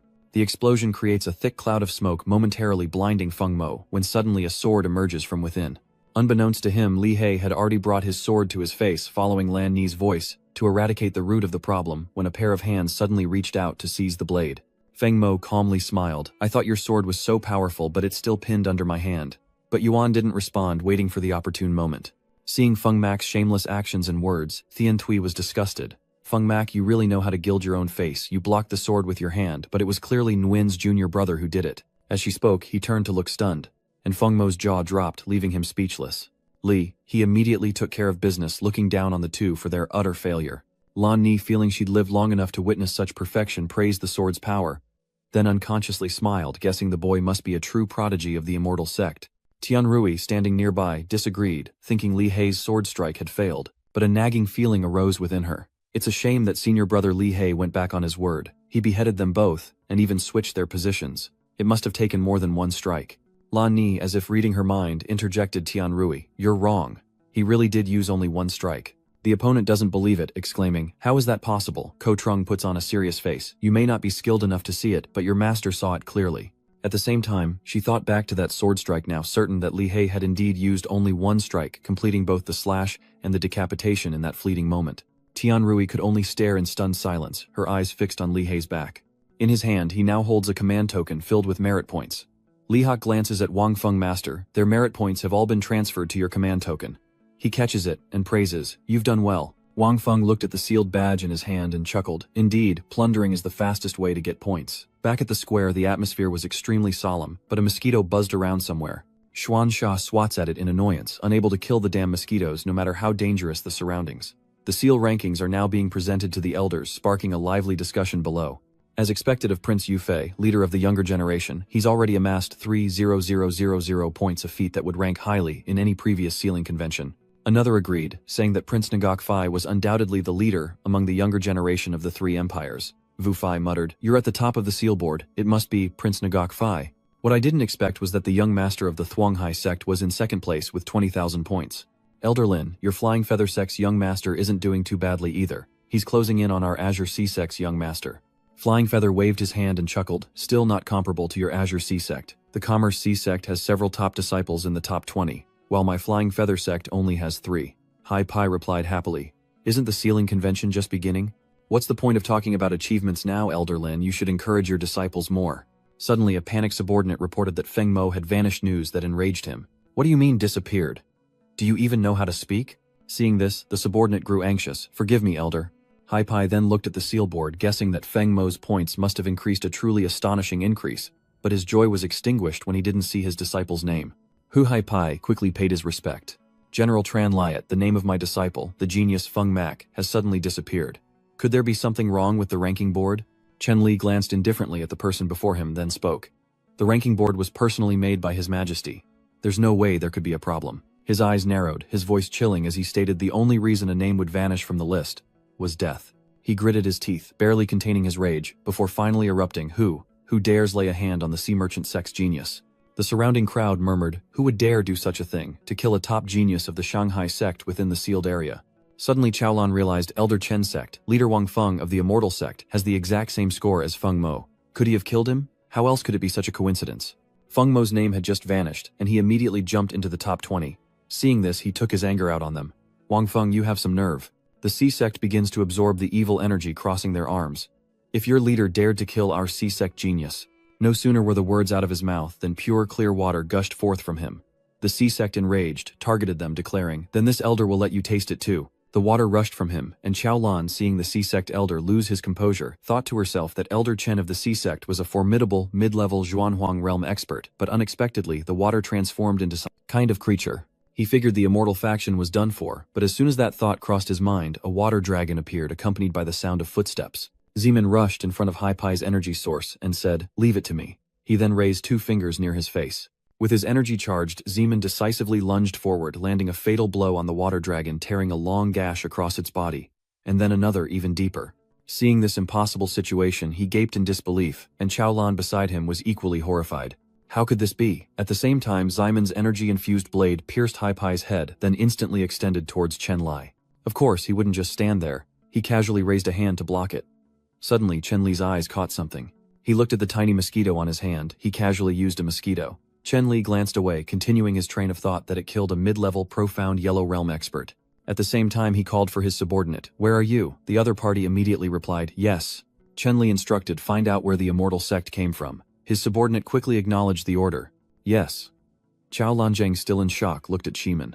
She wondered, puzzled, how the disciples of the Divine Immortal Sect were becoming more and more terrifying. The recent clash had attracted quite a crowd. Zhu Qin suddenly recalled how they once used a ribbon to tear off the arm of the 4th elder, and now they've used a mosquito to kill Elder Chen of the Kangai sect, leading her to wonder, what kind of sect is the Immortal Sect really? Qing Qin simply hummed in response, I don't know either. After a moment, he suddenly said, but I do know that the Immortal Sect is a good friend to the Qin Yun sect. Inside this vast green space, a flower is blooming, and beneath its center lies a 4-leaf clover. The flower's highlight is its stamen, which looks just like a miniature coral. Surrounding the flower are a group of monks. Meanwhile, Ye Feng studied the flower, as well as both sides seemed to share a common goal. They exchanged sharp glances, a scene that piqued the interest of Wang Feng and his companions. Li Qing suddenly turned around and spoke. The mantis stalks the cicada, unaware of the oriole behind. With such a cunning sect leader, how could the Divine Immortal Sect not prosper? Wang Feng wondered. What are they doing around the vegetable patch? Are those monks and Taoists fighting over vegetarian food while listening to him complain? I'm hungry. Thuei, who had been silent, suddenly spoke. This purple flower is called the Violet Spirit Mysterious Flower, and refining it into Violet Spirit Mysterious Peace can increase the chances of a peak king-level expert breaking through to the profound Yellow Realm by Fenjawusher. This top-tier treasure is fit for a king. No wonder they're fighting over it. I was so severely injured, but after taking her elixir I recovered so quickly. Wang Feng pondered for a moment, then asked curiously, do you know them? She immediately explained. These are disciples from the top sect, the Flying Feather sect. The leader is Ye Feng, the top genius of the Flying Feather sect. The other is a disciple of the Great Sect, the Formless Sect, led by the top prodigy of the Formless Sect, Wu Nian. He looked at her, puzzled. Is the Wuxiang Sect a Buddhist cultivation sect? Tianrui confirmed. That's right, Sect Master, she continued, providing more information. The No-Form Sect is the only Buddhist sect within the 3 great empires. While their strength may not reach the level of a top-tier sect, they are not to be underestimated, especially due to their unpredictable Buddhist attack methods. Wang Feng smiled, thinking he'd like to poach from the Wuxiang Sect, since Buddhist disciples are rare. Ye Feng then said, if you're willing to part with it, I'll owe you a favor. Just name it and I'll be there. Upon hearing this, Wu Nian remained expressionless. Layman Ye is too focused on appearances. Worldly possessions are but fleeting things. This mystic violet spirit flower should be taken back to the no-form sect for purification, lest it tempt the minds of the world. He coughed a few times. You can only obtain the treasure if I relinquish it. As soon as he said that, Ye Feng pulled the stick from his head, creating a long line of feathers. It seems he has no choice but to fight. From that long trail of feathers emerged legs, then eyes, gradually revealing the true form of the flying feather dragon. The crowd behind them was excited. The flying feather dragon is the strongest inherited technique of the flying feather sect, with a total of 13 levels. To force senior brother Yi to use the 9th level of the flying feather dragon, this stinky monk is arrogant enough. That's right, senior brother Yi hasn't used the 9th level of the flying feather mystic dragon since he mastered it. Finally we get to witness his divine power. Wu Nian couldn't just sit by and watch, so he finally unleashed the formless prajna. Instantly a radiant aura swirled around him, giving rise to a mighty celestial dragon.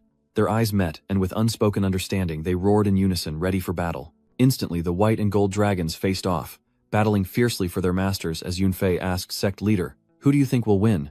After observing for a while, Wang Feng confidently draws his conclusion, as Ye Feng's feathered dragon suddenly screeches, struggling in the air, before letting out a piercing cry. Turns out, the great might heavenly dragon was biting its tail. The two dragons were locked in a stalemate, neither willing to yield. The onlookers watched with bated breath as the feathered tail was quickly torn to shreds. With the upper hand, Wu Nian's dragon devoured the feathers in its mouth, as he watched the battle unfold. The great might heavenly dragon transforms, growing larger, as it prepares to swallow its foe whole. In an instant, it devours everything, its mouth bulging. The people of Wu Nian spoke up. Senior brother Wu Nian is indeed the top genius of our Wushang sect. That's right, this battle has truly shown the might of the Wushang sect. After this battle, senior brother Wu Nian's fame will spread throughout the Sunbright Empire. Finding himself in a difficult position, Ye Feng furrowed his brow and immediately unleashed his next move. Caught off guard, the great might heavenly dragon of Featherfall Sky Sword looked utterly bewildered as feathers pierced its body, causing it to writhe in agony. The feathers strike relentlessly, and Ye Feng smirks as the great worm dragon cries out. He began to feign weakness, saying in a false voice, "Thank you, senior brother Wu Nian, for parting with your favorite thing." But as he spoke, Ye Feng was suddenly struck with a sharp pain. Not only him but his dragon was also taken down. The great might heavenly dragon cleverly ambushed from behind. The tables have turned, and Ye Feng appears to have fallen. His followers are in shock. How? How is this possible? Senior brother Ye has been defeated. Even he wasn't a match. Now, only a few trembling voices remain. Just how powerful is this monk? They were astonished to see him sitting there calmly. He was that strong. Seeing Ye Feng defeated, Yunfei said, "Sect leader, it seems your judgment has failed this time." But Wang Feng remained calm. "Don't be hasty. The battle isn't over yet." Below, Wu Nian, seeing his battered state, spoke, "It seems disciple Yi has lost. Take the deathly spirit Dark Blossom without hesitation." He retorted fiercely, "Who said I lost?" Ye Feng, now accumulating dark energy, growls, "This battle isn't over yet. Ye Feng, you're supposed to be the most gifted disciple of the Flying Feather sect yet." As he spoke, feathers sprouted from Ye Feng's body, his nails blackened and lengthened, his face was encased in a hard shell, and his entire being radiated boundless dark energy.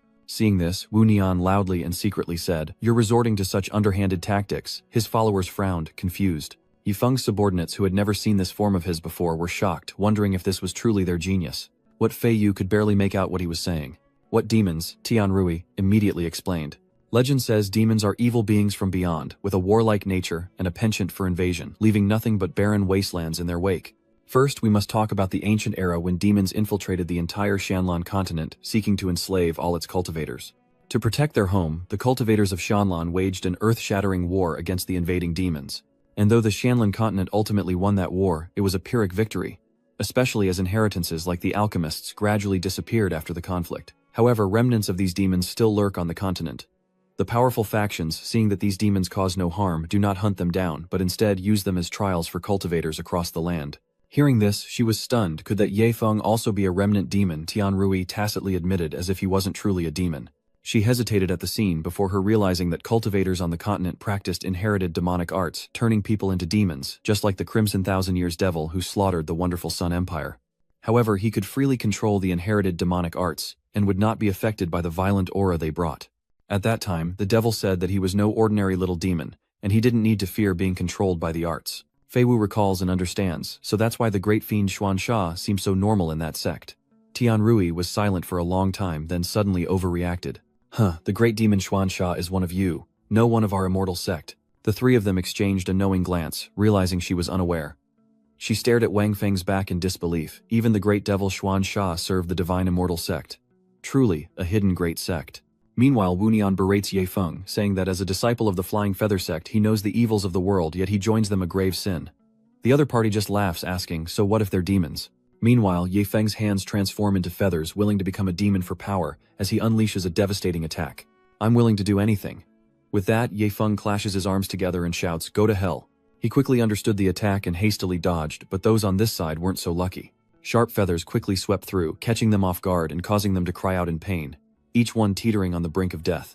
They fell to the ground in a tragic scene as Wu Nian frowned and lowered his voice. Ye Feng, you've not only killed members of my Wuxiang sect. Seeing the massacre, not even sparing his own men, Wu Nian was silent, then angrily shouted, this is madness. Ignoring his words, Ye Feng calmly replies, only the dead can know the secret of my demonic cultivation. He then combined the power of his two hands and sneered, this time I want to see. As the words faded, Ye Feng kicked off the ground and attacked. He sliced the dragon's neck with a clean strike. Without its master, was it truly the great might heavenly dragon? Naturally, the dragon's master was also affected, coughing up blood as Ye Feng's relentless attacks shattered the dragon into 100 pieces. At that moment, Wu Nian collapsed, coughing violently as he struggled to sit up, glaring at him with resentment.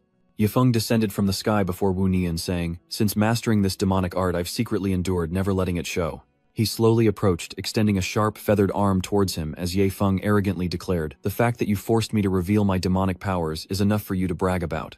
At that moment, everyone around Wu Nian and Ye Feng had stopped breathing, but Wu Nian remained unafraid and continued to clasp his hands. He quietly said, I don't uphold justice, even if I didn't see it that day. It won't be long before someone else acts on behalf of heaven. Suddenly, Wang Feng's voice echoed.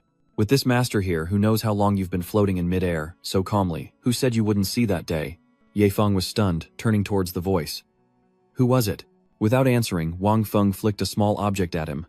Caught off guard, Ye Feng was struck in the arm as footsteps approached the battle. Wang Feng's 5 disciples casually approached as he descended to the ground, shrugging slightly and declaring, genius of the no-form sect, we can kill this demon for you, but you must join our sect afterward. With a furrowed brow, Wu Nian eyed him questioningly. What? He found this laughable. He didn't know where this madman came from, but because he told him a joke, he might let him live a little longer. His eyes narrowed. You want me to betray the faceless sect and go with you? No. Nian narrowed his eyes and asked in a low voice, based on what? Wang Feng calmly replies, because this sect can give you the chance to become a Buddha. He's shocked, a chance to become a Buddha. Do you even know how to become one? He thought to himself, of all the 3 great empires, only the imageless sect has the heritage of the Buddhist path. Yet this person says he can give me a chance to become a Buddha. Is he crazy? Seeing that Wu Nian didn't believe him, he immediately smiled. Of course I know. Suddenly at that moment the system issued a notification. Congratulations, sect leader, you have obtained Buddhist cultivation techniques. Wang Feng felt fortunate. Luckily, after accepting Tian Shui, he received the special reward of Buddhist techniques, just in time for him to show off a little. Suddenly he clasped his hands together, and his entire body radiated a mystical light. I am Buddha. Then a giant Buddha statue suddenly appears behind Wang Feng. I am Buddha. His eyes widened as he clearly saw everything, then he suddenly lowered his head as far as it could go. The Buddha's Dharma form. Ye Feng watched this scene with curiosity. Just who is this person? He's resisting the Buddhist Dharma, causing his body to tremble. His disciples, witnessing the immense Buddha, immediately knelt in reverence while Li He in the distance bowed his head, lost in thought. Even he didn't expect Wang Feng to be this strong. Is this the power of a sect leader? Just the Dharma idol alone is enough to force people to kneel. The massive Buddha statue continues to emit a powerful aura that quickly spreads like a strong wind enveloping the area. Everyone else instinctively fell to their knees, and eventually so did Yu Fei, though he clearly didn't want to. Jade's eyes turned bloodshot as he gritted his teeth, and his subordinate warned, Your Highness, we must bow to this powerful Dharma or risk our blood vessels bursting. Jade's face flushed with anger as he retorted, For me, second only to the Emperor, to kneel before such a petty Dharma is humiliating enough, let alone kowtowing to it. Seeing that he wouldn't listen, she fell silent. At that moment, one of Yu Fei's subordinates suddenly grabbed the person next to her by the neck, squeezing with such force that they had no time to react. He sensed the impending danger, but his throat was dry. No, please. In the end, he couldn't prevent the unexpected turn of events, and he was immediately taken out. Without hesitation, she finished him off, tossed him aside, and declared, Your Highness, who under the eaves can avoid bowing their head. Jadeite could only suppress his rage. If he knew who cast that Dharma, he'd tear them to pieces. His eyes burned with hatred, and the surrounding trees began to wither. But Ye Feng, being closest to the aura, felt an unbearable pressure, and he refused to yield. I poured my heart and soul into mastering demonic arts, so I wouldn't have to kneel before anyone. Ye Feng struggled to stay standing, declaring that for every foot the Buddha rises, he would rise 10. Instantly, the dark energy took the form of a demonic bird, and with a confident gesture, Ye Feng declared, "I will use the Demon Lord's Dharma to show the world." The demonic bird hurtles toward the Buddha statue as his voice echoes, "Good shall always triumph over evil." What a joke. His monstrous bird hurtled forward, but Wang Feng remained calm, only moving as it drew near. Wang Feng ran in the opposite direction, his body radiating a brilliant light before suddenly stopping to glance back at the bird. He drew back his hand, gathering momentum, then lunged forward with the first form of the Tathagata palm. Instantly, the Buddha's hand followed suit. That terrifying hand was about to reach the bird. But the bird's beak pierced through it with ease, tearing the Buddha's hand to shreds. Seeing this, Ye Feng gave Wang Feng a contemptuous look, thinking he was so powerful. He controlled the bird to attack him, adding fuel to the fire, but the result wasn't worth a blow. But just as it neared Wang Feng, its speed faltered, and the bird's beak cracked, scattering debris everywhere. He looked at it then, suddenly smiled meaningfully as the bird, mortally wounded inside and out, let out a piercing shriek, its master feeling the effects as well. With this one strike, the bird faded into nothingness. Seeing the Buddha statue healing, Ye Feng exclaimed, "So powerful." Before he could say another word, his body shattered into pieces. Following Ye Feng, he too vanishes, leaving only his lingering voice. Seeing this, Elder Feng Wu Nian is utterly astonished. Even the demon cultivating Ye Feng couldn't withstand a single blow. He collapses. Still feeling the immense power, would I even be able to withstand a single finger? After dealing with the trash, Wang Feng said, "Stand up." But even though Tianrui heard him, she couldn't seem to move. The Zhao family head's Dharma idol is too powerful. We couldn't even stand. He paused, realizing the Buddha's palm is indeed formidable. The mere pressure of the Dharma idol forces people to kneel. Without a second thought, Wang Feng raised his hand, conjuring magic to dispel the Buddha statue, which quickly dissolved. Only when the aura dissipated could they stand unsteadily. He then approached Yunfei and presented the token. Yunfei collected their demon sealing tokens, instructing them to transfer their points into their own tokens. He immediately accepts the order. "Yes, sect leader." As for Yunfei, he was now out of range. He stood up and said coldly, "You have done well in saving me. You will be rewarded later, so thank her." "Thank you, Your Highness." Jadeite suddenly produced an item, muttering emotionlessly, "You'll be useful this time." Immediately Enjokfa used it on her forehead. Immortality. As he spoke, her entire body instantly froze. A nearby subordinate, seeing the sudden turn of events, rushed to intervene. "Your Highness, spare her." With that he gouged out his own eyes, blood gushing forth. "I was careless and blinded you, my lord." The plaza was bustling as the demon ranking board refreshed names flashing one after another. The elders are restless. Why has Ye Feng of the Flying Feather sect disappeared? Suddenly a shocking sound reverberated through the air, and Wu Pai cried out in excitement. "Who dares kill the prodigies of our Flying Feather sect?" His men point the way. The Divine Celestial sect, who were just trying to get ahead, might be involved. The Feather sect looked in their direction when suddenly a man approached. It was none other than Miss Tran. He stood there for a moment before saying, "Finally it's my turn." Everyone around was stunned as Hai Pai was brutally beaten. Jimin's fatal attack had left a gaping hole in his throat. The Marshal faction was in disbelief, his mind reeling. He began to speak through gritted teeth. "We can't yet be certain that the Immortal Sect is responsible for Ye Feng's death." The subordinate cried out upon seeing Kong Wen, but hesitated considering the combined points of the newly ranked disciples of the Divine Firmament sect, points that matched Ye Feng's own. Unable to bear it any longer, Wu Pai lashed out, sending the subordinate crashing to the ground before the stunned crowd. Wu Pai turned away, declaring that he wouldn't fall for the trap of inciting a conflict between the Flying Feather sect and the Divine Firmament sect.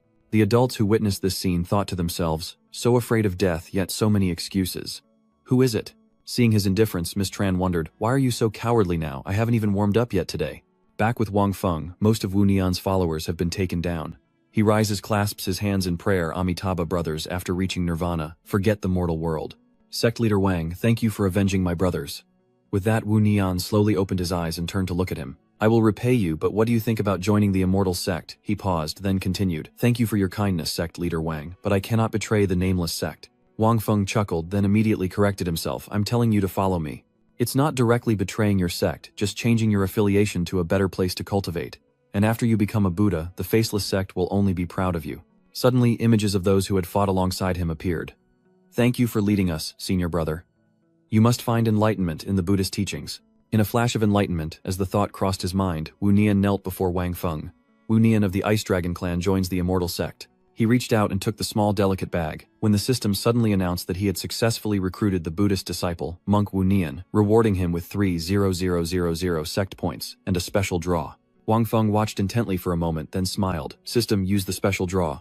The system chimed in, congratulating him on obtaining the Great Pill treasure meat, leaving him to ponder the connection between them. Thinking of those two forces gives Wang Feng an idea, as Li Tianxian draws a special reward, the Buddhist palm technique suitable for Wu Nian. When Wu Nian received the special reward, a pill formula book suitable for Li Tianxin, it was transported to the ancient Godfall Temple, a place shrouded in gloom surrounded only by moss-covered walls. Deeper inside, a coffin came into view, emitting a hair-raising clicking sound. Husband, husband inside, is the figure of a girl lying upright. Husband? Suddenly Wang Feng slaps Li Qing, the force of the blow twisting his face. Li Qing freezes, offering no resistance. He clutches his cheek, his face full of grievance. Sect leader, even though I have the body of a Xuanling turtle immortal, you can't just temper me like this every chance you get. Enraged, Wang Feng demands, "What did you just call me?" A terrified Li Qing replies, "What else would I call you?" Of course, before he could finish that eerie voice echoed again. "Husband," it said, and his face darkened, "my divine immortal sect does not tolerate perverts." Seeing Wang Feng's misunderstanding, Fei Wu interjected, "Sect leader, the husband wasn't called by senior brother Li, but by the corpse behind him." As she finished speaking, Li Qing stealthily eyed the moving corpses, gradually rushing toward them. "Husband, I've finally waited for you to come find me." Unafraid, he slashes at the corpses, scattering them when a pair of gaunt hands reach out, pressing against Wang Feng's face. "Husband one, await you in the depths of the Godfall ancient land."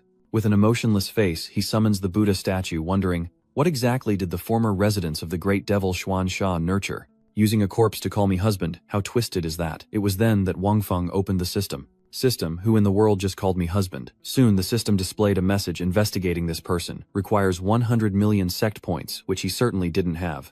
100 million sect points. I couldn't even scrape together the change if I sold myself. He considered that needing 100 million sect points to find this person meant they must have a terrifying background, and they were currently deep within the ancient god's burial ground. Wang Feng sighed, thinking that since he could summon help if he was in danger, he might as well explore and make the trip worthwhile. He then turned to his disciples and announced, "The demon sealing assembly will end in 2 days. In the meantime, you will train on your own, while I will venture alone into the depths of the ancient god's fall land." Yunfei reacted strongly to this. "Sect leader, no one has ever ventured deep into the ancient godfall ground." He calmly explained, "That's because this sect hadn't arrived at the ancient godfall shrine before." Wang Feng snapped his fingers and said, "I have only one request of you all." He declared it clearly: take the top 5 spots on the demon subjugation board. Hearing this, they replied in surprise, "Rest assured, sect leader, we will live up to your expectations, take the top 5 spots on the demon sealing board, and show the might of our immortal sect." Wang Feng struggled forward, feeling his strength being drained with every step, until he finally collapsed. Gasping for breath, he realized the gravity grew stronger, the deeper he went into the ancient Godfall land, and his Xuan Qi was depleting faster and faster. In that instant, Wang Feng felt the full weight of the gravity pressing down on him. He struggled to look up, wondering what was happening. Why were there so many? Before him, grotesque creatures appeared. Were they demonic beasts? They quickly lunged toward Wang Feng. He didn't sit still but struggled to raise his hand, concentrating the Buddha's image and unleashing the palm of the Tathagata. They were struck with a blow to remember their very bones rotting. The gravity intensifies, shaking the earth as Wang Feng smiles, obliterating the monsters. The ground still trembles. No wonder so many magical beasts are running. He faces the snake head-on and says sternly, "So you're the one chasing them." Suddenly, a strange light emanates from the snake's body, absorbing and then releasing throughout its form. The snake lunges towards Wang Feng, and as the distance closes, he finally reacts. Wang Feng controlled the Buddha's hand, crushing it instantly, and a thought flashed through his mind. This magical beast was just a weakling, and what the other beasts feared wasn't the snake itself. Wang Feng watched the snake vanish, confirming that the real threat was hidden within as a heart-like object materialized in midair. Whatever's inside is struggling, and the heart-shaped object is throbbing, violently distorting its form. It emitted pillars of light that pierced the Buddha statue, shocking him to his core. The light from the heart's outer shell seemed to soften, and the shell slowly disappeared, revealing the form of a small floating firefly. Without hesitation, Wang Feng immediately asked the system, "System, what is this?" The system board quickly announced that the information search would cost 5,000 sect points. Seeing the price was right, he initiated the search, and the system immediately provided Wang Feng with a wealth of data. According to the system, legend says this is a demon that dwells on the shores of the Yellow Springs in the underworld called the Other Shore Sulfur Fire. In all of creation, only one is ever born. This demon is born with Xuan Huang cultivation, and when it matures, it becomes terrifying. Even mythical beasts can't withstand a single blow. He scoffed after reading, "Don't think that because one of your attacks defeated the Tathagata Dharma, I'll be afraid of you." Wang Feng clenched his fist and muttered, "I can't win." He wasn't cool for even a second before he was running for his life. Like, "I don't know how to run." The firefly just stood there watching Wang Feng flee. He glances over, realizing everything has a weakness. Speed is his fatal flaw, and the gravity here is absurd, leaving him no choice but to run. Suddenly, a gust of wind overtakes Wang Feng. He looked up in shock. It was already right in front of him. Wang Feng struggled to brake, but the firefly lunged at him, aiming for his center with devastating force. Wang Feng was quickly thrown backwards, scraping his hands against the ground as he struggled to get up. Wang Feng rubbed his chest and opened the system asking how to stop the Hellfire Higanbana from attacking him. The system displayed a message about claiming the creature as his own, and Wang Feng wondered aloud, "Claim it? So how do I get it to accept me as its master?" The system interface immediately provided an answer. The system's message, "Nurture it with blood." Reading this, Wang Feng quickly gets an idea. "I have a way." He clasped his hands together, gathering energy. "If divine power can't subdue you now, then I'll upgrade and use it." The Buddha statue quickly attacks the firefly, but it effortlessly dodges the blow and even provokes him. Enraged, he can't believe such a tiny firefly dares to underestimate him. "If that's the case, I won't hold back any longer." Wang Feng loosens his grip and reaches out towards the firefly. But unexpectedly, another firefly suddenly appears out of nowhere, a female firefly radiating red essence. Now the River Styx firefly's attention is solely on the female firefly. Witnessing this, he surmises that, since it takes a century for the world to produce one, their numbers must be incredibly scarce. Wang Feng watched them flirt, realizing this blazing Higan firefly might never meet another of the opposite gender in its lifetime.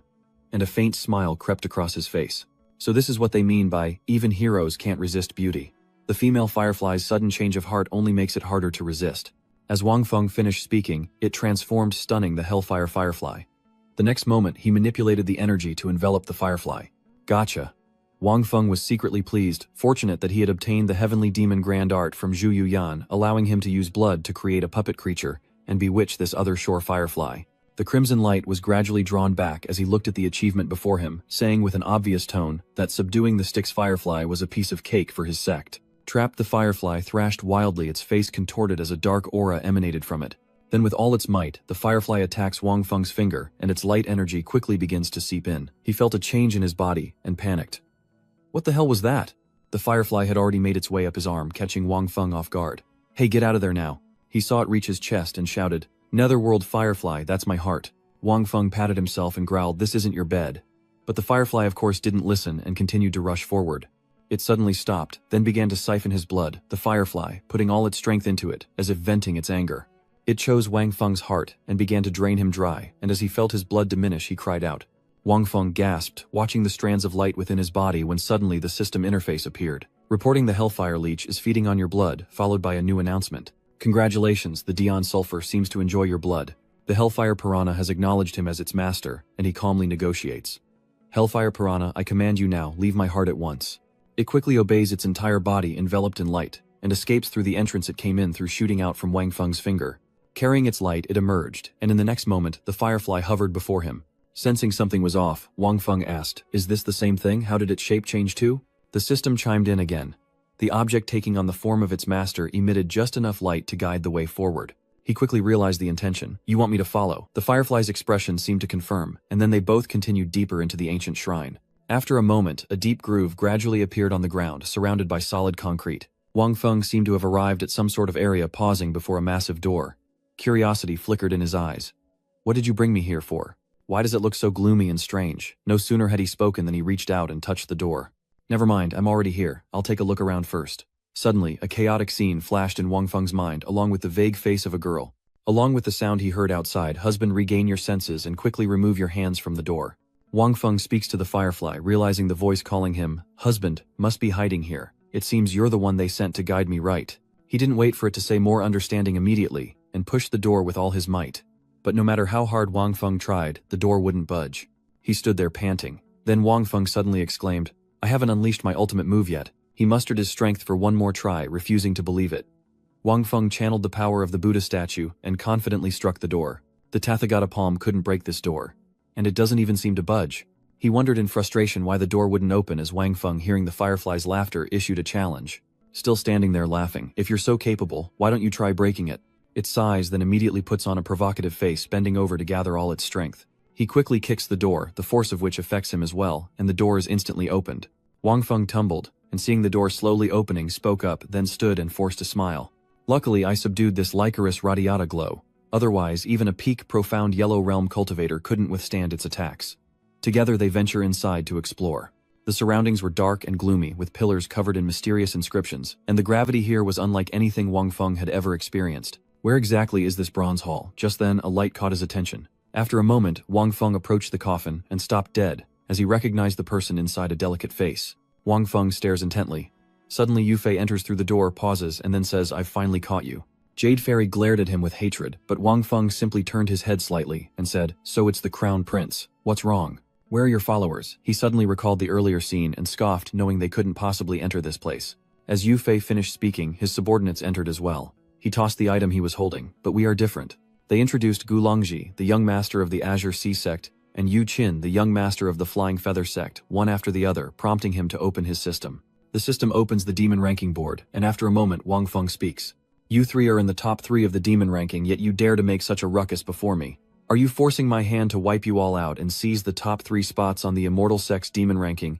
Jade Fairy could no longer bear it, grinding her teeth, knowing our ranking yet still speaking so arrogantly, even making this prince kneel before. Without waiting for his command, Gu Lang and Yu Qin immediately advanced to attack. "This guy's Buddhist magic is powerful. We have to end this quickly." But Wang Feng isn't afraid, and he attacks with the palm of the Buddha, while Yu Qin unleashes his feathers.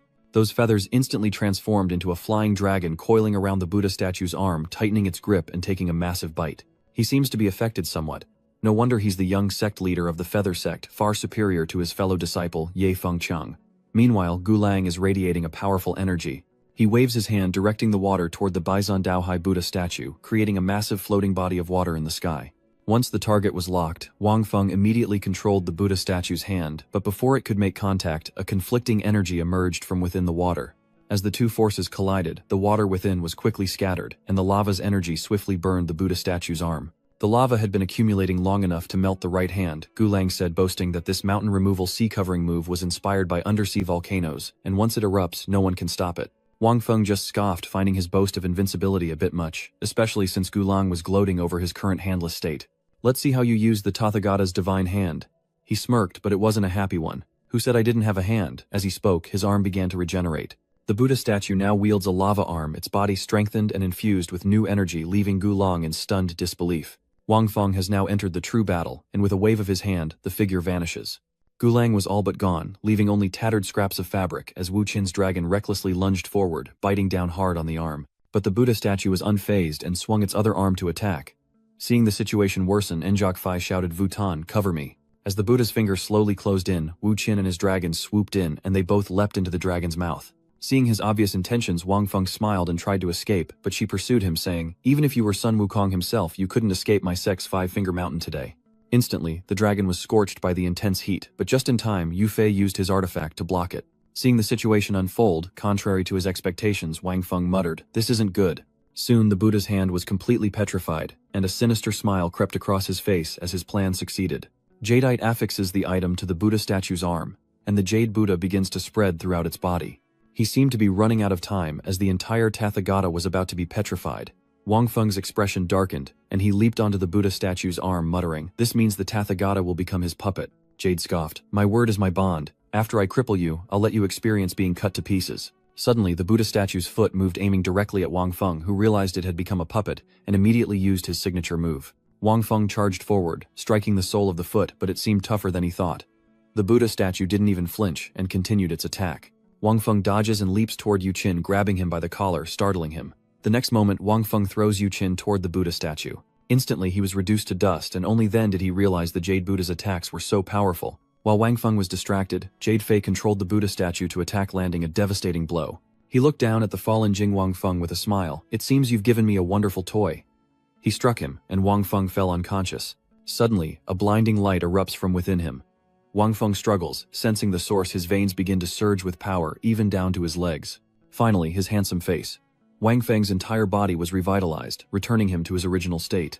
The Nirvana Firefly is so powerful, it healed my wounds in an instant." It was then he remembered absorbing the Nirvana Fireflies, realizing, "That's right, I have the Nirvana Fireflies now." Wang Feng looks up and declares, "I know how to destroy the Jade Buddha." Jade Fairy frowns. "Were you kicked in the head, or do you think your hand is a crossbow? You think pointing at me will fire an arrow," he calmly replies. "My hand can't shoot arrows, but it can shoot something 10,000 times stronger." In an instant, energy gathered at his fingertip, ready to unleash the Nirvana Firefly. As Wang Feng attacked, the Firefly immediately flew out, clearly recognizing what was coming towards him. This Firefly swiftly circled Jade Fai before targeting the Buddha statue, shattering its jade exterior, and then the underworld ambers burst through, reducing the stone body to rubble. Jade's eyes widened as he coughed up blood sent flying backward into a large rock. From the swirling green smoke, a small object was dislodged, bouncing on the ground before a hand reached down to pick it up. Wang Feng held it in his hand, carefully observing it while on the ground. Yu Fei gritted his teeth in anger. Wang Feng held it up, a slight smile on his face. So this is the seal of the heavenly heart. How long have you been wreaking havoc with this? Jade Fei watches in horror as the seal is branded onto him. I bet you never thought it would be used on you, did you? As the seal touched him, his body began to transform. A blue film enveloped him, and he screamed in agony, roaring with threats.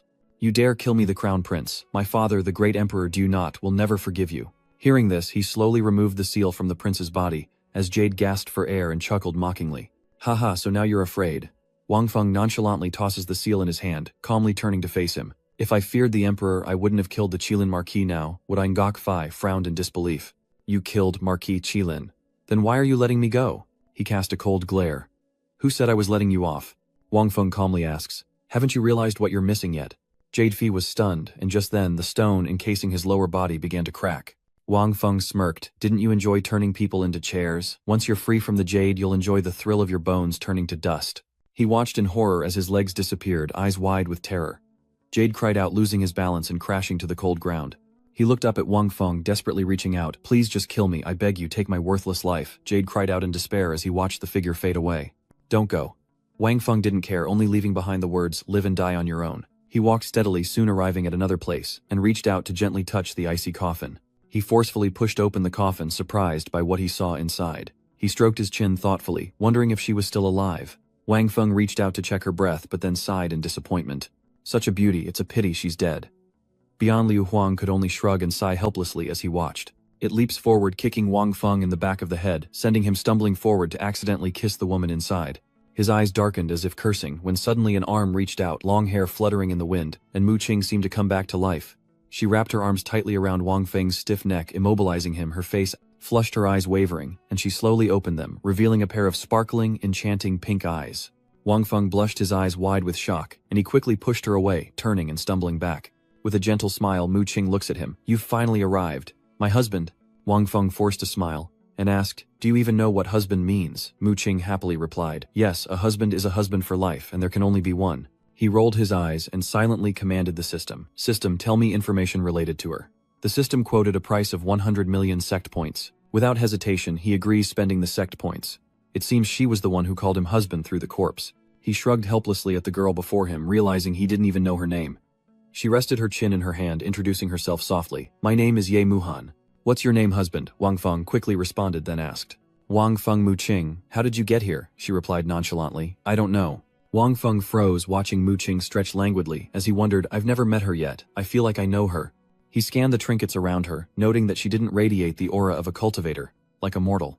But could a mortal appear deep within this ancient temple, lying in a crystal coffin within the bronze palace? Wang Feng smirked. Forget it, I have a cheat system. Even if the sky falls, I can escape unscathed. Since she's awakened, I'll wait for the truth to reveal itself. Mu Qing reached out to him, her voice gentle. Husband, she smiled, opening her arms wide. Pull me out. Her hand gently reached for his. Wherever you go, my husband, I will follow. Wang Feng took her hand, stepping back to pull her from the coffin. All right, wherever you go, I'll follow. Rewind to an hour earlier, and all the disciples of the immortal sect were present. Madame Tran looked at the disciples and asked, where is the sect leader? Fei Vu bowed and replied, the sect leader has gone deep into the ancient sacred grounds and said he will return before the end of the competition. Meanwhile, elsewhere, Wu Nian clasped his hands, bowed slightly, and said with determination, Elder, I've decided to join the immortal sect. Qin Fong, sitting opposite him, asked in surprise, I've made up my mind. With a sincere look, Wu Nian replied, yes, if Buddha is in your heart, Buddha is everywhere. Jing Feng didn't try to persuade him further and agreed. The elder closed his eyes, granting permission, and Wu Nian bowed deeply in gratitude. Thank you, elder, for your blessing. In the sky, a massive leaderboard displays the rankings of the Feng Mo tournament, as the crowd below buzzes with discussion. A woman points, furrowing her brow in question. Just what is the background of this divine immortal sect? They've taken 4 of the top 10 spots on the demon ceiling rankings. The man beside him coldly replied, the divine immortal sect has taken more than 4 spots. He then looked towards Tianrui in the distance. Both Wushang sect's Wu Nian and Tiangxin sect's Li Tianrui have now joined the divine immortal sect. The woman put her hands on her hips and sighed. The #1 beauty of the heavenly heart sect has betrayed them. The immortal sect's methods are so strong. Then an acrimonious voice rang out, Tianrui Chaolan, come here to me. Tianrui coldly retorted, I've joined the divine immortal sect and have nothing to do with the heavenly heart sect anymore. How dare you betray the heavenly heart sect? Do you have a death wish? With a frigid expression, Taeman Duwen complained, it's too peaceful here. Chao Lan bit her lip, glaring at the person who had just defended Tian Rui. Recalling Jinghai's sudden death, she suppressed her anger, scoffed, and quickly turned to leave. Staring at the name at the top of the demon ranking board with its towering score, Chen Lai muttered, Ling Fei Yu. He asked with a hint of doubt, that name sounds familiar. The soldier behind him immediately responded, reporting to the general, it's Ling Fei Yu of the Immortal Sect. He clasped his hands, the last survivor of the Ling family of Miaofeng City. Hearing this, Chen Li was slightly surprised, his face stern as he recalled the massacre of that year, thinking to himself, even the great sects fear the Ling family like venomous snakes. This immortal sect is courting death, daring to take in a remnant of the Ling family. As if sensing something, he looked up to see lightning crackling in the sky above. Chen Lai was lost in thought. He'd heard that the son of Marquis Changlin was killed, while pursuing the remnants of the Ling family of Yu Yue, and the Marquis hasn't returned from seeking revenge. Now this remnant of the Ling family has appeared at the Demon Sealing Assembly. What is going on? The soldier from before bowed worriedly, and asked General, the Crown Prince hasn't returned yet. Is he in danger? Chen Li coldly replied, the Crown Prince's name is still at the top of the list, which means his life is not in danger. The soldier fearfully reminded him, but I heard that the sect leader of the immortal sect Wang Feng has not returned either, but he remained calm and unmoved. You're overthinking it. Does Wang Feng even have the power to do that? He leaned on his sword. Even if he did, he wouldn't dare lay a finger on the Crown Prince. Suddenly, 3 figures appeared above, landing on the arena platform as the soldier next to Chen Li watched in stunned silence as 3 powerful forces descended together. In the distance, the crowd raised their hands to shield themselves from the dust. They cried out, and from the bones emerged the towering figures of 3 mysterious men. Chen Li was surprised to see them all here. The 3 imposing figures were Xiao Shen, the master of the 4th palace, Lin Tiancheng, the sect leader of the Flying Feather sect, and Dian Tang, the sect leader of the Azure Sea sect. Xiao Shen clasped his hands together in a sincere gesture. General Chen, we have no intention of disrupting the demon sealing ceremony, but these are grudges that must be settled. We ask for your understanding. He turned to Chang Feng and his subordinates behind him. The Immortal Sect offended my son and severed the hand of my Azure Dragon Hall's elder Guiying. The Immortal Sect killed Feng Mo of the Azure Sea sect and elder Chen. Tianxing added, the Immortal Sect killed Ye Feng, the pride of my Flying Feather sect. The 3 of them shouted in unison, the Immortal Sect must die today. We hope the general will accommodate us. He calmly spread his hands, saying he never interfered in personal grudges. Xiao Shenru, having received tacit approval, grinned sinisterly, realizing General Chen had given his consent. The surrounding crowd quickly turned to mock the people of the Divine Immortal Sect. The Divine Immortal Sect is in big trouble. No, after today the Divine Immortal Sect will be removed from the records. But for the Immortal Sect to be besieged by so many Mystic Realm experts, even in destruction, it's an honor. Zhu Qin watches with some concern. The green-robed elder, despite his own misgivings, knew they had to face this trial alone. His voice stern, he looked directly at the Divine Cloud Sect, knowing Qin Yun could not and would not help. They turned sharply and strode forward, their subordinates following with grim faces, arrogantly heading towards the Divine Celestial Sect as a surge of energy swept out. The Hallmaster recoiled, stumbling back to the line that Zhang Ming had drawn. The immense power carved a boundary in the earth, separating the group from the Divine Celestial Sect. Jimin, terse and cold, uttered a warning, cross the line and die. Xiaoshen stroked his beard, repeating Shi Men's words. What did he say? Cross the line, and you die. Dian Kang tugged at his hat and burst into laughter.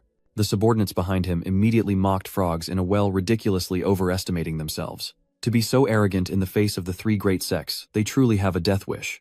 I don't even know where this sect crawled out from, causing such a stir at the Demon Sealing Assembly. When did the Great Sun Kingdom become so low class? Li Qing clenched his fists angrily, watching the ignorant fools. To insult our immortal sect, they're asking for death. Xuansha, standing by with his hands on his hips, grinned wickedly and winked at Li Qing. The moment they cross the line, the 3 elders will teach them a lesson they won't forget. The 3 of them brazenly crossed the line, and as they approached, Taimon turned to Kotran and Ngok Nan, asking, which do you choose? A distant subordinate tilted his head, confused. What did she mean? Choose what? Chen pointed her sword directly at Tianxing. Then they're mine. The subordinate roared in frustration. Are they choosing opponents or lovers?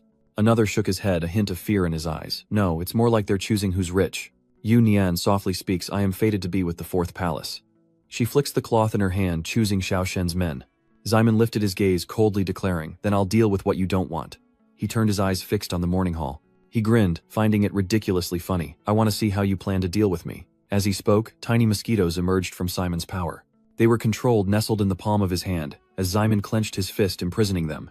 Suddenly the man behind him saw them and trembled, shouting, everyone be careful of those mosquitoes. Ditang lifted his hat, glancing back with disdain. Elder Zheng, when did you become so useless? These mosquitoes can scare people to death, he cried out in alarm, remembering how one mosquito killed Elder Chen. While they were arguing, Ximen casually waved his hand. Diantang frowned in disbelief. A mosquito had killed Elder Chen, a mid-stage profound yellow realm cultivator. He unleashed a surge of power, and the mosquitoes swarmed the stunned crowd. How could this be?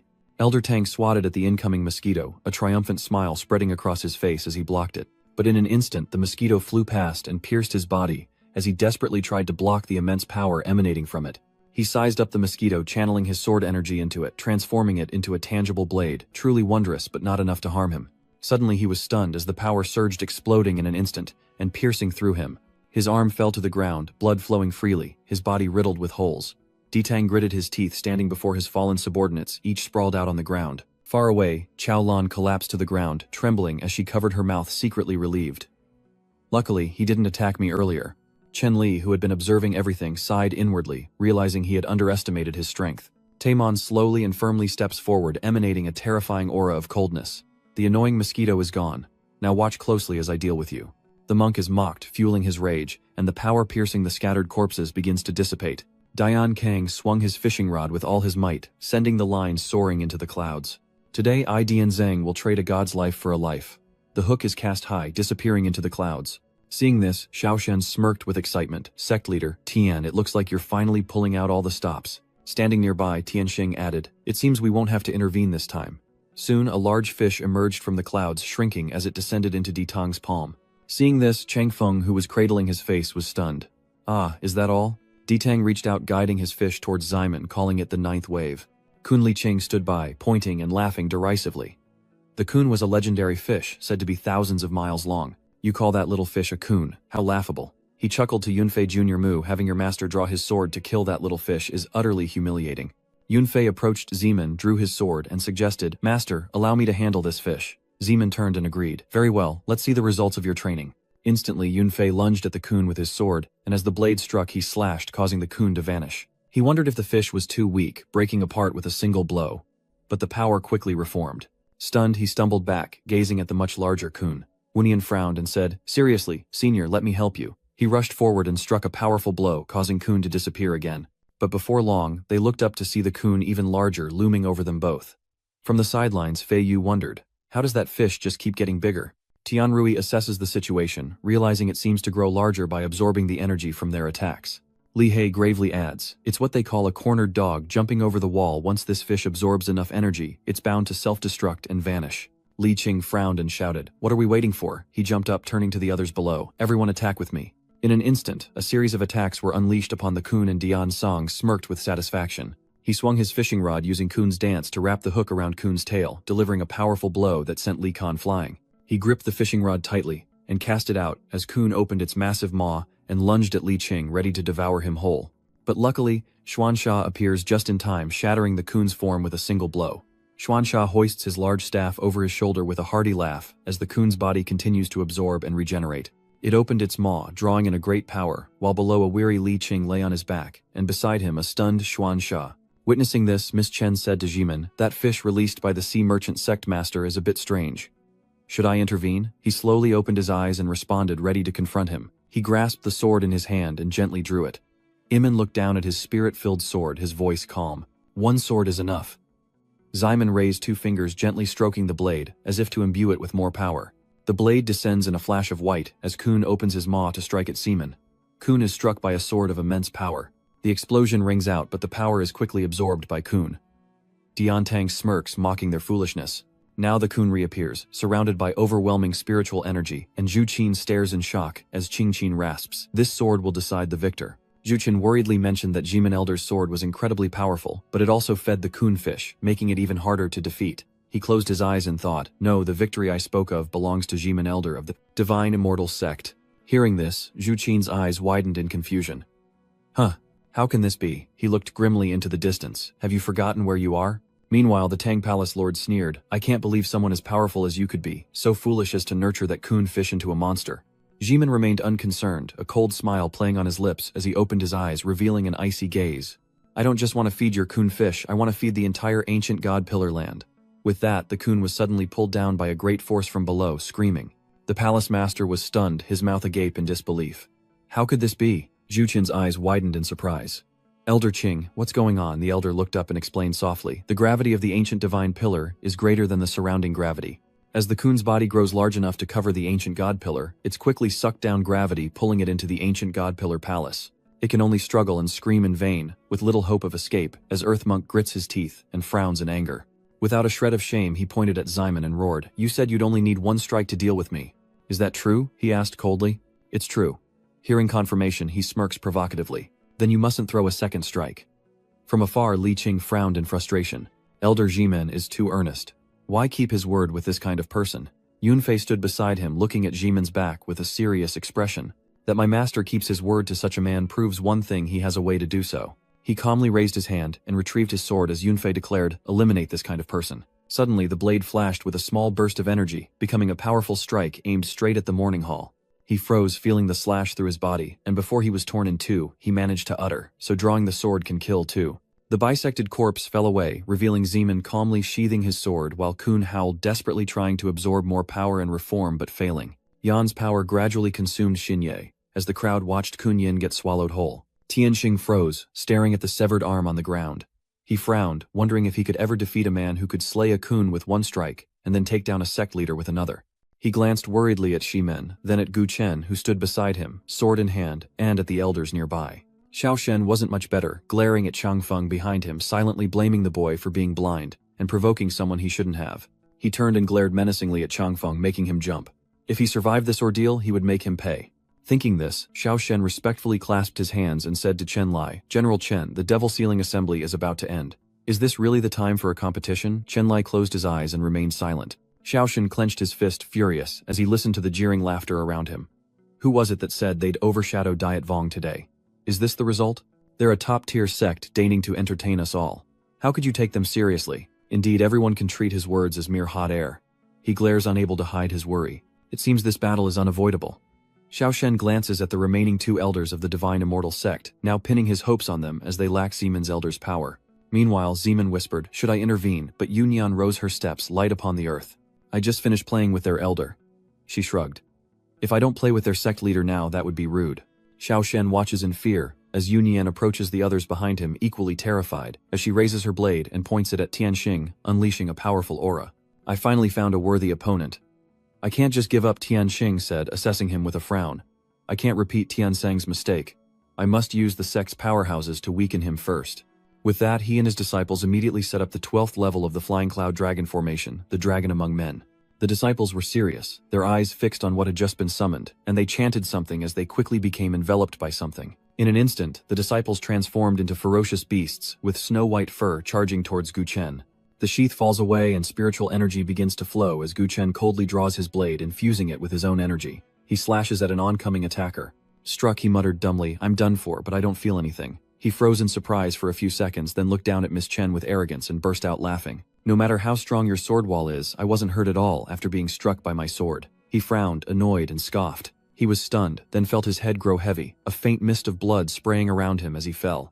With just a few strikes, he finished off the disciples, who plummeted through the air. Miss Tran landed gracefully. Tianxing turned to look, then pointed his blade at the old man, his voice icy. "You're the only one left."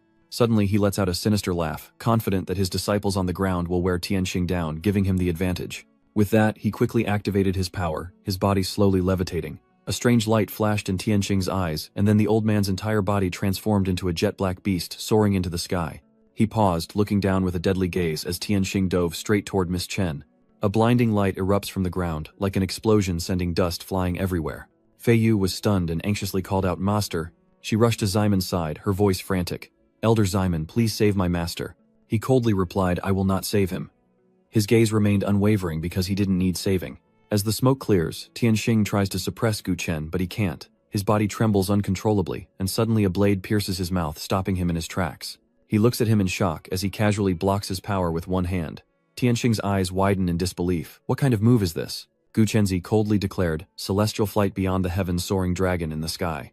With that, Tianxing was blasted away, his mouth agape in a silent scream of despair. "If I had known that any elder of the immortal sect was this terrifying, I would have pretended nothing happened, even if they wiped out all the prodigies of the Flying Feather sect, let alone just one."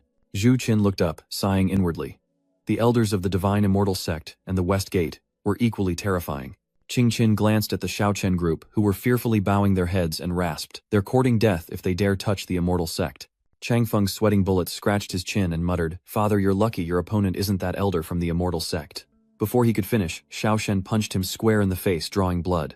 He collapsed to the ground, crying, "Father, my face just healed and you hit it again." Xiao Shen scolded angrily. "Is your face so important? You're going to ruin the Four Directions Hall," he said through gritted teeth, his eyes wary. "We were the ones who used to annihilate entire clans for offending the Four Directions Hall. Now an unknown divine immortal sect is pushing us to the brink." But how could he know if that woman was stronger than this elder? Xiao Shen raised his hand, summoning spiritual energy as he spoke sternly to Chang Feng. "If the Four Direction Palace is destroyed today, I'll kill you first as a sacrifice." He touched his forehead and charged towards Ngok with all his might. Suddenly, silken ribbons fluttered by, and she manipulated them to tightly bind Xiao Shen's hands before throwing him to the ground. He glared, using the secret art of the Four Directions fist, and immediately similar clones appeared around him, their eyes glowing brightly as they turned towards her. In a moment of carelessness, she struck, reeling as the blows rained down. Another punch sends blood flying, and she stumbles back, desperately trying to keep her distance from Xiao Chen. A faint smile plays on her lips as if she's finally understood. So that's why it's called the Four Directions Fist. Seeing her falter, Xiao Shen grinned wickedly, tightened his fist, and roared as he pulled back his arm. Fists surrounded her from all sides, striking Goknan at once. The immense power collided, creating a blinding light that exploded, sending them flying back. Xiao Chen gaped in astonishment. Before his eyes, only the lower half of Ngoknan's body remained. Her upper body had completely vanished. He couldn't shut his mouth and trembled involuntarily as she lightly leaped into the air. Her lower half somersaults through the air, expertly kicking away the clones, who can only gape as she crushes them underfoot, their screams echoing in agony. Her arm grasped the cloth, her upper body finally appearing in the air. She manipulated the ribbons in her hands, tightening them around Xiao Shen. "To make me use the heavenly demon disintegration from the great heavenly demon arts." Nacreous Tooth tilted her head, her voice gentle yet chilling. "Consider it an honor to die by my hand." The ribbons coil through the air, ensnaring those caught in her grasp as Xiao Chen roars, "Kill that wench from the Four Directions Hall." She casually claps her hands, sending out ripples of energy. They're so eager to play along. Yu Nian lets the ribbons flutter as the circles grow larger, surrounding her subordinates. "Must you always make such a scene?" The group felt the light of the circle, as if hypnotized, grabbing the silk ribbons with strangely excited faces. Ngok smirked, blowing out more circles that drove them mad, wrapping the silk around their arms. Suddenly their arms all rose in unison, and Chang Feng cried out, watching in despair as his arm was constricted. "Father, I don't want to end up like Elder Guishong, losing an arm," he sobbed through clenched teeth. "Save me." She didn't care, and with a flick of her string the crowd watched in disbelief as their arms were severed. Yu Yan smirked. "The Four Directions Hall is now just one arm, might as well rename it the One-Armed Hall." The bear fiend knelt on the ground, horrified by the severed arms scattered around him, and glanced down at his own hand, suddenly feeling lucky that his right hand had already been severed. Ignoring his bleeding arm, Xiao Shen roared that the Four Directions Hall's creed was an eye for an eye, his eyes wide and bloodshot. "Even if I can't kill you, I'll take your right arm." With that, he lunged at Jade Beauty with all his might. She calmly wrapped the severed arms with bandages, saying, "If you crave your rotten arms so much, I'll give them back to you." With that, she flung the severed arms back at him. Xiao Shen stared blankly as they flew towards him, exclaiming in horror, "How can such a bizarre technique exist?" Jade Nyan covered her mouth and giggled. "This is a move from the great demonic art." Xiao Shen's jaw dropped as he watched the arms reattach themselves to his body. Accompanied by the demonic fusion technique, he staggered, his voice filled with fear. "Hurry!" He rushed towards his fellow disciples who had just lost an arm. "Come and help me." They recoiled in horror, trying to stop him. "No, don't come here, sect leader." Suddenly their heads were twisted backward, killing them instantly as the deity rushed past their bodies toward Chang Feng. Seeing the approaching hands, he frantically pleaded, "Father, don't come here. I can't help you." Xiao Shen, with tears streaming down his face, watched in despair as the hands reached out and seized Zhang Feng's head. He screamed in despair, "I can't control myself." Then Chang Feng's head was pulled back as if it would snap in two. As Njoknan watched the scene unfold, she teased, "I thought you were joking about sacrificing your son, but you actually did it." He trembled, raising a hand to his forehead. "I never imagined my Four Directions Hall was the top sect in the Radiant Sun Empire." Xiao Shen's hand thrust into his forehead, his eyes bleeding, tears ultimately destroyed by one person, his blood splattered, and the ultimate move cast upon him was lost. The surrounding crowd buzzed as they watched Xiao Shen lying motionless on the ground. The once mighty Four Directions Hall has fallen. The immortal sect is terrifying. One person destroyed an entire top-tier sect. One man looked at Jade Beauty in fear, wondering if her strange powers meant she was a demon. Another added, "So what if she's one of them? We'd just be running to our deaths." They immediately turned and shouted at Chen Li above, "General, she's definitely one of the demonic, please eliminate her." Li Qing scoffed, "This general is only at the peak of the profound yellow realm. Our elders are all at that level, and he wants to destroy demons." But Miss Chen warned, "His true power is beyond even my comprehension. Before the sect leader returns, we shouldn't clash with him." Li Qing hides his arrogance and turns away in a panic. Huh, is this guy really that strong? Chen Lai slammed his blade into the ground, his voice low and devoid of emotion. This girl. Li Qing and Li He listened anxiously as he looked up and said it was just a strange cultivation method, not someone from the demon race. Hearing this, they both breathed a sigh of relief. Suddenly, the demon seal board shifts, and Chen Lai, stunned for a moment, immediately orders Blazing Flame's army, surround the immortal sect. Xuanshuo looked up, puzzled. Didn't you say our bamboo elder wasn't a demon? Chen Lai pointed his blade at the demon sealing board and replied. The crown prince's name suddenly vanished from the demon seal board, proving he's been killed, just as Chen Lai predicted. He spoke sternly, his eyes cold as he looked down. The only one capable of killing the prince is someone who has yet to return. The Shengxian sect is surrounded by Wang Feng's aggressive soldiers, and Wunian frowns, gathering power in his hands. With a shout, he strikes a soldier, sending him flying. Fei Yu swiftly surveys the scene, brandishing her sword to cut down any soldiers who dare approach. Carrying his massive staff, Xuansha roared, a bunch of weaklings. He spun the staff, sending soldiers flying. Eat my stick. As he looked at the soldiers sprawled on the ground, Zhu Qin muttered, the Blazing Flame's army is too weak. They really can't take a hit. Qing Qin asked from within, do you know why the Scarlet Flame army is called the Immortal Legion? At that moment, flames erupted from the chest of the soldier who had taken Wunian's palm strike. Suddenly he jolted, awake, stunned for a moment, then rose with a roar as flames engulfed his chest. Zhu Qin closed her eyes in disbelief, telling the elder, is the reason the Scarlet Flame army is called the Immortal Legion because she watched the soldiers revive, wielding the very techniques that had struck them moments before they could transform wounds into weapons of destruction. Zhu Qin frowned, gazing into the distance.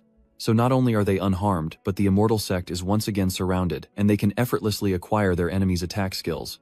Li Qing clenched his fist, staring at the figure before him, a vague feeling washing over him. No sooner were the words out of his mouth than the fiery weapon lunged toward him, but Li Qing slammed his hands together, trapping it between them. Li Qing grinned provocatively. Do you think I'd go down that easily? Before he could finish, he opened his mouth and let out a loud roar.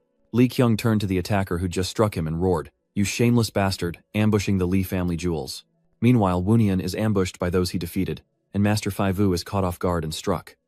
More than a dozen similar staff strike Xuansha, causing him to cough up blood. The remaining members of the Immortal Sect put up a fight, but it was no use. Qing Qin said in a hoarse voice, it seems the Immortal Sect is finished this time. Standing by, Jucom could only sigh. The disciples of the Than Tian sect were now covered in wounds, falling within the encirclement of soldiers with little hope of survival.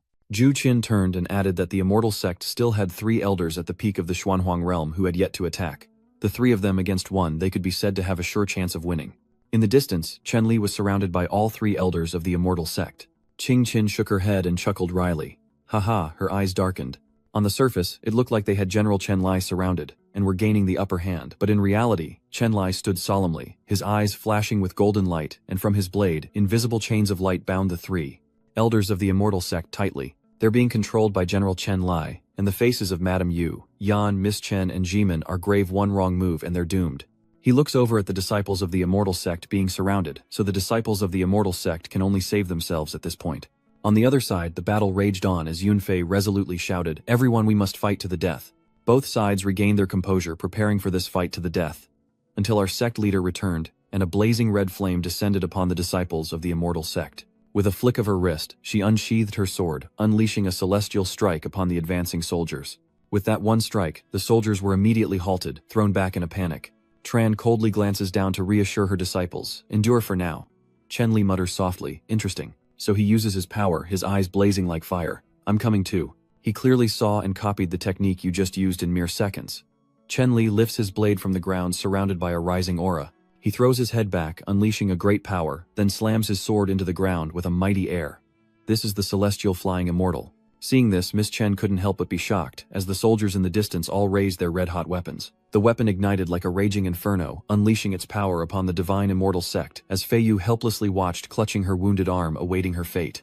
Li Qing quickly casts a spell using the art of substitution, as Fei Yu feels a blue light envelop her and fade away. And the one who took the hit for her was none other than Li Qing, who coughed up blood as he struggled to withstand the blow. Li Gyung teleports, falling flat on his face. Transferred away, Fei Yu hears the noise, and turns back to Han, worriedly asking, Senior brother, are you alright? He turned his disheveled head, pointing at himself, trying to appear fine. I have the body of a Xuan Ling turtle immortal. What's a little hit to me? He thought to himself that it was fortunate he'd learned this move from his master, allowing him to adjust positions. Otherwise, he wouldn't have been able to save junior sister Fai Vu. Meanwhile, Huyen, Satne, was furious. Then, why don't you take a hit for us? Li Qing frowned. The flower shift can only be used for a moment, not twice in a row. Besides, do you want me to get killed? Meanwhile, Gu Chen dashed across the ground, leaping to strike at Chenli with his sword.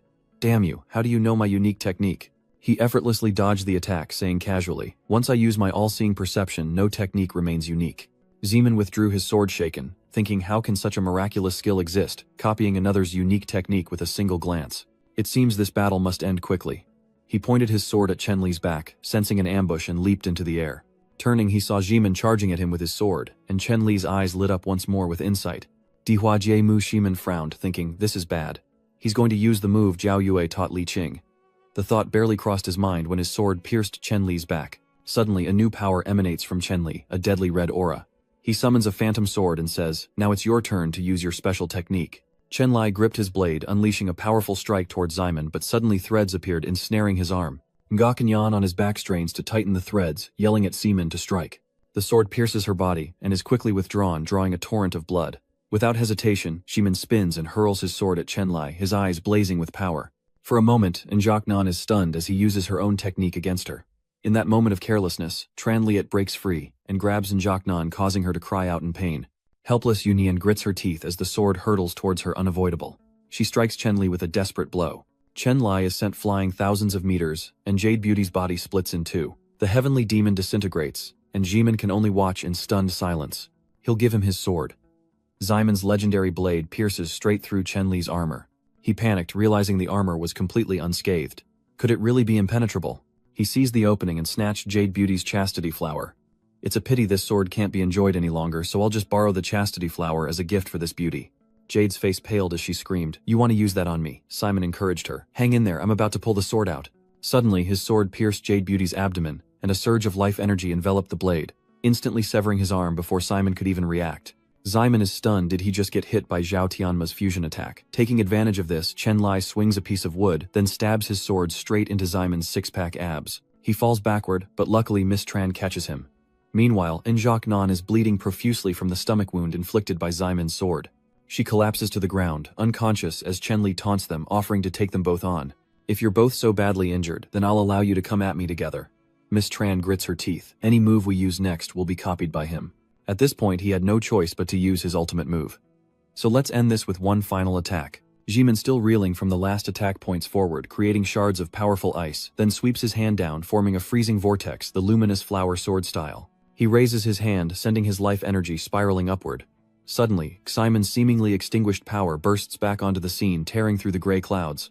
That surge of energy became a massive sword plunging towards Chenli. The onlookers were terrified, but Chenli remained unfazed. He threatened, I'll show you my strongest sword technique. And Miss Tran quickly conjured her sword. With the speed of a gale, he rushes towards Chenli, a celestial being descending to earth, but Chenli is no pushover. He plunges his sword into the ground, his eyes blazing with dark vitality. As his sword was drawn, an unparalleled force blasted him away. Ngakanhan's binding rope suddenly appeared, successfully immobilizing Tran Liet. Still in pain, Yunian struggles to her feet, threatening, you won't draw your sword. With a stern face, Zeman decisively struck down a blow, descending from above upon Chenliet's power, like an atomic bomb shaking heaven and earth. It took the form of a massive sword plunging into the world with immense spiritual energy, a shockwave that even its wielder had to brace against. Unexpectedly, Miss Tran began to bleed profusely, and Na suddenly fainted, while Zeman's strike only hit Tran Liet's arm, and he sat beside them smirking. Though he lost an arm, the blood of Chenli mixed with Zeman's immense spiritual energy, and the wretch still sneered. To think a celestial sect actually had such a master as an elder. He couldn't be underestimated. He fixed his menacing gaze upon the three of them, his eyes sharp and piercing. Had you not faced me, perhaps you would have been the ones laughing in the end. Chenli's disciples finally arrive to back him up as his body bursts into flames, and he coldly looks back at the soldiers, saying they've been raising them for 1,000 days. If you die by my sword within the hour, your lives will not have been in vain. Then Chenli's powerful aura engulfed his disciples. His voice echoed as he mercilessly sacrificed his disciples to regenerate his sword for the general's benefit. Though dead, the glory, power, and essence of these disciples were now one with the flame. They began to flow into Chenli's severed arm. Then his arm was revived. Chenli's right hand twitched, and he tentatively placed it on the life force before shattering the ice that Zeman had struggled to create. The shattered ice flew towards them, then vanished in an instant, as Qing Chang, watching from afar, could only hang his head in sorrow at the disadvantage of the three from the immortal sect. He was utterly disappointed, thinking the three elders of the immortal sect were strong enough, but even 3 against 1, they couldn't defeat General Chenli. Chao Lan suddenly appeared laughing. Haha, unless a god comes to save the immortal sect. This time, they won't escape the calamity of annihilation. Whether or not a god can save the heavenly immortal sect, he cautiously points at Chen Li, knowing he certainly can. Fei Yu and Yun Fei stand ready, while Li Qing stares wide-eyed at Chen Li, and even Jimin is frozen. Even Chen Lai was stunned for a moment, as they all stared blankly at Wang Feng, who was holding Mu Qing high in the sky. With a benevolent smile, Wang Feng called out to the system, "System, heal them for me." At his words, the three were completely healed, and they respectfully greeted their sect leader. Seeing Wang Feng, Xuansha, and Fei Yu were overjoyed.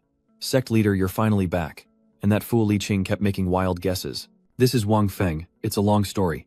I need to speak with General Chen first." He approached Chen Lai asking, "Did you hurt someone from my immortal sect?" He questioned him blankly. "You killed the prince." Wang Feng gave him another nasty look, but he calmly replied, "Didn't you proclaim that this demon sealing assembly has no limits? Even if I killed the prince, it wouldn't break any rules." Those standing nearby were also disgusted. "Is the leader of the immortal sect an idiot?" They mocked, saying General Chen Lai said there were no limits.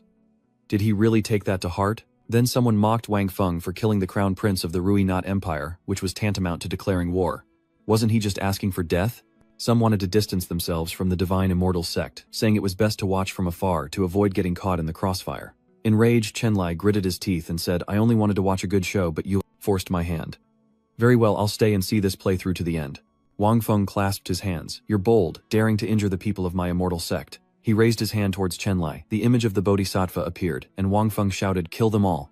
Chen Li's eyes burned bright, unleashing a terrifying aura from their crimson depths. Then he copied Wang Feng's move, a blood-red Bodhisattva emerging from him, to counter Wang Feng's. The wooden structures nearby began to crumble, and Wang Feng's Bodhisattva was no match for Chen Lai. His extraordinary copying skills gradually weakened Wang Feng's power, and the disciples outside the fight were also knocked down by the force. Amidst the chaos, Wang Feng whispered to Mu Qing, "Why is he mimicking my Tathagata palm?"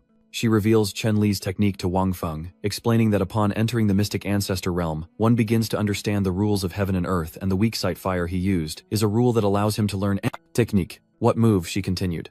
"So he's already entered the mystic supremacy realm," Mok Khan states, the obvious eyes wide. "He's only just stepped into the mystic ancestor realm. At most, he's only half a step in." Realizing this, Wang Feng's expression changes, and he boldly declares that if he's not truly in the mystic ancestor realm, then there's nothing to fear. Chen Li summons the fire spirit, channeling its power into his bodhisattva, enlarging its hand to strike Wang Feng and Mu Qing. Wang Feng calmly raises his hand, channeling spirit energy into his bodhisattva, inflating it to block the red bodhisattva's hand. Yun Fei suddenly touches Li Qing along with Li He and the other three, and together with Wu Nian they work to save this foolish boy. "Senior apprentice, let us heal you now to speed up your recovery." Li Khan's face was blank as he drifted in a daze. "Oh, you guys are so good to me. Is this the true meaning of brotherhood? Your senior brother is so touched." Li. He worried that with the sect leader's Xuanhuang realm cultivation, he wouldn't stand a chance against Chen Lai. Ximen looks down at the two of them and reassures them, "There's no need." He looks towards Wang Feng's bodhisattva, who is struggling against the other one. His voice was low. The sect leader was more profound than anyone realized. Tran Liat's Buddha arm seemed exhausted. He stared in disbelief as Wang Feng's Buddha quickly pierced through his own. In an instant, Wang Feng obliterates Chen Li's bodhisattva, shocking him. "Though the Tathagata palm is your technique, my cultivation is superior. How could you break it?" Wang Feng chuckled, saying that while Chen Li may have learned his palm of the Tathagata, there were some things he could never grasp. From afar, a surge of fierce aura enveloped him, making Wang Feng shine like a god amidst Chen Li's shattered power. A firefly appears crackling with lightning as Wang Feng raises his finger. The tiny but mighty firefly quickly landed on his hand, forcing Chen Li to acknowledge its power. "I underestimated you. I didn't expect you to hide such an interesting item." He then uses his copying trick, creating a killer snake and gloating. Speaking of which, the snake's tongue flicked out as if wanting to devour everything, while that bastard Chen Lai was extremely pleased. "I have something too." Wang Feng calmly protects her. Mu Qing stand back for a moment. That assassin serpent is as long as a scroll. It's wrapped around Chen Li's wooden staff, doubling his power. Chen Lai unleashes the power of his staff, but before it can strike Wang Feng, his golden bodhisattva seizes the weapon. Wang Feng smirks, "Got it." Chen Lai glares at him, "You celebrated too soon." Surprise, a vortex of hell surrounds the sword. Chen Li's assassin blade pierces Wang Feng's bodhisattva, sending it hurtling out of the Earth's orbit as he laughs triumphantly. Seizing the moment, he unleashes a dark energy blast straight into Wang Feng's gut, suppressing him as he grits his teeth, demanding, "Why did my Tathagata palm vanish?" Chen Li explains, "The dragonfire curse merges with the rules of heaven and earth, causing your swan chi to dissipate as soon as it gathers." He continued, "Without swan chi to support you all, your techniques are just a stream without a source." Mu Qing cried out in alarm, "Husband." Weakly Wang Feng managed to ask Chen Li how much time remained in the contest. He scoffed, "You're about to die and you still care about that." Chen Li calmly answered his question, explaining that the contest would officially end when the last incense stick burned out. Wang Feng looked at the incense thinking that it would probably burn out in about 15 minutes judging by its size and length. He gritted his teeth enduring the pain, knowing he had to hold on until then when the reward system would give him a chance to turn the tables. Chen Li stomps his foot, the incense is almost gone. He raises his sword channeling dark energy ready to strike Wang Feng. He cursed, "Your life will surely be shorter than this incense stick." Wang Feng writhed in agony from the dark energy, able only to brace himself against the pain. Chen Li strikes with his assassin's blade aiming for the diminutive Wang Feng. His brutal strike splattered blood everywhere, but unexpectedly the foolish Li Qing sacrificed his life for the sect leader. He took the blow for Wang Feng and the pain caused him to cough up blood. Li Qing collapses to the ground and Wang Feng feels pity for the brave boy. "Li Qing, why did you take that blow for me?" Li Qing looked up at Wang Feng. Cough, cough. "Who told me to have the body of a Xuanling turtle immortal? If I didn't step up, who would?" Seeing this, Fai Vu was stunned, and Van Fai cried out in alarm. But Tran Liat wasn't satisfied, and raised his sword again, threatening. "I want to see it again." Chen Lai swung his sword at Wang Feng, shouting, "Can you withstand a second blow?" Wang Feng raised his hand, and a firefly leapt from his arm, using its fierce celestial energy to block the blow for him. It bravely charged into Chen Li's dark aura and wind, but a single firefly couldn't withstand such a torrent of darkness. The approaching power only intensifies the dark energy surrounding Wang Feng, who worries that his host has been struck by the dragonfire curse. Even the stick's firefly was affected. Fei Yu suddenly jumped in front of Wang Feng to shield him. She sternly blocked the blow for the sect leader, but of course Fei Yu was no exception. She was sent flying. Wang Feng watches his disciple get brutally murdered, and the Shengxian sect members rush over screaming, "Senior sister." Fei Yu coughs up a mouthful of blood, as Zhao Yue can only watch her in horror, bursting into tears. Sect leader senior sister is badly injured. My elixirs are useless. In his pain, Wang Feng gritted his teeth and called out to the system. "System heal, Ling Fei Yu." His system panel appeared, but it only brought despair, as Wang Feng didn't have enough sect value. He was stunned, and could only beg the system the demon sealing assembly would end in less than an incense stick's time. "I'm about to get sect points, I want to borrow some in advance," but the system flashed a clear red warning, unable to break the rules. Li Qing crawls to Fei Yu's unconscious body, desperate to save her. Mu Qing lands, urging them to be calm, saying she'll be all right. From Fai Vu's chest hair emerged a golden flower bud, which bloomed into a radiant golden spider lily, brimming with vitality, leaving Li He Koniem and even Huyan Sat utterly astonished. Could Mok Khan be controlling the spider lilies to create countless threads of life, allowing Fai Vu to float? Is this the Lang family's ultimate treasure? Wang Feng is confused. What is going on? She gently explains that the Yellow Springs Lycoris can mend any wound its host suffers, saying, "Your disciple carries a treasure called the Yellow Springs Lycoris. Once her life is in grave danger, when one foot is already in the Yellow Springs Higgin flower will awaken. Then whenever its host is injured, it will absorb the surrounding heaven and earth energy to heal them. The more severe the injury, the more energy flows in, and each time the host recovers, their cultivation will greatly increase. Let's get closer to Ling Fei Yu, so she can absorb our energy faster to heal." The nether energy grows stronger, illuminating the sky. Instantly, the gash across her hip was completely healed, and Chen Lai glared at Wang Feng. "I knew it. The Lang family's underworld amaranthine flower is on Lang Fei Vu." He threatened sect leader Vuong. "How about a deal? Just hand over the Yellow Springs flower, and I'll spare your immortal sect." Wang Feng eyed the fool, the Yellow Springs flower growing on her body. "And how would I hand it over to you?" Chen Lai said calmly. "Kill her, and you can take it." Everyone rejoiced as Fei Yu's wounds began to heal. "The senior disciple's wounds are healing, that's great, she's saved." But before they could celebrate, a loud noise erupted nearby. Chen Lai stood behind them, saying, "Sect Leader Wang, isn't it worth sacrificing one person to save so many lives in the divine immortal sect?" The overwhelming power made it difficult for everyone to resist, and Wang Feng's entire body trembled. A familiar foot slowly and laboriously steps forward, as Fei Wu gets up, saying, "My life belongs to the sect, and every grievance will be avenged by the sect for me." Though not fully recovered, she refuses to give up. Ling Fei Yu willingly offers the other shore flower of the Yellow Springs. Zhen Lai is surprised. The immortal sect's education is excellent. The disciples are all sensible, making everything easier to resolve. Suddenly a hand appears before Fei Yu, and Wang Feng taps her on the head. "If my divine immortal sect relies on sacrificing its disciples to survive, then what right do we have to call ourselves the divine immortal sect?" Fei Wu is moved to tears. "Yes, sect leader." Mu Qing looked on admiringly, as expected of my husband, while he could only offer a wry smile. "With my cheat abilities, if I can't even protect my own people, wouldn't that be a disgrace to transmigrators?" Wang Feng turns to him. "I can definitely destroy your dragonfire curse." Chen Li's voice is somber. Unless your cultivation surpasses the half-step profound ancestor realm, you cannot escape the dragonfire curse. As for, you don't even dream of reaching the profound ancestor realm in this lifetime. He held out his glowing hand and said, then watch closely. But behind Wang Feng, a statue of the Buddha of infinite thought suddenly appeared. The Buddha statue is consumed by flames, and it seems the sect leader can't contain the dragonfire curse. But the statue's feet float in mid-air, its hands growing large as if to protect Wang Feng. Chen Li focuses his limited Xuan Qi into his palm. Is this his final move? How boring. But just as he said that, the Buddha statue's hands clapped together. Though it made a big impact, it didn't do much damage. Noknon believes the gap between the semi-profound realm and the peak profound realm is vast. Immediately after, the statue behind Wang Feng vanished, as Chen Li looked at him with disdain. You have failed, yet he doesn't respond, slowly, rising to his feet, wiping the blood from his lips. No, I succeeded. His tone was full of confidence. Chen Li's eyes widened in shock. Oh. Wang Feng calmly explains that the target of the Tathagata palm wasn't you but that. The force of the Tathagata palm caused the incense to burn quickly, he said, pointing to something in the distance that no one had noticed. Now that the incense has burned out, the devil sealing assembly is over. With that, the results board appears. Chen Li is confused. What does the end of the competition have to do with you destroying the dragonfire curse? He calmly explained, the connection between the two is huge. The system used 1000000 sect points to exchange for 100 chances to draw a prize, and began the drawing. Receiving the system's command, he immediately follows Wang Feng's instructions, ordering it to transfer all cultivation to its host. Wang Feng's entire body emitted a dazzling light as if reborn. The wounds he had just suffered vanished, leaving him feeling incredibly refreshed. The dragonfire curse suddenly screeches with a piercing sound. Chen Li can't understand how he broke the dragonfire curse. Wang Feng calmly took each step. I was a bit careless just now. I just so happened to advance to the profound ancestor realm. The system then congratulated him for reaching the profound ancestor realm. Chen Li gritted his teeth, furious that Wang Feng had reached such a high level. He yelled at him, you were clearly at the peak of the profound yellow realm, but you couldn't even touch the shadow of a half-step profound ancestor. How could you suddenly advance to the profound ancestor realm? Chao Lan, hiding behind, observed. Is the sect leader of the immortal sect stronger than General Chen Lai? So does that mean no one can destroy the immortal sect? He walked over and unhesitatingly stomped on her hand.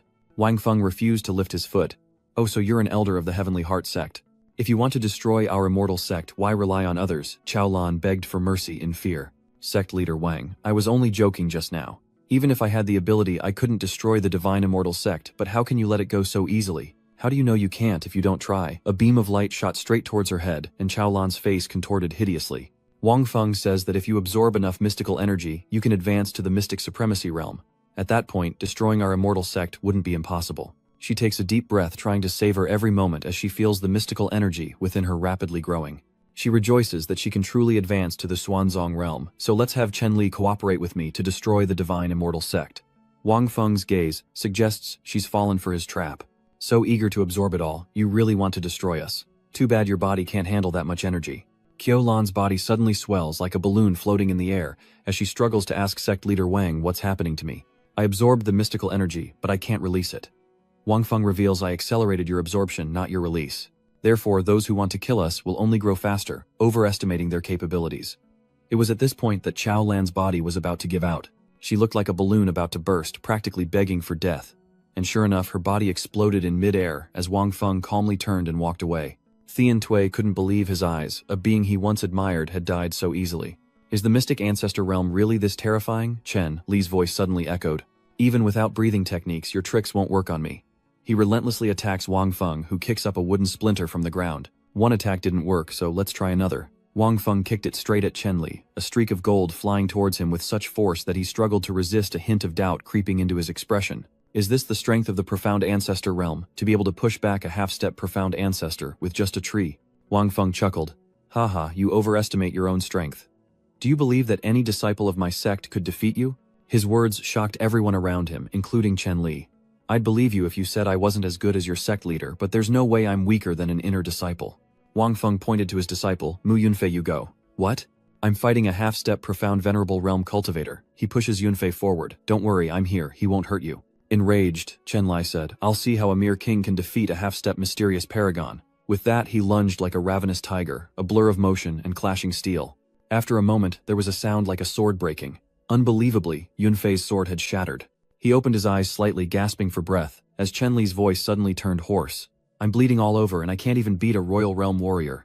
Chen Li's armor shattered, His body trembled, and in disbelief he looked at Wang Feng. What power did you just use on me? He raised his hand explaining, after entering the early mysterious venerable realm, one can strengthen or weaken the laws, meaning when you attack an object, it will generate a corresponding reaction force.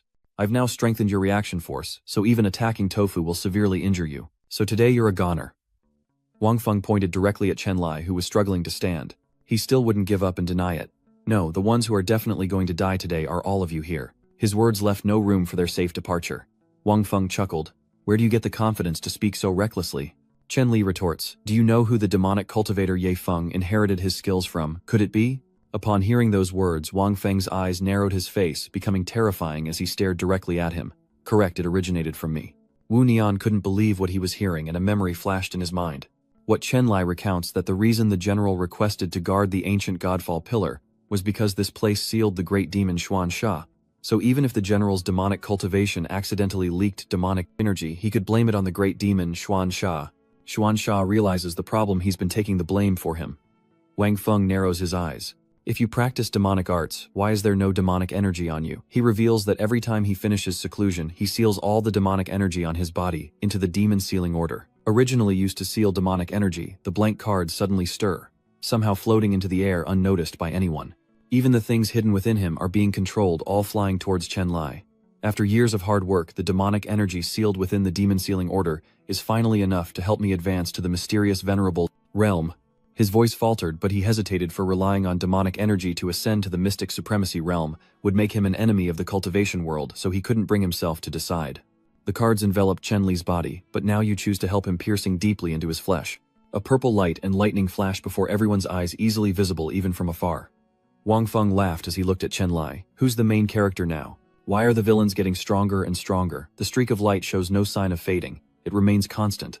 After a long while, a gap appeared from within, and Chen Lai emerged with a completely mutated body and form. He looks like a monster. Everyone who sees him is terrified, yet General Chen Li is the one who practiced demon cultivation. Qin Lan is worried. Now that Chen Li has become a demon, he will surely silence them to avoid being besieged by the experts of the Xianlan continent. Then Lam City will become a living hell. What are we going to do with Tran Liat holding Elder Kamzan hostage? A foot races to escape, none other than the zither player rallying everyone. Run Chen Lai has realized our escape plan. But how could he let them off so easily? No one will survive in Divine Forest City today.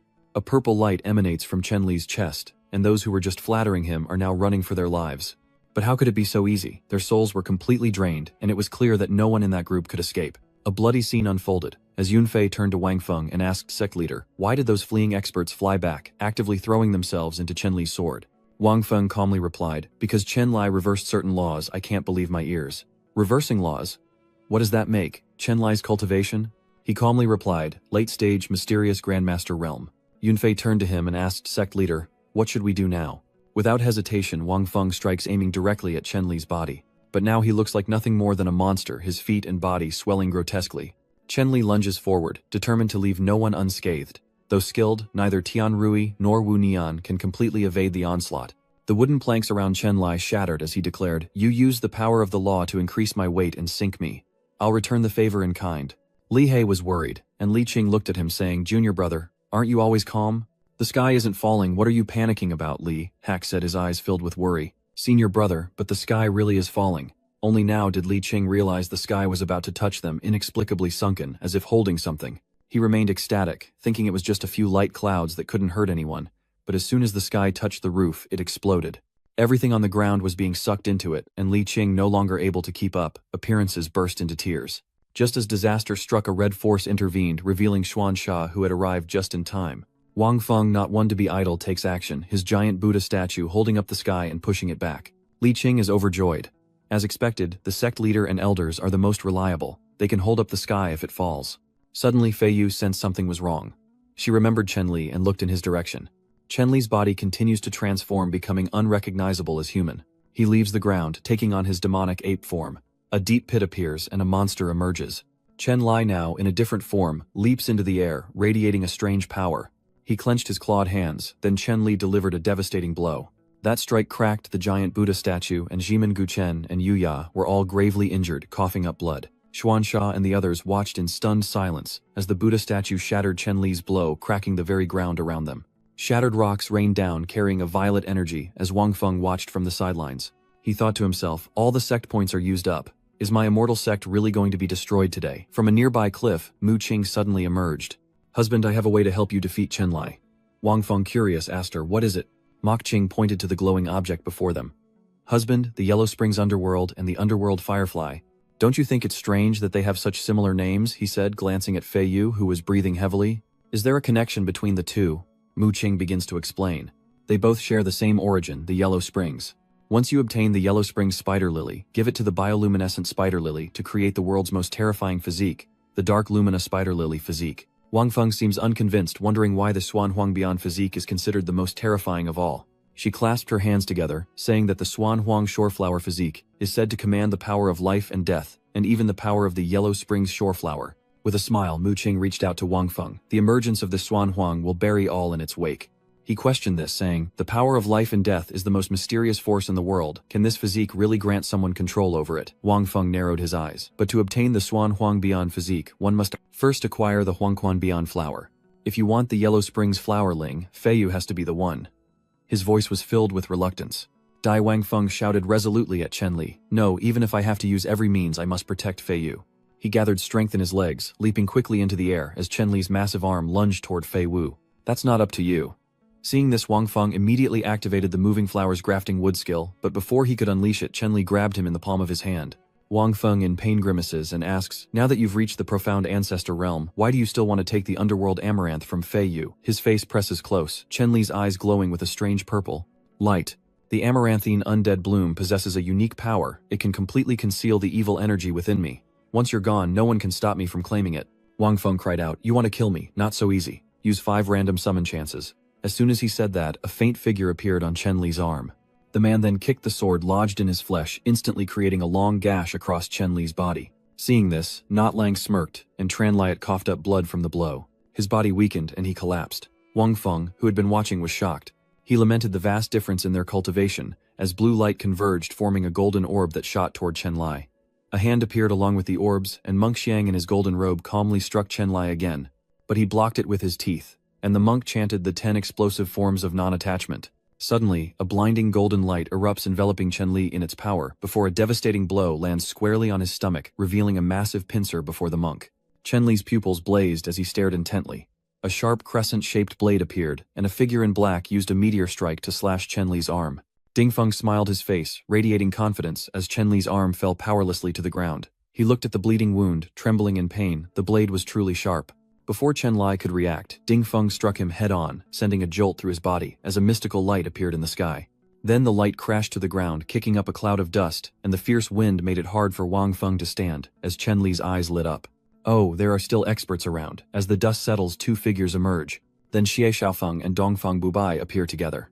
Bubai raises a needle, and many more small needles appear around his hand. He uses his embroidery needles, sending countless red threads toward Chen Li.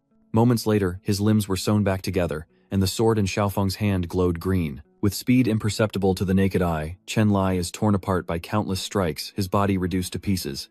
At that moment, Wang Feng's eyes suddenly widened in horror. This isn't good, we have to escape. He's going to use... He looked at the fragments of Chen Li's body glowing and shouted. Demonic fusion, a blinding purple light erupted from where he stood. Seconds pass, and Chen Lai is restored to his original form. Mu Qing's expression turns worried. She had hoped that a tag team battle would severely injure him, at least narrowing the gap between her husband and Chen Lai. She watched as his wounds began to heal, the result of Chen Li's ability to reverse the laws, turning damage into benefit. Mok, Khan and the others faced Chen Li, who was exuding a powerful aura, which in turn increased Chen Li's cultivation by 1 level. He questioned Wang Feng's sect leader. Wang, do you have any other experts by your side? He looked at the system panel and answered honestly. That's it, Wang Feng said, clenching his fist. I can't let the 5 elders' sacrifice be in vain. Chen Lai spoke loudly, declaring as he lifted his foot. The Xianlan continent is once again without gods or sects, and Wang Feng and the others are like tiny ants trembling beneath Chen Li's feet. All 3 gape their eyes wide with terror, while Li Qing, eyes shut tight, clutches his hat and cries out in fear. I don't want to die yet. He finally managed to lift his heavy eyelids, and Fei Yu was overjoyed to see him awake. Dazed and confused, Li Qing didn't understand anything. Huh, what's going on? Suddenly something catches his eye, and he's stunned. The transformed Chen Lai is now 10,000 times larger than before, slowly approaching the group. In a hoarse voice he asked, is this the Crown Princess Zhang Yuhua? Wang Feng smirked in response. That's right. He crossed his arms, raising an eyebrow at him with pride. The reason I summoned the 5 elders was to force you to use the corpse demon disintegration, giving the other Shore Sulfur Soul a chance to invade your body. The gods are unaware. Listening to Wang Feng's explanation, Zhang Yuhua, who has rarely used Chen Li, glanced at his shoulder in surprise and cursed twice in anger. Damn it. As he finished speaking, Chen Li raised his foot ready to crush the people of the immortal sect beneath him, but Wang Feng fearlessly beckoned, issuing a command. Go back. Immediately the underworld amaranth obeyed, carrying its mark as it flew out of Chen Li. Wang Feng, controlling the stick sulfur in his hand, chuckled as if he'd dealt with a demon. While everyone was still stunned, Li Qing shouted joyfully, "Junior sister, you're safe now." Mu Qing looks up at the massive figure looming over her, and softly calls out to him, "Husband." This thing can't seal a high-level, profound, venerable realm expert. Seeing cracks appear on Chen Li's body, Li Qing urged, "Sect leader, let's escape, while this demon is still sealed." Wang Feng watched, replying softly, "Unless we kill him, no one can escape God's Fall City." Suddenly, Fei Yu collapsed to the cold ground, bowing her head and embracing her trembling body. So many elders sacrificed, and still, it's not enough. Undeterred, he summons the Tathagata Divine Palm. If that doesn't work, then perhaps the Tathagata Divine Sword will. With that, the massive hand descended upon Chen Li, its immense power cracking his seemingly indestructible body, the arm striking like a blade, cleaving him in two. Everyone present was shocked by this sight, but Wang Feng didn't seem pleased. He frowned at what had easily shattered before him, noticing someone was missing, and asked, "Where's Chen Li?" The ground beneath them shatters as a powerful force erupts. Chen Li unleashes a devastating uppercut, the force of which sends everyone flying. He grinned, baring his sharp teeth as he looked gleefully at Fei Yu in his grasp, who anxiously turned to look at Li Qing. "Is she saying her last words to you, senior brother? Remember what you just agreed to." Before she could finish, Chen Li ruthlessly crushed her, causing her to cough up blood. Li Qing stares in disbelief as his dear junior sister is brutally attacked, and Master Chen shouts, "Disciple." Wang Feng cries out her name, Ling Fei Yu. The faint golden light of the Yellow Springs shore flower begins to appear as Chen Li smiles sinisterly at the flower he's long desired. Clutching his head in anguish, Wang Feng recalls his words to Fei Yu, trembling, as he says, "I just crossed the sea gate. If the immortal sect needs to sacrifice its disciples to protect itself, then what right does it have to call itself the immortal sect?" Without time to grieve, Li Qing leaped into action. He rushes before Wang Feng sect leader junior sister, "Asked me if anything happens to her. I must retrieve the Yellow Springs spider lily and give it to you. Now it's time for this senior brother to fulfill his promise." With that, he closed his eyes, resolutely casting the spell. Instantly, the flower in Chen Li's hand transformed into Li Qing's Xuanling turtle immortal. Wang Feng cried out in shock, trying to stop him, but it was too late. Li Qing has now been transformed into Fei Yu's Yellow Springs flower. Chen Li roars in anger, daring to use flower shifting to ruin my plans. He slams down with his remaining hand, seeking to eliminate the one who disrupted his scheme. Damn it. Li Qing gritted his teeth, struggling against the immense power. "Sect leader, I don't know how long my immortal Xuan tortoise body can hold out," he cried, coughing up blood. "Please don't let junior sister's sacrifice be in vain."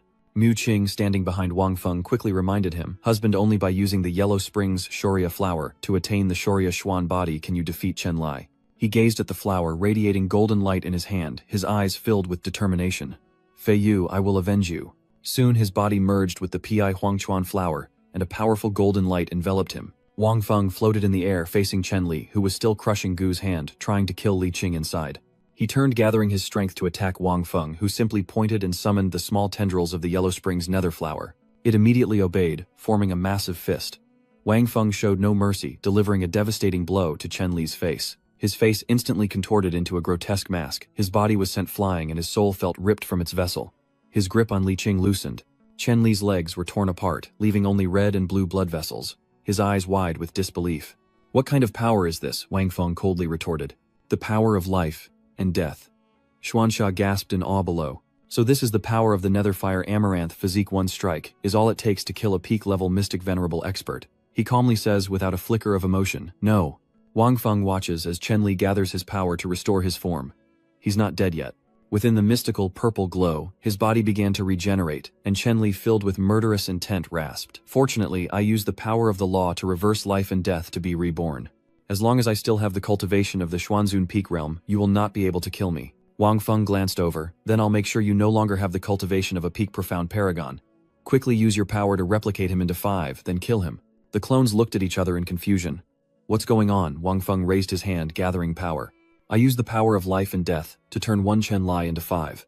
Hearing this explanation, the clones immediately grinned mockingly. "You couldn't even kill one of me, and now you've made 5. He pointed, sending the power from before piercing through all 5 versions of Chen Li, his eyes full of determination. "You alone cannot kill me." Chen Li glared at the immense power descending upon him.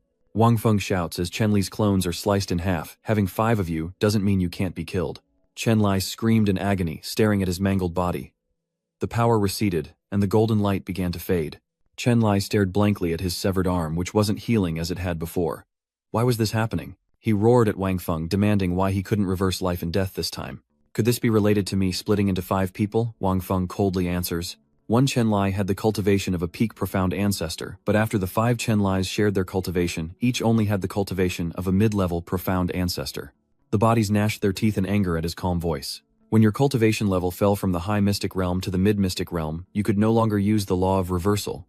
You can't reverse life and death, so you can't be resurrected. Quickly, they were enveloped by layers of light as Chen Li cursed under his breath. Damn divine celestial sect. He looked up at Wang Feng, who was floating in the air, manipulating power around him. Just where did you crawl out from? He didn't answer but simply pointed, giving the order. Whoosh. Immediately, the stick sulfur flew out like streaks of brilliant gold surrounding Chen Li's 5 bodies in an instant. Wang Feng shouted the order to collide, and immediately all the bodies were attacked unexpectedly. Those who couldn't react in time gnashed their teeth and screamed in pain as their bodies were torn to pieces. Chen Li, unwilling and horrified, looked at Wang Feng and exclaimed, "What kind of monster am I facing?" Everything fades away, leaving only Wang Feng's silhouette above. He turned to look at the stick sulfur flowers crossing his arms, pleased with his achievement. His heavy eyes opened, adjusting to the sudden light. Fei Yu, lying neatly on the ground, awoke with a start, looking around wide-eyed. She groggily sat up, rubbing her head. Seeing Wang Feng, Li Qing, and everyone else in the sect, she couldn't believe it.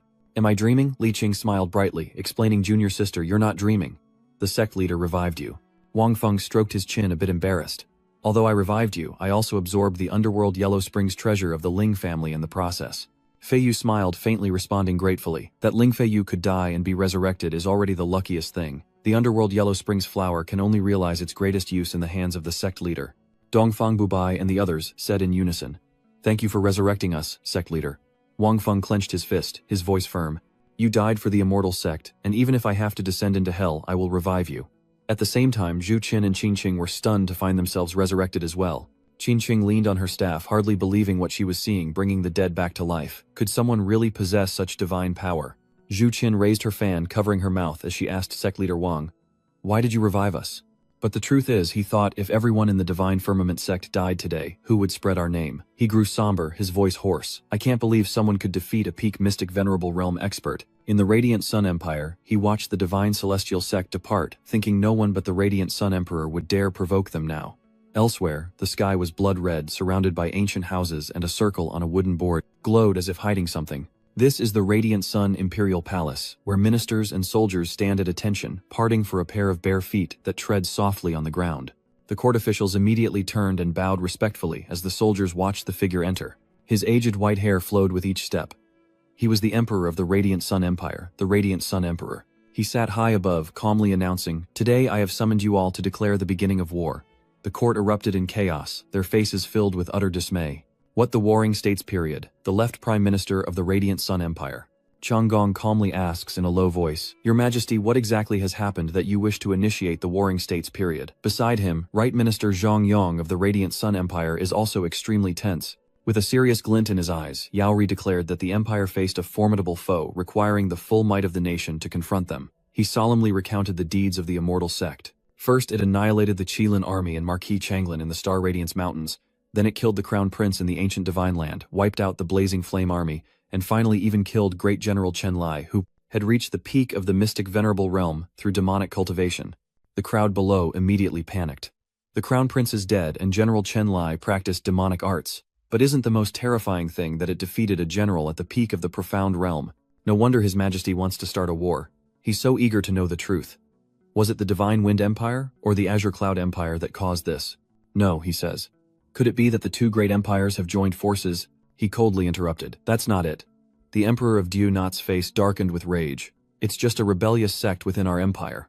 The Yao Sun Emperor gapes in disbelief. How could a mere sect annihilate 2 of our elite armies and slay our great general? Chen Li Chenggong frowns. Since the founding of the Yao Sun Empire, we've only waged war against other empires. Does that mean the immortal sect possesses the power of an empire? But contrary to what they imagined, the exterior of the immortal sect was just an old thatched house, while inside everyone had gathered, with Wang Feng and Fei Yu sitting in the highest positions. Yun Fei remained serious while Li Qing stood akimbo, a proud smile on his lips. Beside them, Madame Tran and Lai Hak stood silently with folded arms, as Wang Feng sat in his chair, a satisfied smile on his face. Beside him was his little wife, Mu Qing, as Li Qingbord spoke up. Sect leader, why have you gathered us? Receiving a notification from the system, Wang Feng frowned, and ordered the great Emperor of the Sun to personally lead troops to attack the immortal sect. Hearing this, the expressions of several people tightened, but his voice remained steady. At that time there will still be deaths in the immortal sect. Are you all afraid? Ngok Nan chuckled while Taimon's face remained as cold and unchanging as ice. Fei Yu's booming voice echoed, what's so scary about death? She stepped forward, I, long am fearless. We believe in our leader in the divine celestial sect. Fueled with newfound resolve, Wang Feng rises. So our divine celestial sect is about to pit the strength of a sect against an empire. He pointed with glee. As long as we win this battle, neither the Radiant Sun Empire nor the Green Cloud Continent will dare to touch our immortal sect again.